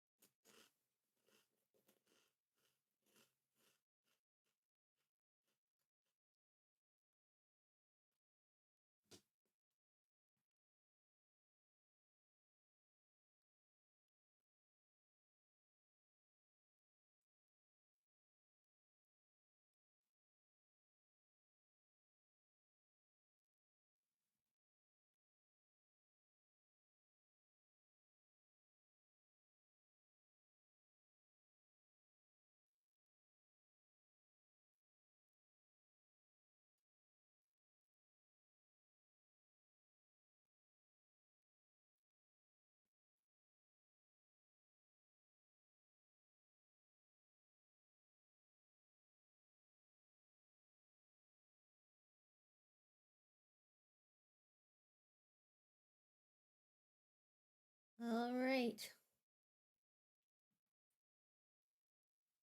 Well,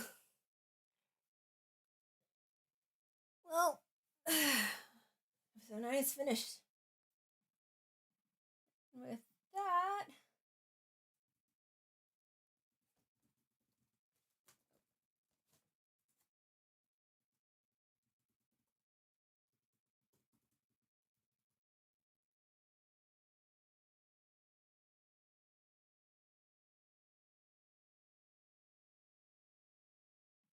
one more stretch break. Yay!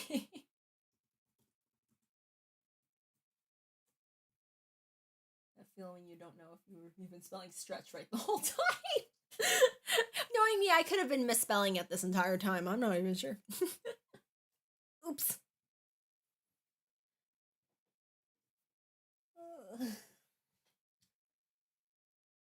Well, we just got what? Episode 10, 11, 12, 13. 4 more episodes to go. 4 more episodes to go.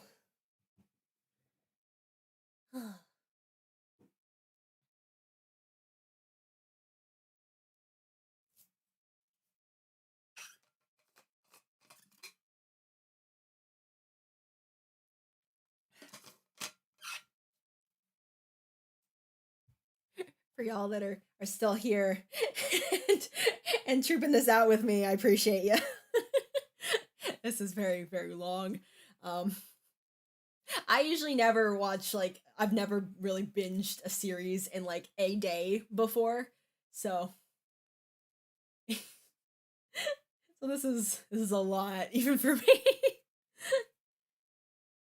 Well, I'm glad that we're all here, just kind of, you know, experiencing this all together. Even if I'm very annoying about it. Annoying about my my lack of blue on the gyro bracelet. I'm very disappointed though there's actually not blue on here, even though they showed it in the anime. Like, come on. Come on, I trusted you!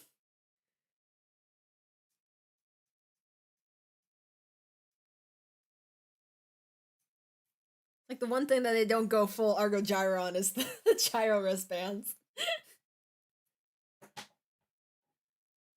Ay, ay, ay. Well,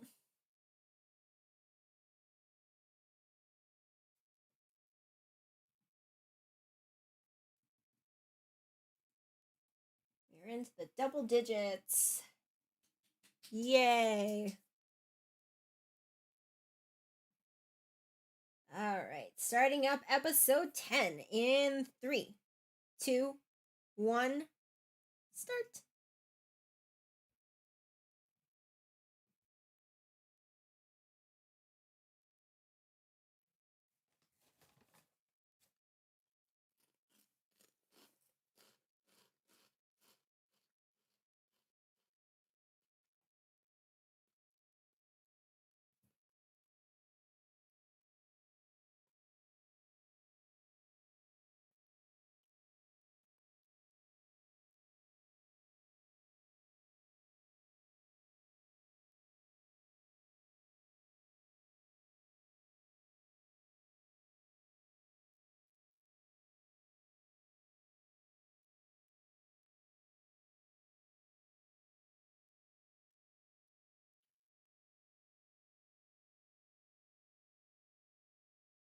The bad news that they're not going to perform in Deathfest.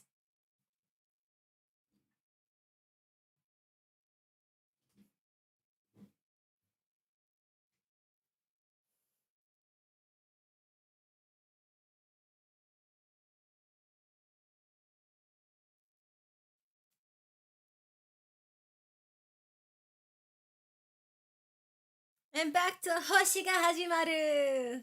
Yay!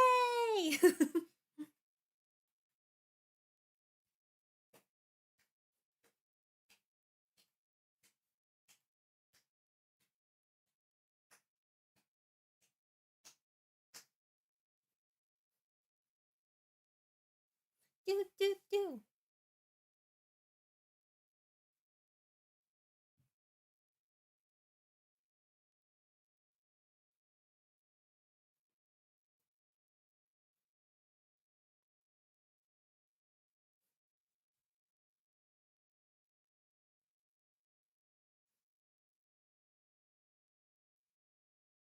君と僕とで作ろうかその瞬間をもっと捕まえた先へとそして僕らの死が始まるかすかになってるその音が生きてる証15000年先の銀河へ解き放って始まった物語そうさこんなところで諦める文明じゃないよねブラブラブラピューピュー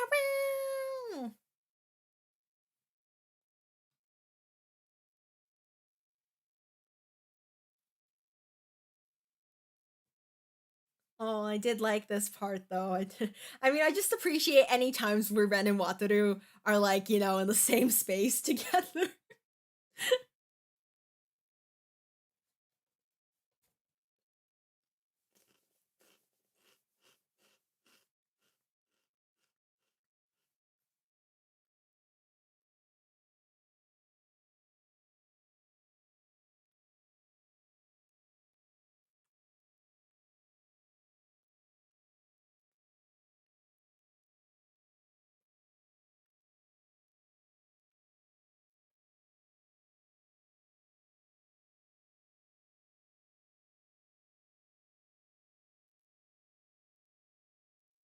I do kind of like the dose of reality that this episode kind of adds. Kind of it almost makes up for all the things that happened in the past, like the past few episodes. Like everything's just been going, so strangely well. And then it's like, oh, it just all comes crashing down on them. Even when they're at they can be at their highest point, they can come crashing down in an instant, and it's all out of their control. I do like that little dose of reality that they put in there, so that is much appreciated.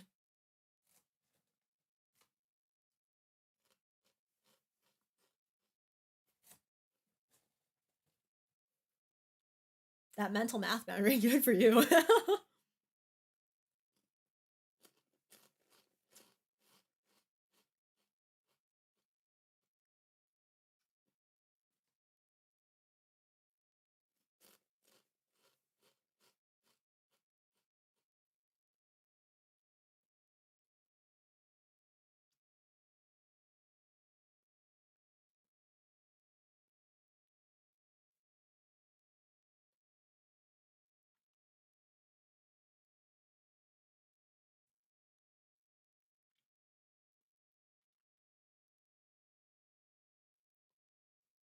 Listen, yo, the space energy will be drained.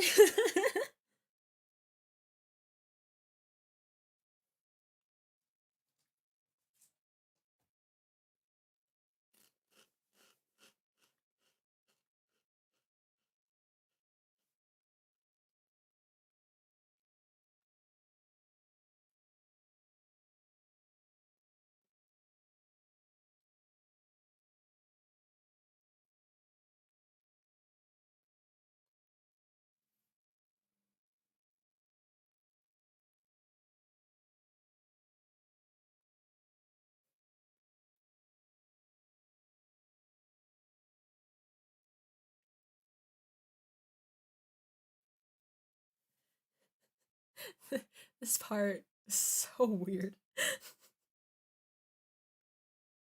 Naruto does not take initiative to do things like this. Excuse me?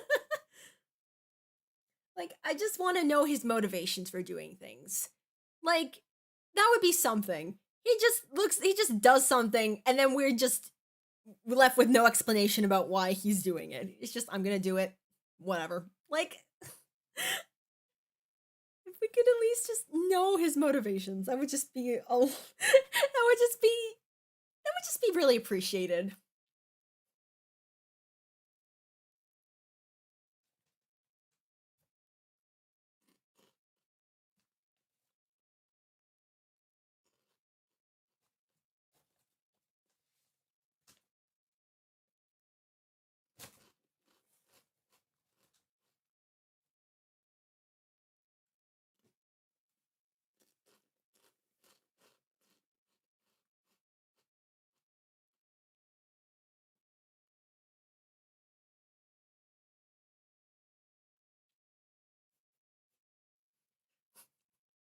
I'm sorry, I really can't take this seriously.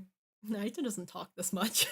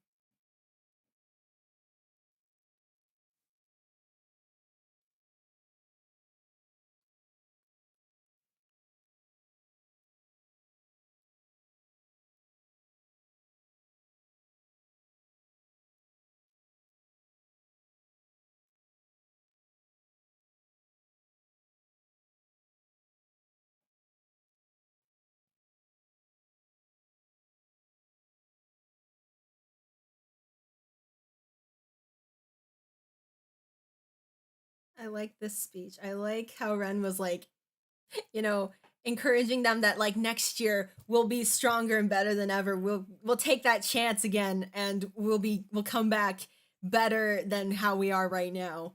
But we're not gonna run away from this frustration. Also, just because I like the idea that they're looking to the future, to, you know, next year to be like, we're gonna take on the stage again. But like, obviously, as we know, that's not what happens. I really wish that they would have let them just have like another year to develop, instead of just everything that they did in the rest of the anime. So just let them, you know, go to Death Fest. And this part is so cute. Oh, look at them! They're so sweet. But like, just let them like go to Death Fest, have fun, get really fired up for next year and stuff.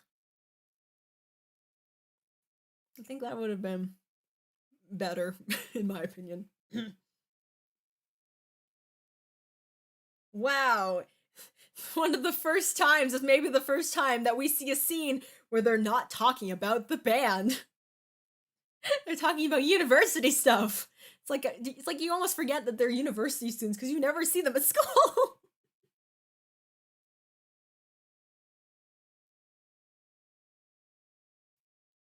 And then they go back to talking right about the the band.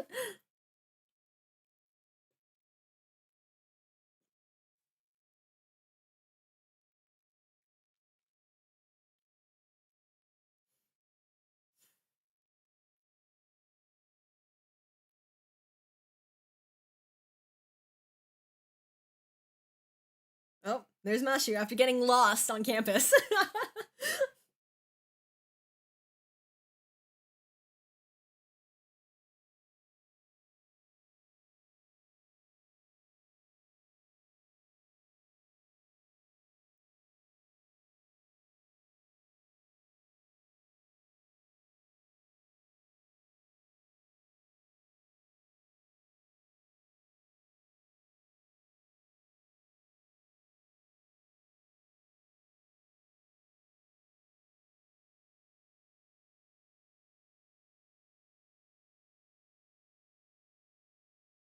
Ah, yes, Mashu's true intentions are revealed.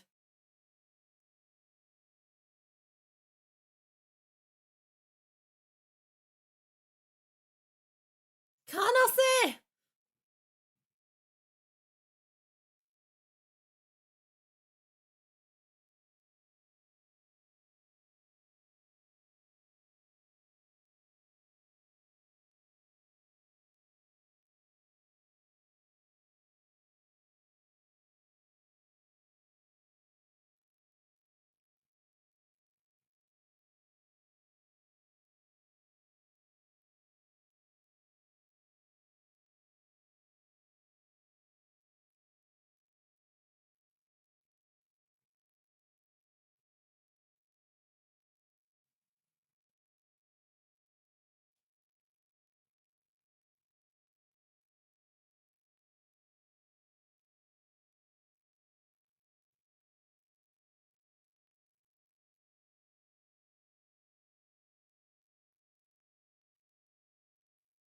Okay, this setup is very intriguing. It is very intriguing how they did this. However, first thing, after knowing how this all ends up, it feels like it was just dramatic tension for no reason. Second, I wish that this had been Rio instead of Ren.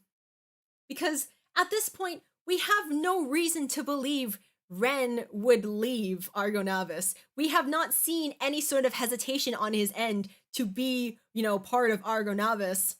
We haven't seen him, you know, thinking about, oh, like, you know, his goal to feel that feeling he felt all those years ago by himself. He knows, he said himself that if he's not in a band with ARGONAVIS, he wouldn't have found it. And he wants to stay with ARGONAVIS. There is literally absolutely no hesitation on his end that he would stay with ARGONAVIS. Like, there's no inner conflict between Ren trying to decide, oh, this is this might push me towards my goal that I've been really looking for, but at the same time, is it what I want anymore? There's none of that. There's none of that. There's absolutely none of that. Meanwhile, Rio, on the other hand, we still haven't gotten like a big confirmation or like a very solid confirmation that like, you know, ARGONAVIS is his thing, is like the thing that will keep him passionate for as long as, you know, like he's part of the band and beyond. And like the whole circle destroyer thing, it's literally coming back to like episode 2 that like they brought that up and then never did anything with it. Having this opportunity for Rio to, you know, try something at a pro level and at the expense of, you know, dropping his current band, that would really increase the stakes and really get us like wondering, what is he gonna do? Is he gonna like, you know, go with this opportunity that Mashu's presented, or is he gonna stay with ARGONAVIS? And then Wataru is gonna be absolutely freaking out.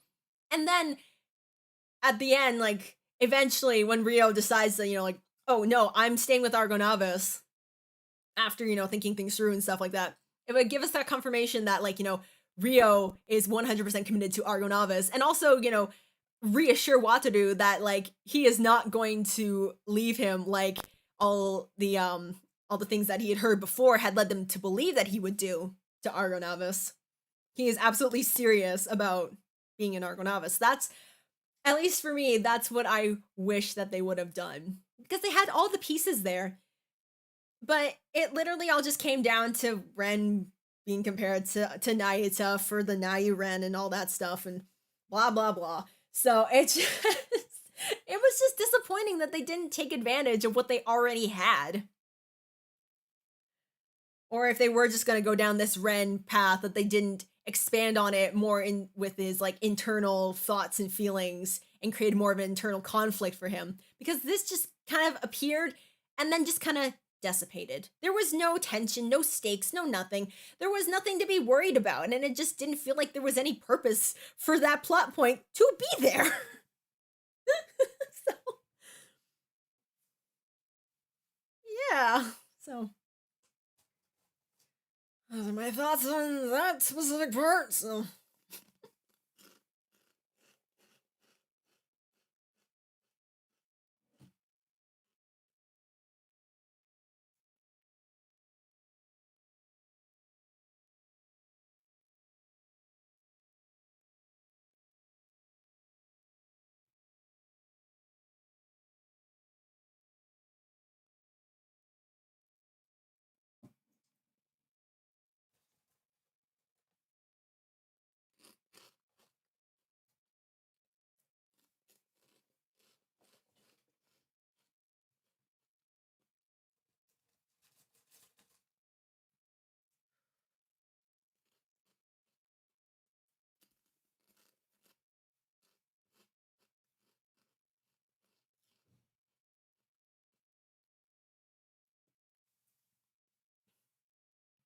The one thing I can say is that, like, when he says it, like, oh, I'll just drop the stick sometimes. There's like one part in the starting over gift voice drama where they're practicing and Banri drops his stick. At the time, it just seems like, you know, oh, he accidentally just let go of the stick because, like, you know, he's like super sweaty and stuff. Everybody's like, you know, practicing in the summer and it's really hot. But like, that's like the only kind of connection I can make, that like that happens around the same time or after that Banri's accident happens. That's the only connection that I can make between those two pieces of media, with the audio drama and the anime. So, in that respect, I appreciate that kind of connection. I just wish they did more of it. That's like my main complaint, is that like they just have everything. I just wish they did more of it, because what they have just isn't enough to develop them to this, like, you know, state of, you know, this confirmation of everything that we know about them. It doesn't feel like it's enough. And also, poor Banri, I'll wipe your tears away, sweetie. It's okay. Because, like, at this point, when they're all like, oh, ARGONAVIS wouldn't be ARGONAVIS or any one of us, we're all here for each other, sort of thing, it doesn't feel like we've seen them go through enough to be able to make that confirmation so confidently. it just feels like they've been like acquaintances that have been, you know, like friendly with each other and worried for each other and stuff, but it feels like we haven't seen them enough just as friends, as them bonding as like people outside of a band. Because the band has been such like a driving point of the plot that there's been very little to almost none of like any sort of like just character development outside of band talk. Like we don't see them going to class. We don't see them hanging out at each other's houses. We don't see them just kind of walking around doing whatever or like whatever. Basically, anything that they did in the audio dramas, we don't see them doing in the anime, just because the purpose of the anime was just to get the plot going to the point that it would meet up to where double A side would start off at. And I just think that's a little disappointing considering how much these characters seem to be like, it seemed to be portraying this sort of slice of life type of like vibe or aura sort of thing that ARGONAVIS would thrive in. They would definitely thrive just as like a slice of life, up and coming like rookie band sort of thing. Like having them being thrown into like a pro setting all of a sudden, or trying to aim for a pro setting all of a sudden, like it just feels a little like they're not taking advantage of ARGONAVIS's biggest strengths. Like when it comes to like Gyroaxia, yeah, like that's what that band was made for, was for a pro setting. But for ARGONAVIS, it feels like they were created to be sort of a more grounded beginnings, and for us to see this slow climb of their journey to get to that pro setting, instead of just being thrown into it all at once. So I feel like if this had been in like like if they had like, you know, like a 2-core anime, and this had been in the latter half of that, then that would have totally made sense. Like they could have like the first like 12 episodes to kind of develop ARGONAVIS as a band, as a group, as friends, as a family, and then throw them into like the whole chaos with Gyroaxia and all the stuff leading up to Deathfest. Literally, if they just had like another, if they basically just had like another core for the anime to be able to like flesh out ARGONAVIS's band dynamic, I would not even be mad about whatever the heck is going on in this season. Nayuta aside and all the other random plot points, if they just had more time to develop ARGONAVIS's band dynamic without trying to cram in everything about Gyroaxia in these 13 episodes, less than 13 episodes, like from episode 4 to episode whatever, I would be okay with that. I think it's literally what, like, a huge reason is just because ARGONAVIS got a fourth of the anime to kind of come together as a band, and then the development of their band is not prioritized in favor of the anime plot moving forward to get where it's supposed to be, so the next piece of media can continue it forward. So have I been saying the same thing this whole entire time? I feel like I have. I'm just I'm not even sure anymore. But it's I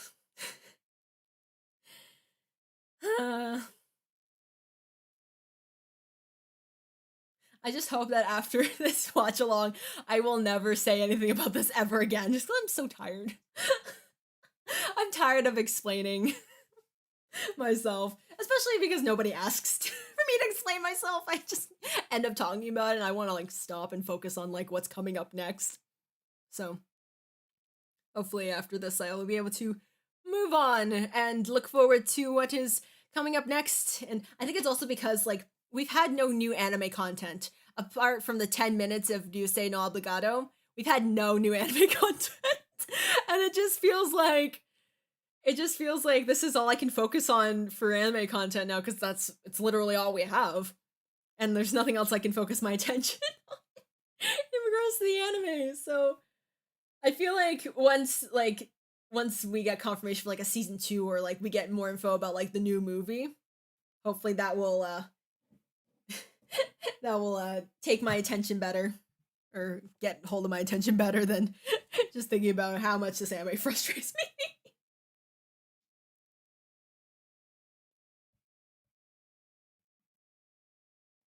All right.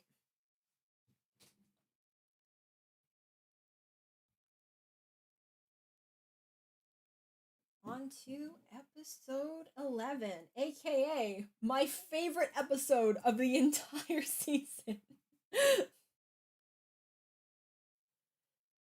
Oh man. Gosh, it's almost 5 p.m. That's disgusting.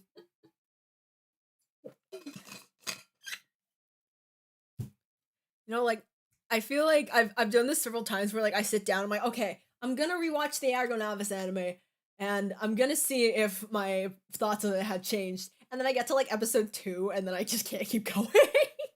So the fact that I've made it this far, I'm kind of proud of myself.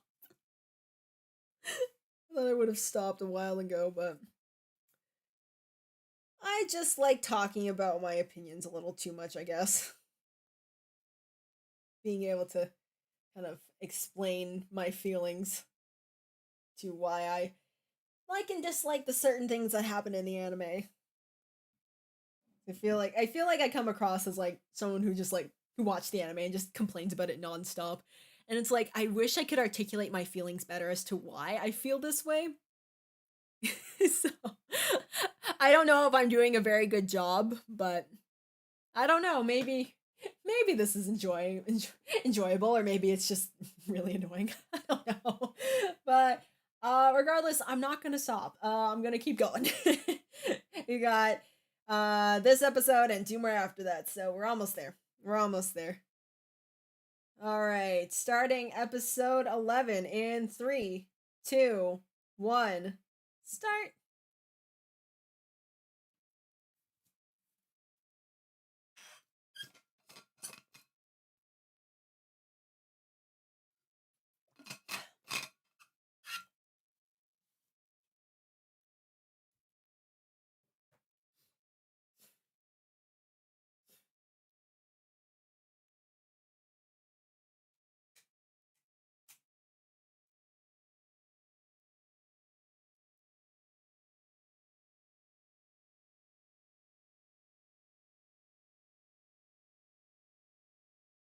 Oh, they were packing up for Death Fest. They're on their way.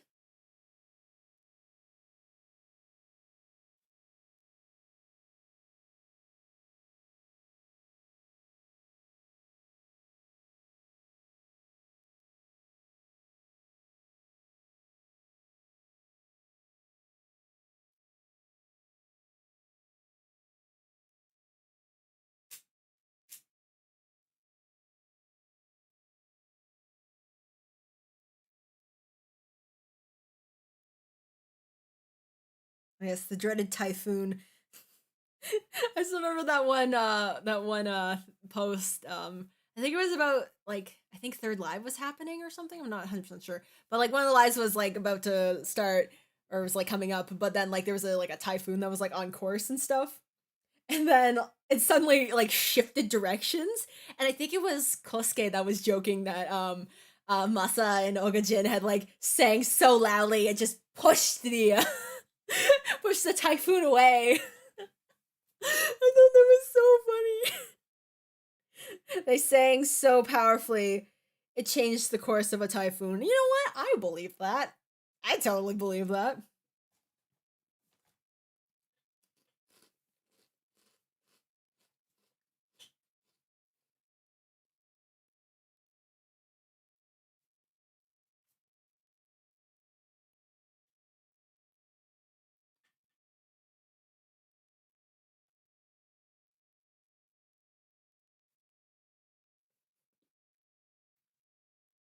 Duh, duh.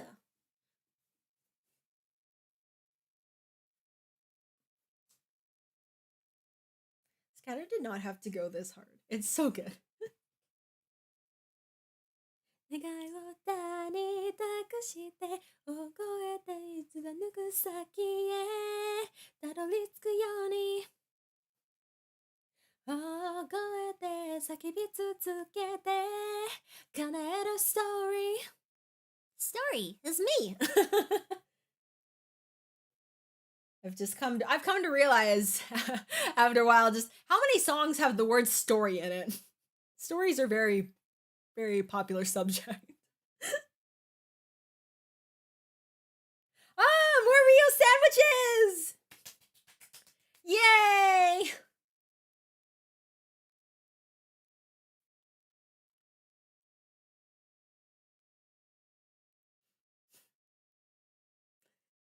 this is okay. This episode brings me so much joy because it is literally everything that I have been waiting for. They are literally talking about sandwiches. They are teasing each other. They're fighting over sandwiches. They're just being dumb guys. And I've been waiting for them to just, just have fun and just see these characters just interacting with each other without them talking about band stuff. I've been waiting for this for 11 episodes, and they finally gave it to us. Oh, and Felix! Hi, Felix! How's it going? Hatomi-desu! He's from France. He's a French guy.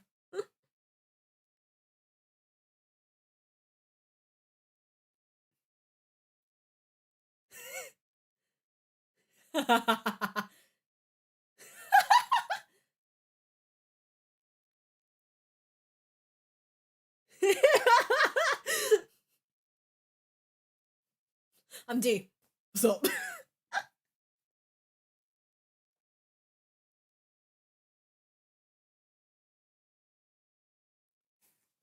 Like, this is the kind of, like, moment and scene I was waiting for this whole time. This feels like the ARGONAVIS I've come to know and love. Like, man! This is the ARGONAVIS that I know. This is the ARGONAVIS that I love so dearly. And I just wish that they had shown that more throughout, like, the rest of the anime, like the episodes before that. Oh my gosh, this scene! It's so silly! Call the show! Ren! Oh my gosh! Poor thing. He's so silly. Oh, Funai! Hi, ow. Ow, I just hit my elbow on my chair. Ow. 2D Funai!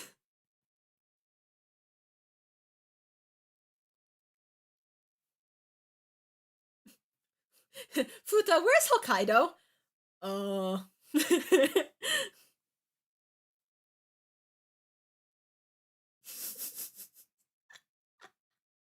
He points in the middle of Japan. There's Hokkaido.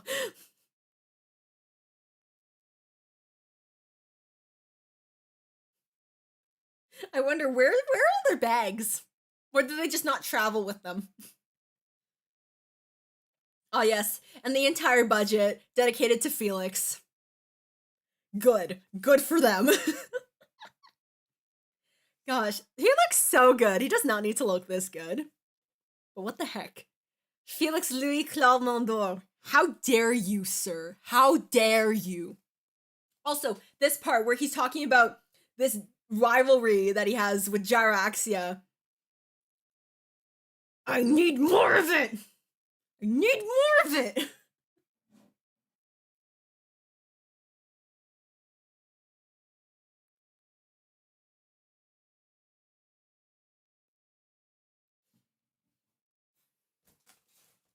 Wow, I'm almost done this bag of chips. Wow, lasted me about 5 hours. Good for me.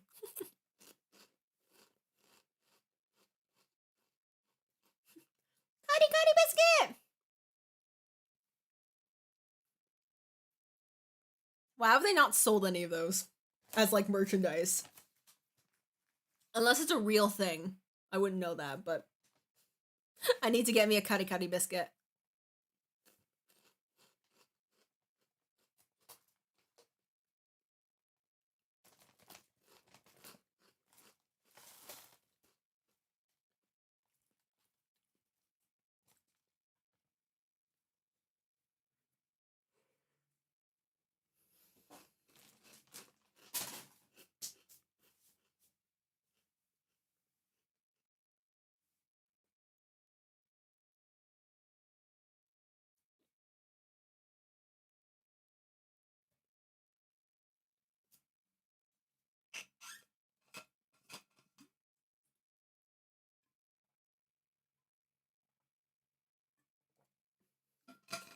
This is just so domestic. They're talking about what to eat for dinner. Like, come on. I love this. Watch it, it's just like, I want pancakes. I want pancakes.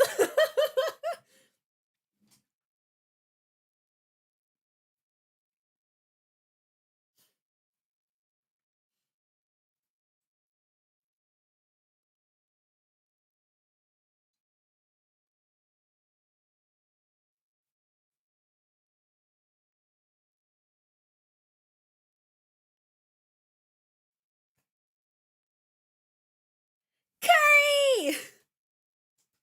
Yay! Oh my gosh, the first mention of Shu! Shu! And Furai!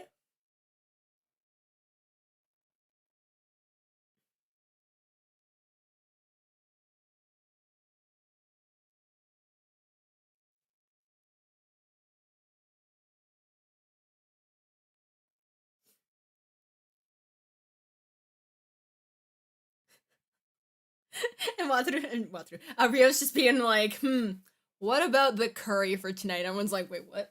What are you talking about?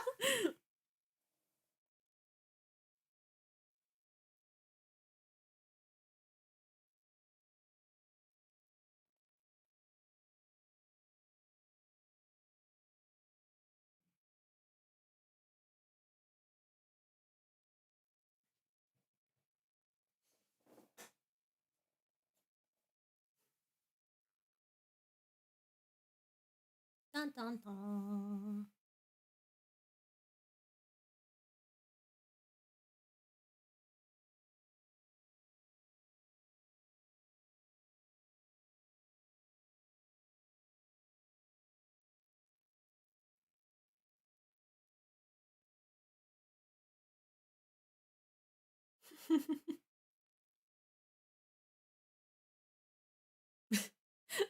Avoiding questions about his home planet. More juice!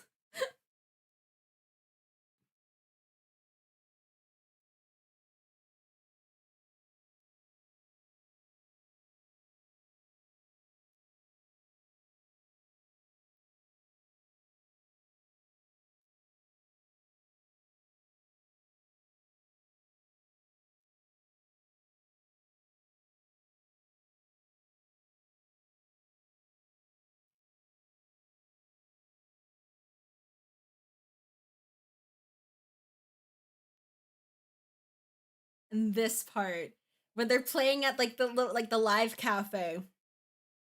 I wish we could have seen more performances like this, where there were like no like stakes or like, like any sort of like plot moving like elements going on in the behind the scenes. Just see them, playing out to small venues like this and kind of building themselves as a band in this kind of like in this like kind of, how do I explain it? Like not having them like try it, like, or at least be like strung along for this like world of professionalism. Like, just kind of have them have this like humble start almost. See them kind of build themselves up little by little. I really like that kind of start for ARGONAVIS, and I wish they did that more for them.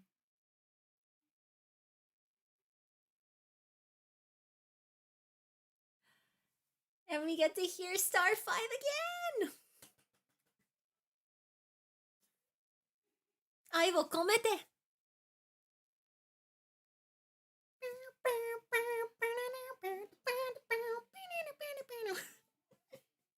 I love this song!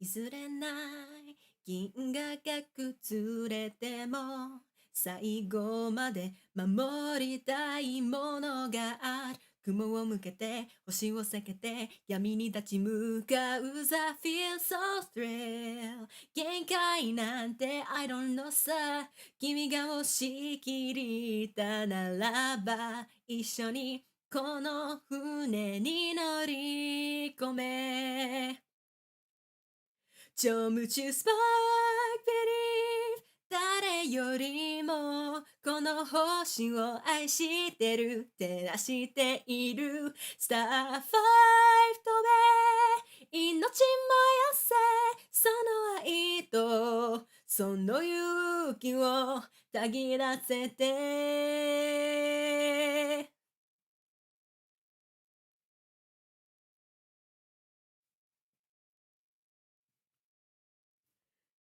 The pose that he does at the end is so cute.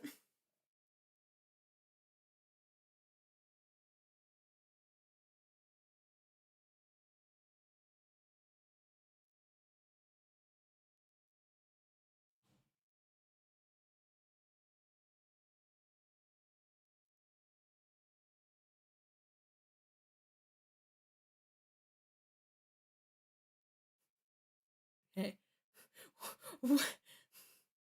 When they reveal that it's been like half a year since they met Ren, I remember thinking to myself, you're lying. It has not been that long. It can't have been that long. It has not felt like it's been 6 months. You're absolutely lying. Like, maybe like 3 at most, but not 6. There's no way that felt like 6 months. Absolutely not. I refuse to believe that. Oh man.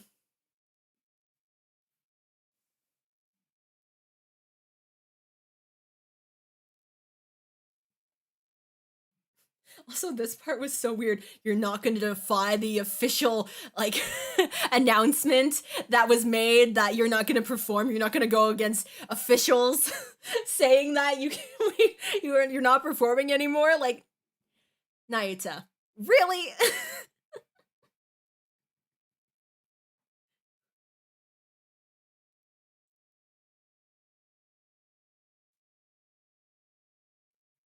Oh, the scene. This one's so sweet.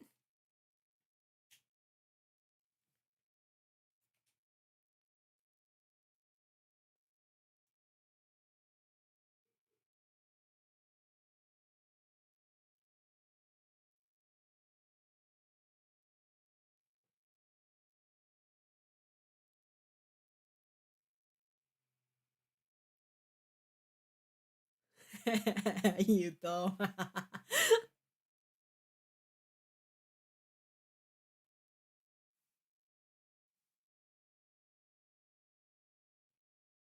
So they're just sleeping in their clothes. They didn't bring pajamas. They didn't want to model pajamas for them, I guess. Dang. I see. Also, I just liked how that little like kind of exchange kind of like showed how like how like Ren is like kind of able to be like a bit of like a uh optimism for Wataru, like even in like small ways. I just think that's really sweet. It's usually like Wataru's always the one looking out for Ren and stuff. But it's also nice when we see Ren looking out for Wataru and kind of reassuring him that things will be okay. I think that's really sweet.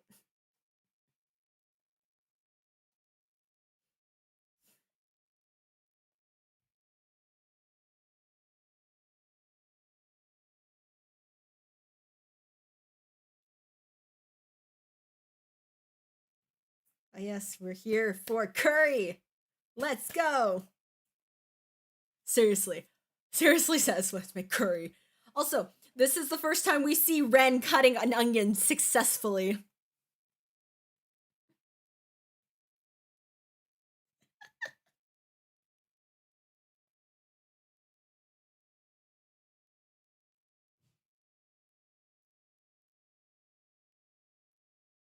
This is like the only time they let Ren cook. And he's not blowing up anything.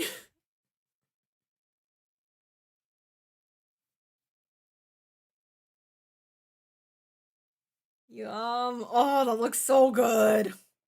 Oh, I'm hungry. I want curry. I want curry. I haven't had curry in so long.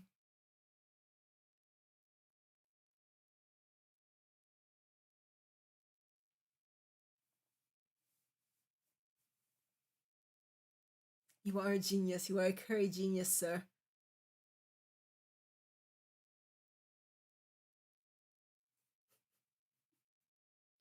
Oh my gosh, this part is so stupid.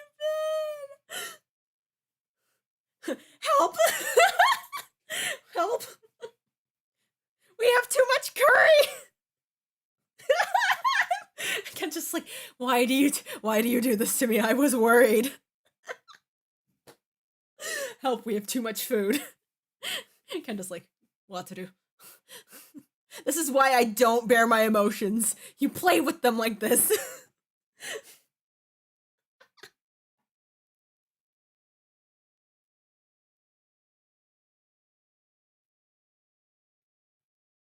Dang.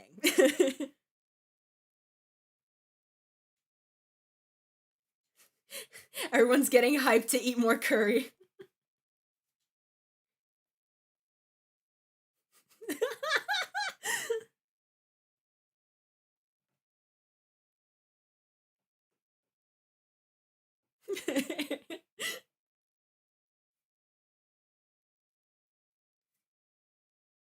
Oh, here's Epsy! 2D Epsy.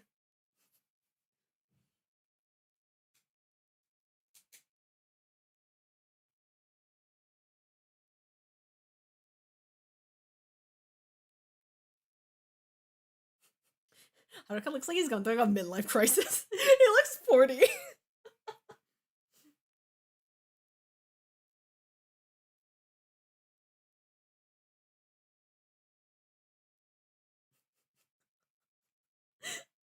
Poor Haruka. Hi, Daisy! A pure white room? He just asked that so he can spill grape juice everywhere.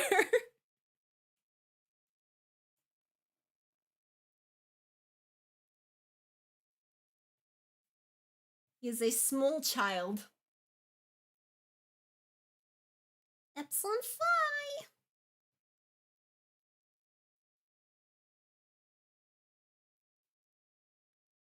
Ah yes, the first mention of Duck River.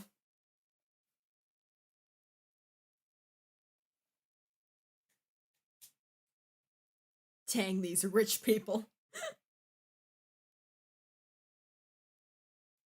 目に見えるものなんかあがかれちゃうんだ壊れてくんだ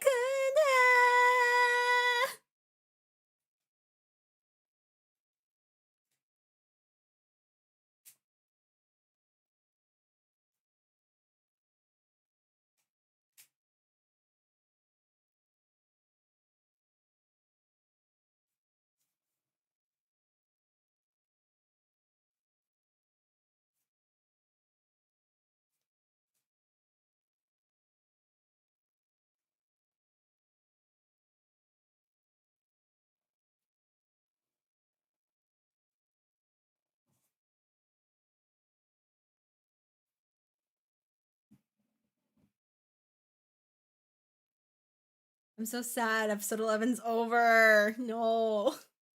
We have to go back to the plot now.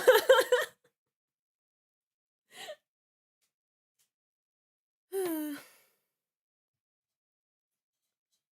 will say, like, that last part where, like, they're talking about, like, all the bands and stuff, and Ren's just like, I want to sing. Like, pertaining to his character, I guess I can understand where he's coming from, that, like, he's getting, like, kind of excited about, like, or just, like, kind of feeling that desire to, like, want to sing on stage with everybody, like, with all the other bands and stuff. But I almost wish that they kind of built that up over the course of the episode if that's what they were going to decide to do, because it felt like, if anything, at the small, like, venue that they performed at, it almost felt like that they should have kind of shown some kind of, like, discontent maybe, or like longing for something bigger in Ren, at least, because it seemed like that he was having a pretty good time, and like he didn't seem like he was he seemed like he was pretty content with everything that was going on. But if they had just kind of, like kind of foreshadowed that happening, that he wanted more after after performing, like I feel like that would have, I don't know, helped a little bit.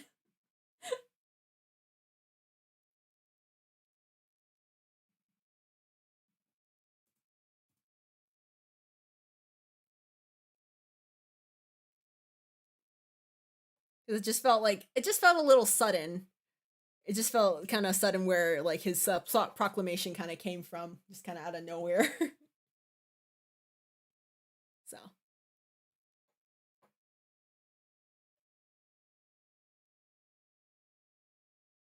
all right, starting episode 12 in 3, 2, 1, start.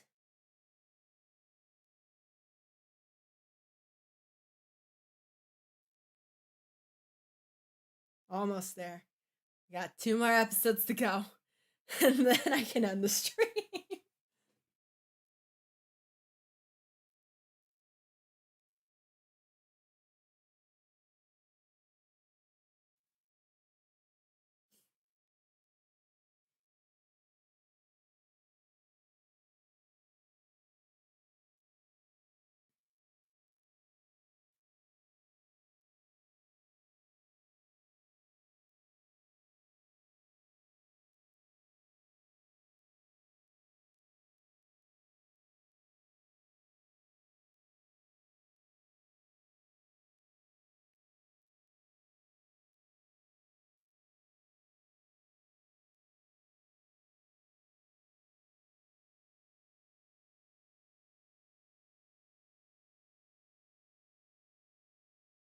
I almost feel like, for the sake of the plot, they've made Naita so concerned with what Ren's doing.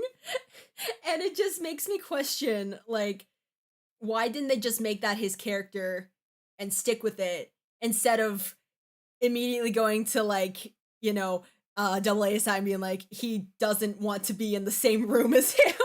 He does not care what he's doing. He does not want anything from him. He's just wanting to do his own thing. And, like, I don't know. I feel like, at least in terms of like characterization for him and Ren, they've really changed between the anime and the game. That it doesn't seem very consistent, and it bothers me.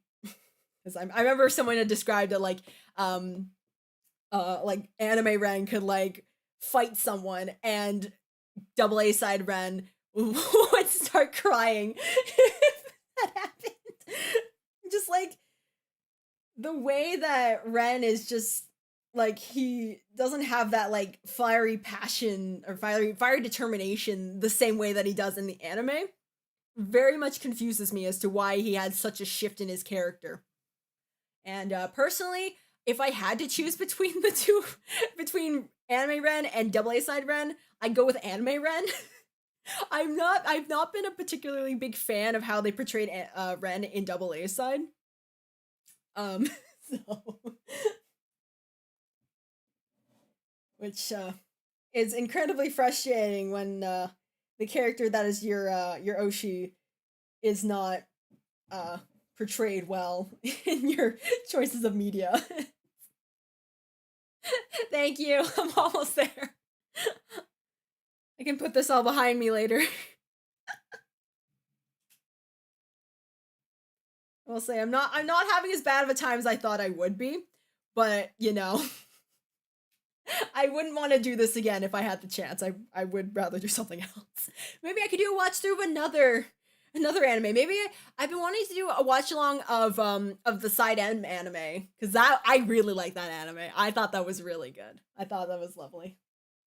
So.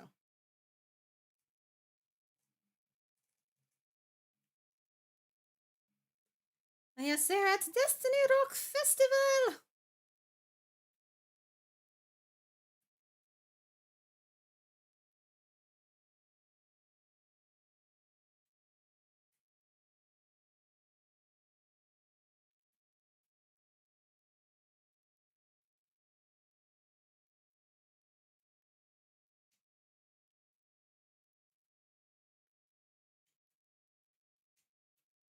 Oh, this coming up.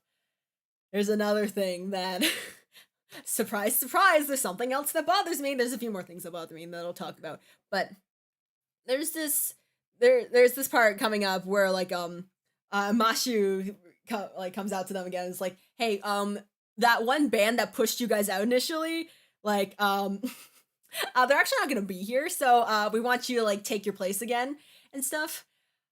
I honestly feel like they should have notified them or told them at least in in the beginning that they would be a backup. Cause like, I mean, that's just how like entertainment works. Like they'll have backups for like if their main talent doesn't make it.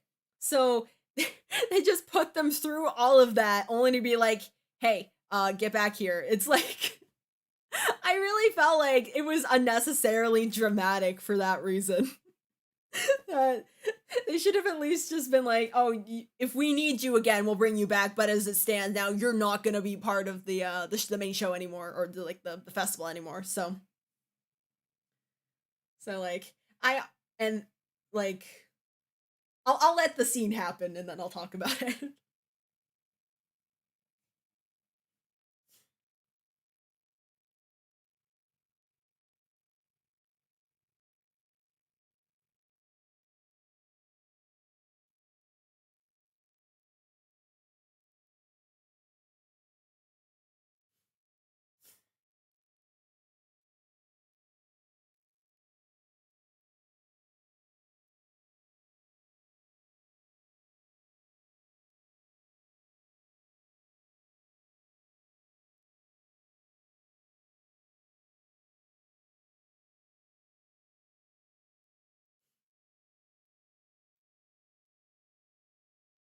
Okay, so I feel that Yuto was 500% in his right to decline them.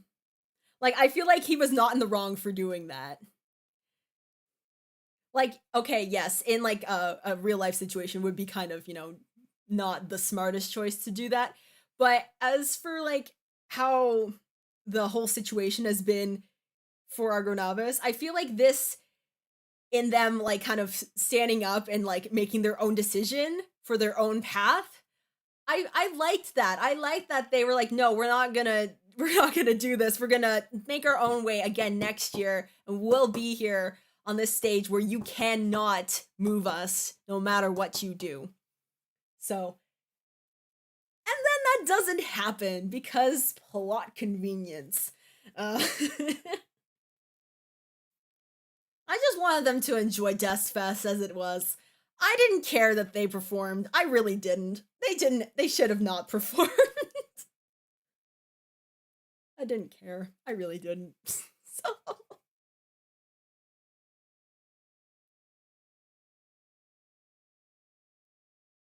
oh, poor Miyuki though. He's feeling nervous.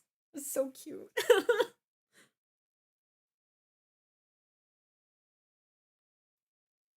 Space energy! Utsu energy!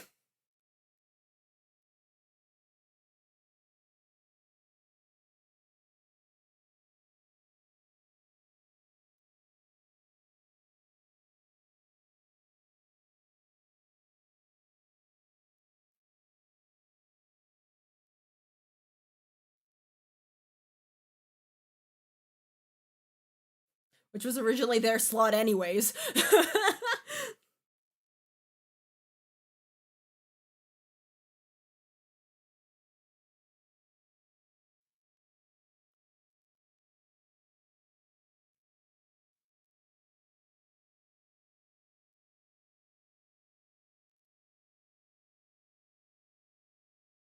Tsurai!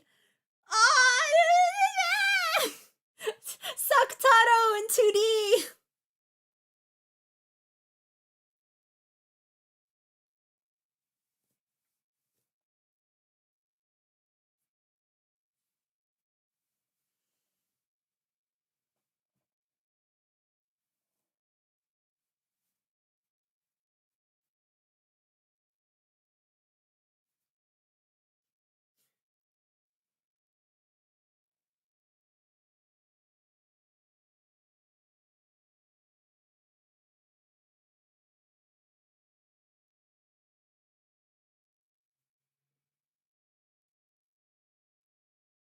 Ren continuing to run.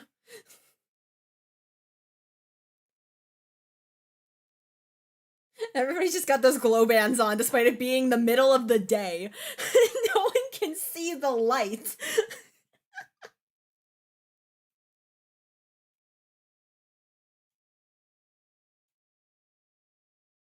Scatter!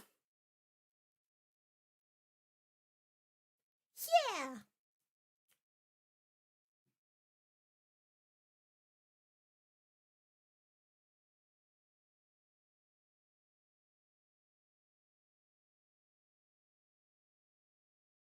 I like how technically in like the Death Fest lineup, this is their last song. They skip right to the last song for Gyro. I think we're supposed to assume that they had performed already, like I guess in like their songs, their other 4 songs before they get to Scatter. But I don't know. It I really can't. After everything that's happened, I can't like pretend to think that they have already performed 4 other songs before this song. I just can't. Sakutaro! Ah! Man! I still haven't, I think I already mentioned this, but I still haven't read anything like pertaining to like any of the new chapters or band stories or anything like that, so I don't know what's going on, but I just know that there's a lot of sad things going on. I just vaguely sad things. So I can't wait to catch up eventually, whenever that may be.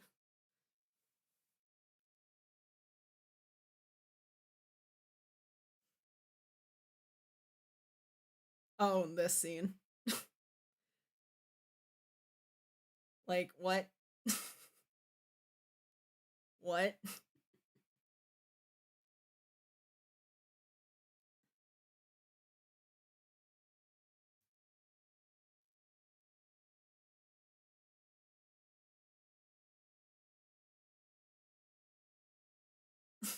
Like, I know everybody and their mother was freaking out over this scene.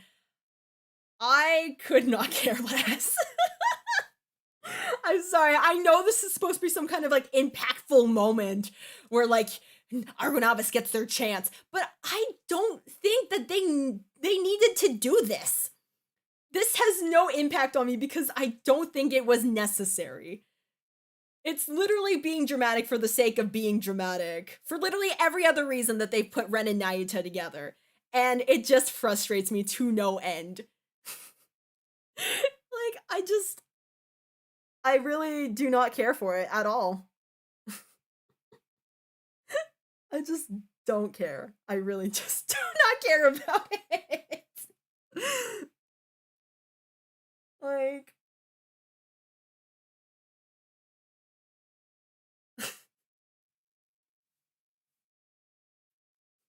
since when does Nayuta care this much? Like, like, I just, what? Nothing about this scene felt right. Absolutely nothing. Honestly, the way that it was so dramatic and not even in a good way was just laughable.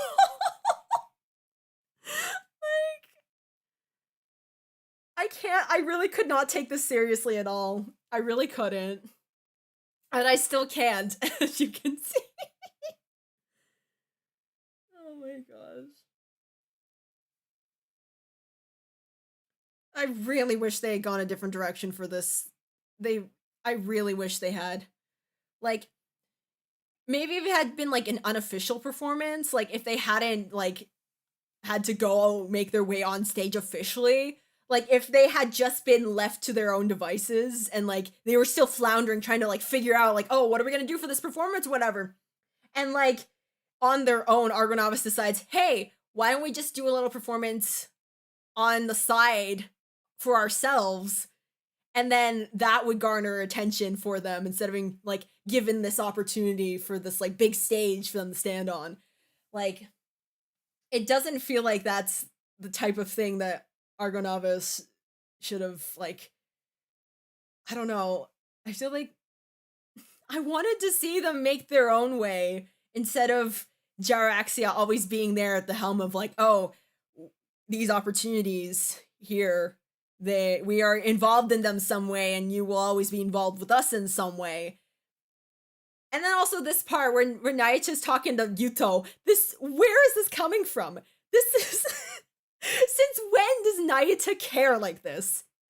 Like, where did this come from, and why has it never reappeared again? It literally feels like the only reason that this was here was because of the anime needing it to progress. That's everything that happens in this anime feels like it's only for the sake of the plot progressing and not for the actual development of the characters or the bands or the development of the plot itself. It's just so the plot can get to where it needs to go. And that's not satisfying to watch. It's very frustrating to see that the characters are treated as plot devices and nothing more than walking, talking plot devices. Ah. So.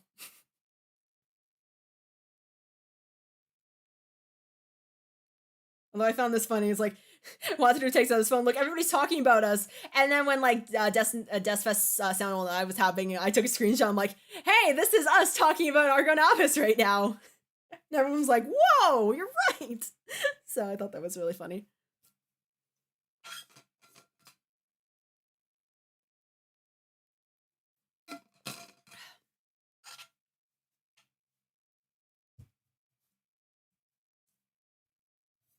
And also, did they just have performance outfits just sitting in their van this entire time? Even though they had no plans to perform on, like, on the Deathfest stage? Like, what? I don't know. I just think that was... Where's the logic in that? Where's the consistency in that?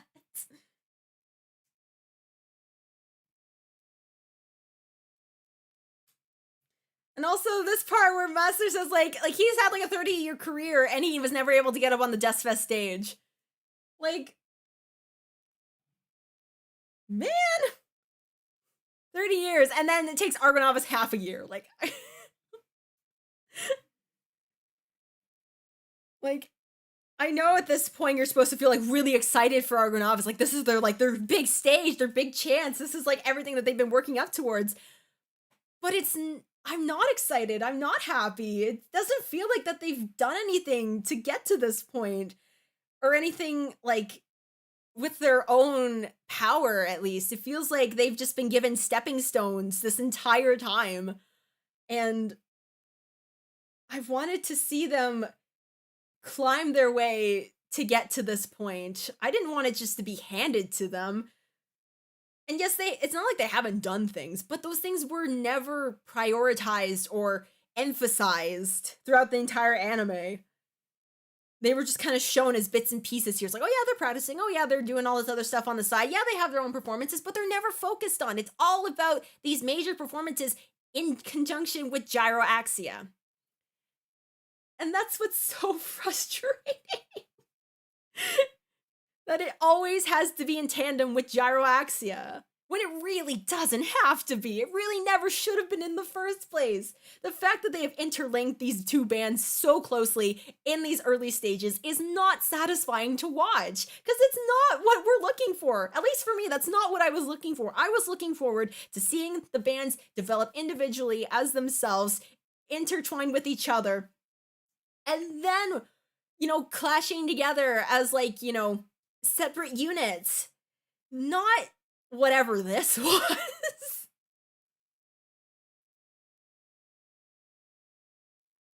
Maybe Wataru packed them just in case.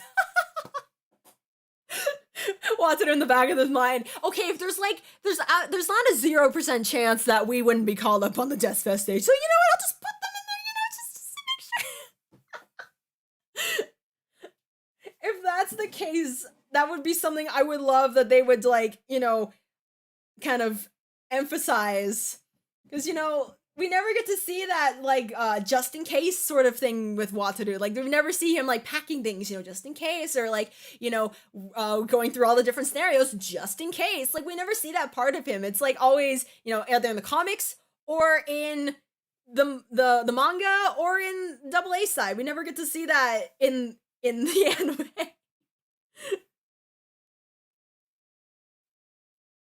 Although I do like their live outfits, but, like, I just wish there was, like, a reason that they were there. And they're lying again about the light bracelets. There was no blue on these light bracelets.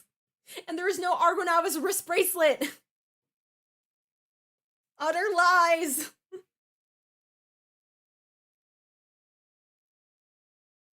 Though I do like having the full goal line performance for the third time, I guess. Maybe fifth time if you account all, like, the shorter performances of Goal Line throughout Goal Line, really the flagship song of ARGONAVIS.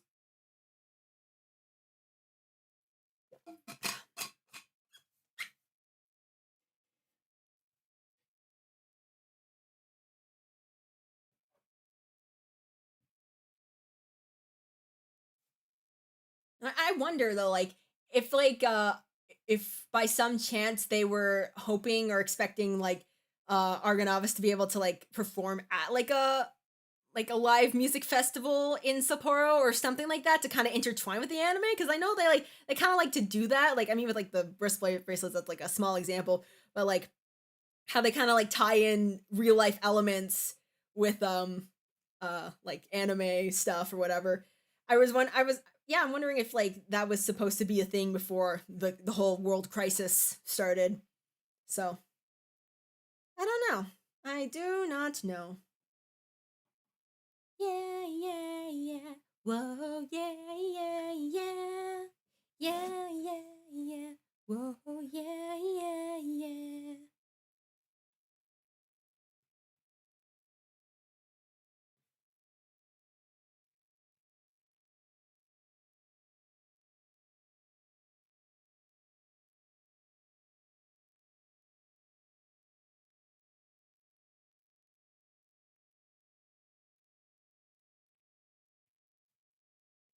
And then the episode just ends right there.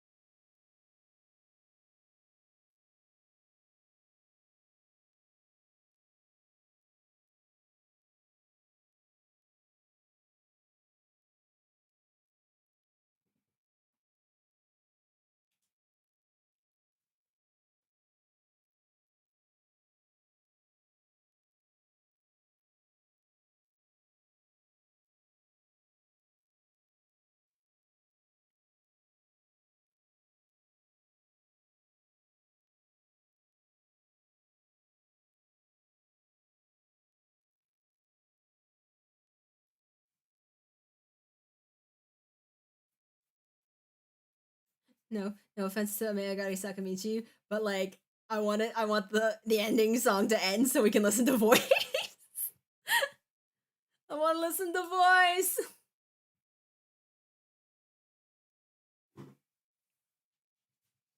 Although I guess this kind of confirms, I guess, question mark, that second live, the audio dramas in second live are technically supposed to happen before this point, because voice was, like, created throughout second live.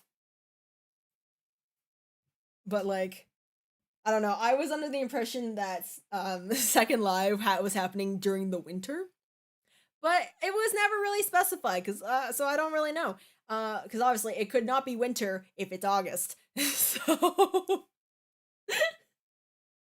so yeah, anyways. Okay.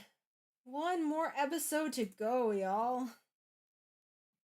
Thank you for joining me through all this and putting up with my constant talking about everything. I appreciate it. And yeah. Again, I don't know if I've been able to explain myself very well throughout all of this, but just being able to like talk about it with other people, I think has been really nice. Just to have people be able to, you know, maybe attempt to understand where I'm coming from. And if not, that's fine. Like, I totally get that like a lot of people like the anime. Some even love the anime, and they wouldn't agree with what I've been saying, and like that's fine. I totally understand that. Like, we've all got our different expectations and sort of things going into this anime, and what I dislike other people could like end up absolutely loving. So I don't hold it against anyone personally or think any less of anyone who likes this anime. I just personally like, I feel like a lot of like I've talked about or tried to talk about why I don't like this, like why I don't like a lot of things that happen in the anime, and I feel like I've been sort of misunderstood in those ways, that like I feel like I've just come off as like ungrateful and complaining.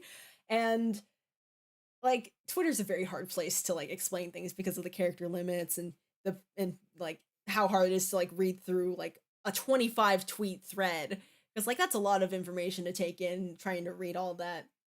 So I don't know if this has done a better job than that, but like being able to explain my thoughts in real time, I think has been, at least it's been like really nice for me to, you know, try to do. So yeah.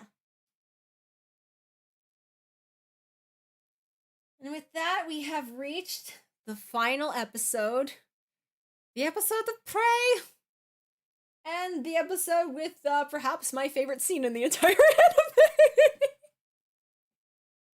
So,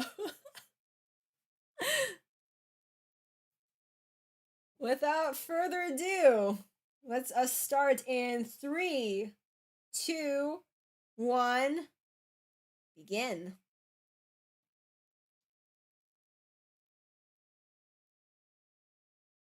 Okay, so we start off at Destiny Rock Festival. ARGONAVIS being the only band we get to see perform 2 songs at.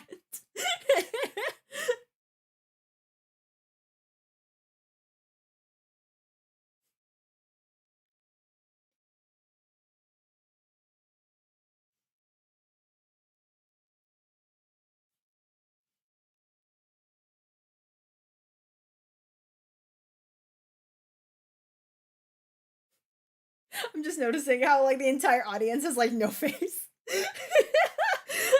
I love that. Voice!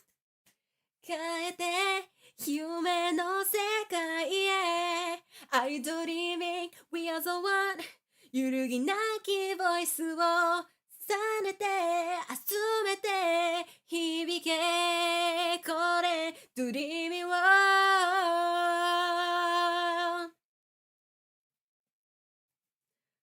Oh, voice!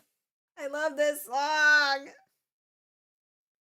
続けていた日々に悔しさは溢れ弱せ乗り越えたくて明日が滲んで見えたねそれぞれの理由たちが星空の下に集まって生まれた手探りで明日を探していた溢れ出す熱探したメロディー心を焦がして祈ってた叫んでた生まれたばかりの先生を歓声をあげろ君の未来を運命に変えて次の世界へ Are you dreaming we are the one 譲れないボイスをつかめて抱きしめ届けドリーミは彼かじみは彼かyou all of Yuki and his fangirls, yes. Karen call you.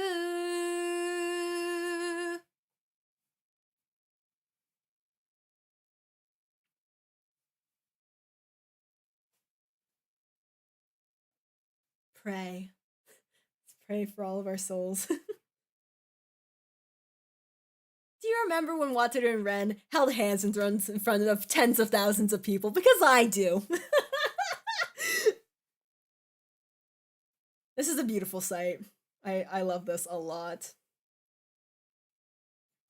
Also, I'm just realizing that this formation is the same formation as when Hey first joined ARGONAVIS back in 2018. He was in the middle, and then everybody else was in that same position. So I don't know if they were calling back to that, but I think that's a really fun thing to notice, I think.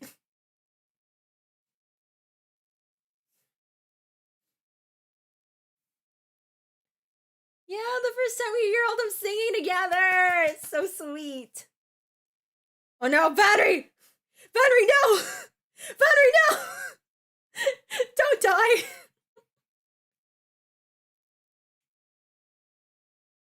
Battery, no!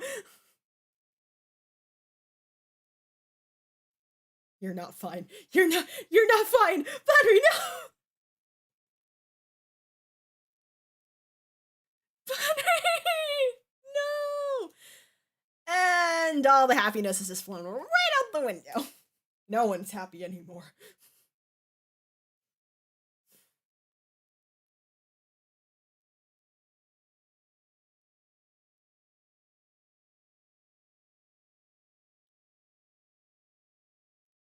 Man!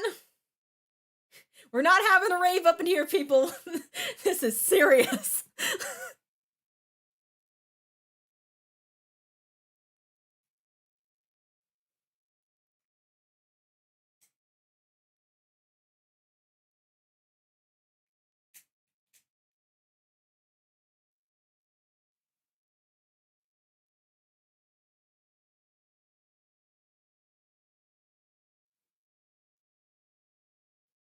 Thank you for this opportunity. I'm still not happy that you tried to steal me away from my band, but thank you anyways.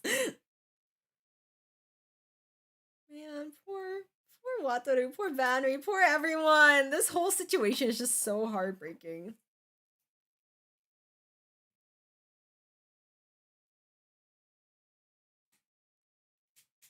It feels so weird to see Ren sitting in the front seat.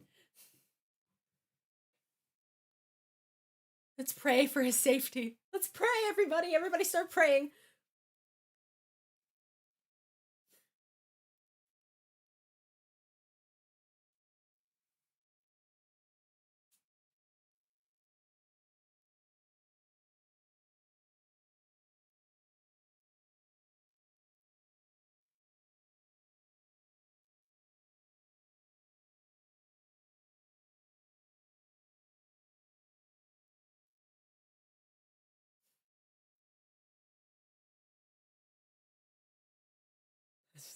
It went from like 0 to 100 real fast.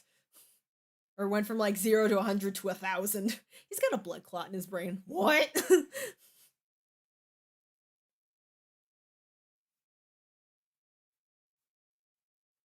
Man.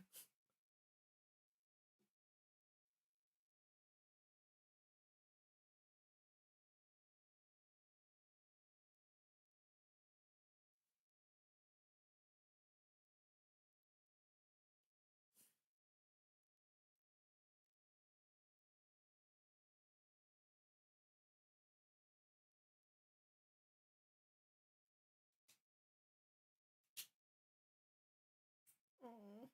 Rio being comforting. Aww. They're so sweet.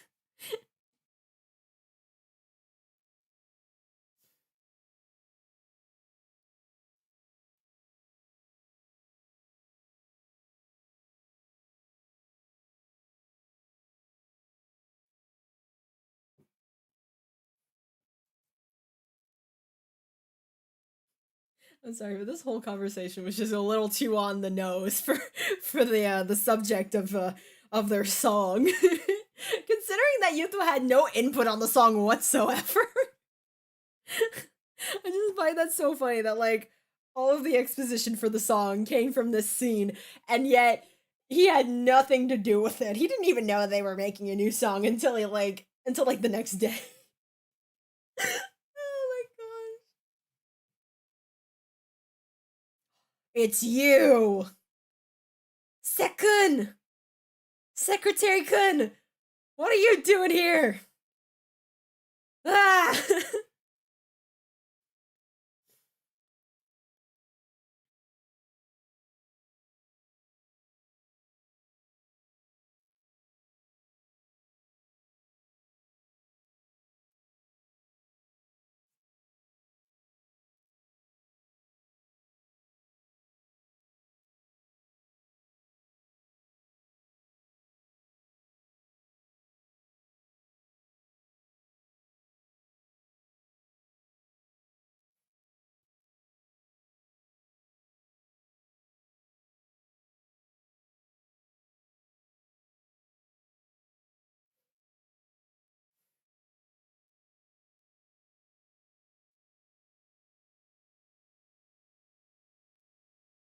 Yes, Gyro's Tokyo debut.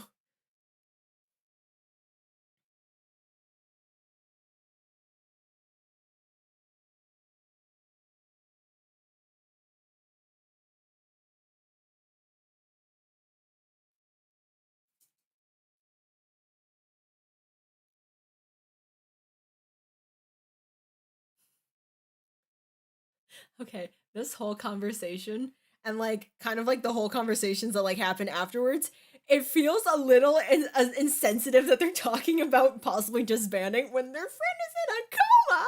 I feel like they should be a little more worried about his well-being than discussing the future of their band. Like I feel like that's not important right now. I think they should all be more focused on the fact that they want him to actually wake up and not be like, oh, what are we gonna do? Like, are we gonna disband? Are we not gonna be ARGONAVIS anymore? It's like, that should not be the first thing that's on your mind, my dudes. You should be worried and praying that he is gonna come out of this alive. That is the main thing. Man.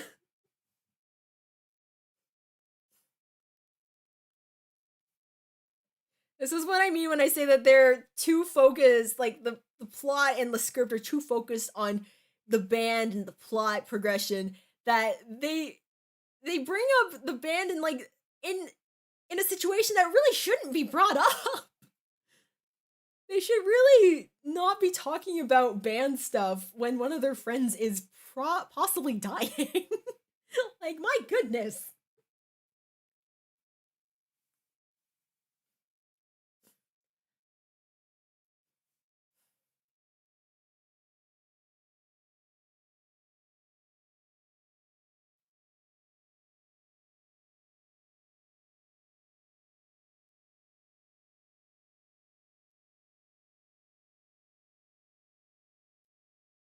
See you, Rio.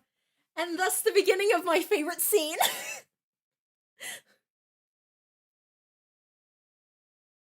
Ren's about to walk off, he's about to go home, and then Wataru's like, wait, hold on. Can I come over? I was like, really? Is this happening? And it's like he says like, oh, like when you look like that, when you're like all worried and stuff, I can't leave you alone. But I also feel like Wataru also didn't want to be alone. He was with Banri in the freaking like ambulance and hospital by himself before everyone else came. So I feel like he also needs a little bit of comfort as well. He doesn't want to be alone. So he's like, can I come over? And he's like, yeah, let's just hang out for the night. I also wish I could have seen Ren's mom's reaction when he brings over Wataru. He's like, oh my gosh, you have a friend over? Welcome! Please make yourself at home. If you need anything at all, please let me know. So oh my gosh. So I just appreciate them also having a conversation like this. Even if it is like a little weird that the topic that they're discussing in the current situation. But like, you know me. I just want more Ren and Wataru interaction, so I will take these crumbs and savor them. Yeah, honestly, I wonder how like how things kind of were executed in the movie, because like they cut down a lot of stuff, you know, because this anime is what, like 5.5 hours long, and they're not going to show a 5.5 hour long movie in theaters, and then most would be about like maybe 2 hours, 2.5 hours if they're really pushing it. So I wonder what they cut out and what they like redid, because I know they redubbed the movie as well. So, oh wait, I love this part. Ren's really amazing. Yes, he is, Wataru. This is just so sweet. Because Wataru doesn't want Ren to be doubting himself, because he thinks he's amazing, because he was there when, like, you know, Yuto found him, and no, it wasn't, like, as emphasized as much as, like, Yuto's, like, admiration for Ren's voice was. Wataru was also kind of smitten with how, like, Ren's voice kind of captured him, and he doesn't want him to feel like he's not good enough, because he is. He definitely is. He gives him inspiration for his lyrics, and he helps bring his lyrics to life. And this part, they're just like looking at each other determined. And then they skip completely past the lyric writing scene again, and I'm just like, why? Why did they do that? I wanted to see them writing lyrics until 3 a.m. Are you kidding me? My gosh. I wish they had shown that. At least just even like as a montage. They didn't even have to talk. I just wanted to see them doing the lyric writing together and like falling asleep by accident because they've been up all day. Please, like, that's all I want. I just want, sometime in the future, I want a lyric writing scene with Wataru and Ren fleshed out so I can see their thought process and how they interact with each other and how they bounce ideas off each other and how their lyric composition comes together after everything is said and done. Like, man, that's all I want in this life. That's all I desire.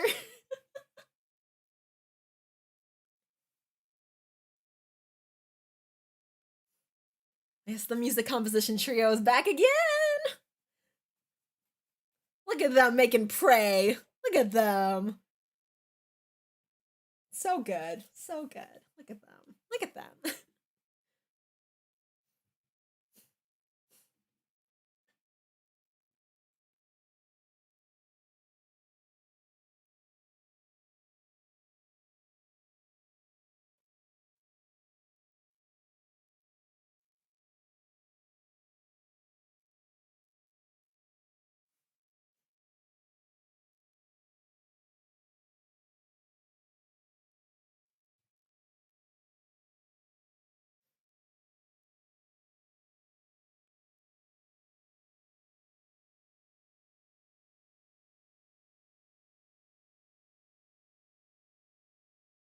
Ah, yes, the news from Master about what Sekun came to talk to him about. Okay, so this part. He says he has an old friend in the music industry. Does that mean that in some way Master knows Mr. Ujigawa? Because, like, you know, Sekun works for Duck River. We know that. And in this part, is he asking if ARGONAVIS wants to debut in Tokyo under Duck River? Is that what's happening? Like, I feel like I might be misunderstanding the situation, but like, is that what they're implying? But then it's also like, or is this supposed to be like, you know, them being asked to go to like to LR Fest? But like, I don't know. I feel like if they were trying to mention something about LR Fest, they would have just said LR Fest, because that's not signing on to a record label. That's them competing in a competition to be signed to that record label. But this just sounds like they want ARGONAVIS to be signed to their label without the competition. So, I don't know. I don't remember if they ever explained how ARGONAVIS got chosen for LR Fest. I feel like they never really explicitly went over that. Because, like, at least with every other band, it was sort of mentioned in some way that they were going to be competing in LR Fest. But for ARGONAVIS, I don't remember a specific time that they said that, oh, we're going to be competing in LR Fest. It just kind of happens in game. And then in their short sound only live, they're already in Tokyo, like doing their thing, already preparing for LR Fest. And like, at least with Gyroaxa, even though they were already in Tokyo, they acknowledged the fact that they had basically stolen the Tokyo spot from a bunch of other bands that were kind of like in the running to be Tokyo's representative. But there was nothing in terms of ARGONAVIS, at least from what I can remember, that have mentioned anything about ARGONAVIS getting chosen for LR Fest. So it just makes me so confused. I'm like, how did ARGONAVIS get chosen for LR Fest? When was that ever specified? Was that ever specified? Yes, Kenta, I need to ask you a favor. Do you have a phone stand that I can tie to the bed so a band in Hakodate can play for this patient?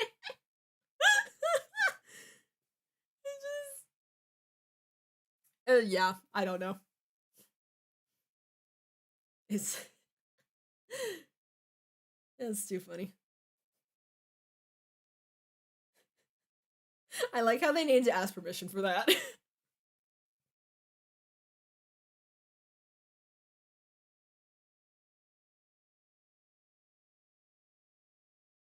They're ready. They're ready to play.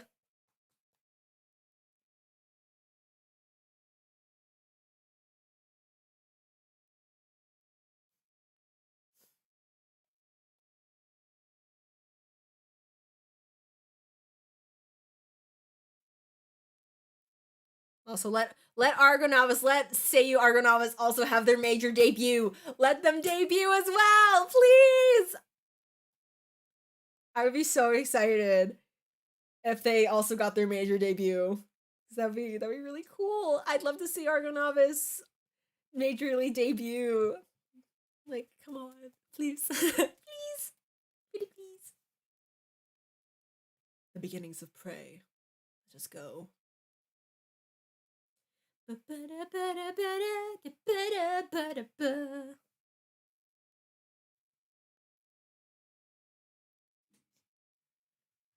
Kent, I need to sing at my friend via live stream.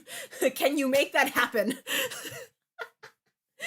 I love how like there's so many people that were just like, what's with all the like the setup? FaceTime is a thing.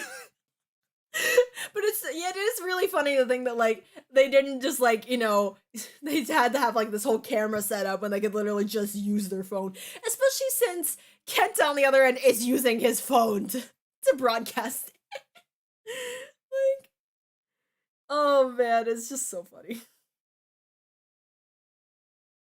I love the translator note. Battery also means 10,000 nautical miles.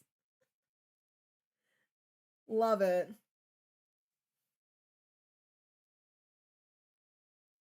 Wake up! And then Nayata's just there. They just show Nayata for 2 seconds. Why he came along? We'll never know. I really did. Why did he decide to go? It's so random. He's just there in the waiting room. Oh, good morning, sir. First thing he wakes up. Wow, that's terrible drumming. Boundary has his priorities straight, my gosh. I will say this. If after this scene, they did not drive back down to Sapporo to visit Boundary after he just woke up, then I will be immeasurably disappointed in the anime for not doing that, because I want my tearful reunion with my boys. I want them to drive rapidly like madmen down back to Sapporo and burst into that hospital and see Banri being wheeled down a wheelchair, being like, hey guys, what are you doing here? I thought, like, it's like 3 a.m. What are you guys doing here? And then everyone just gets super teary and starts crying. They just all dog pile on. They just start hugging him. And everybody's crying and happy and relieved and everything like that. I need that in my life. If that is not a thing in any way, shape, or form, I will be incredibly sad. Even sadder than anything that I've expressed in these past, oh gosh, I've been at this for 6 hours. Yikes. That is how strongly I feel about this. They need to have a tearful reunion at some point. Yeah.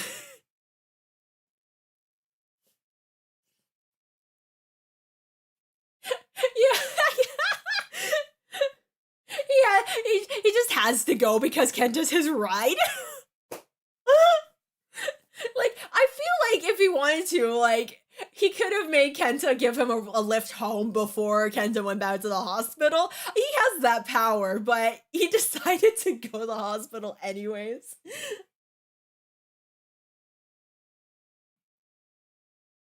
All right.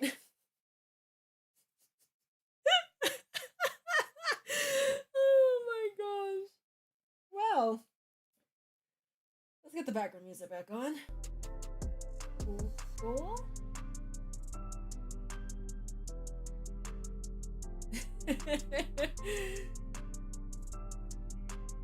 Well, there we go. 6 hours later, and we have finished the entire ARGONAVIS anime, start to finish. And I've said pretty much everything that I needed to say, pretty much. In terms of my overall thoughts, after a year, after first watching this anime, and after several rewatches, I think this is maybe my 5th time rewatching this anime. 4th or 5th, something like that. I will say there are things about this anime that initially bothered me that don't bother me really as much anymore, just because I think enough time has passed for me to not really be as pent up about them as I had been.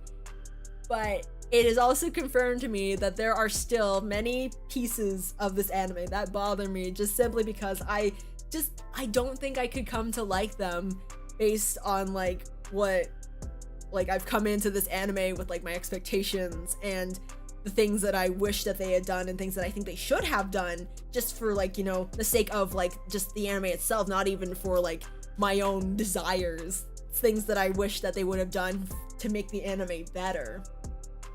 And, yeah. And it has made me more excited for new anime content to come out so I can put this behind me and not have to focus on it anymore. I guess I didn't have to focus on this, but like, when there's literally no other anime content other than a movie that you cannot watch from your country because it is just simply not available, yeah, it's a little hard. It's hard to focus on anything else when, like, this is all that you have. So, and like, I barely even have this. I watched this through a VPN, so like, oh yeah. So yeah, thank you everybody so much for joining me here today to watch all of this.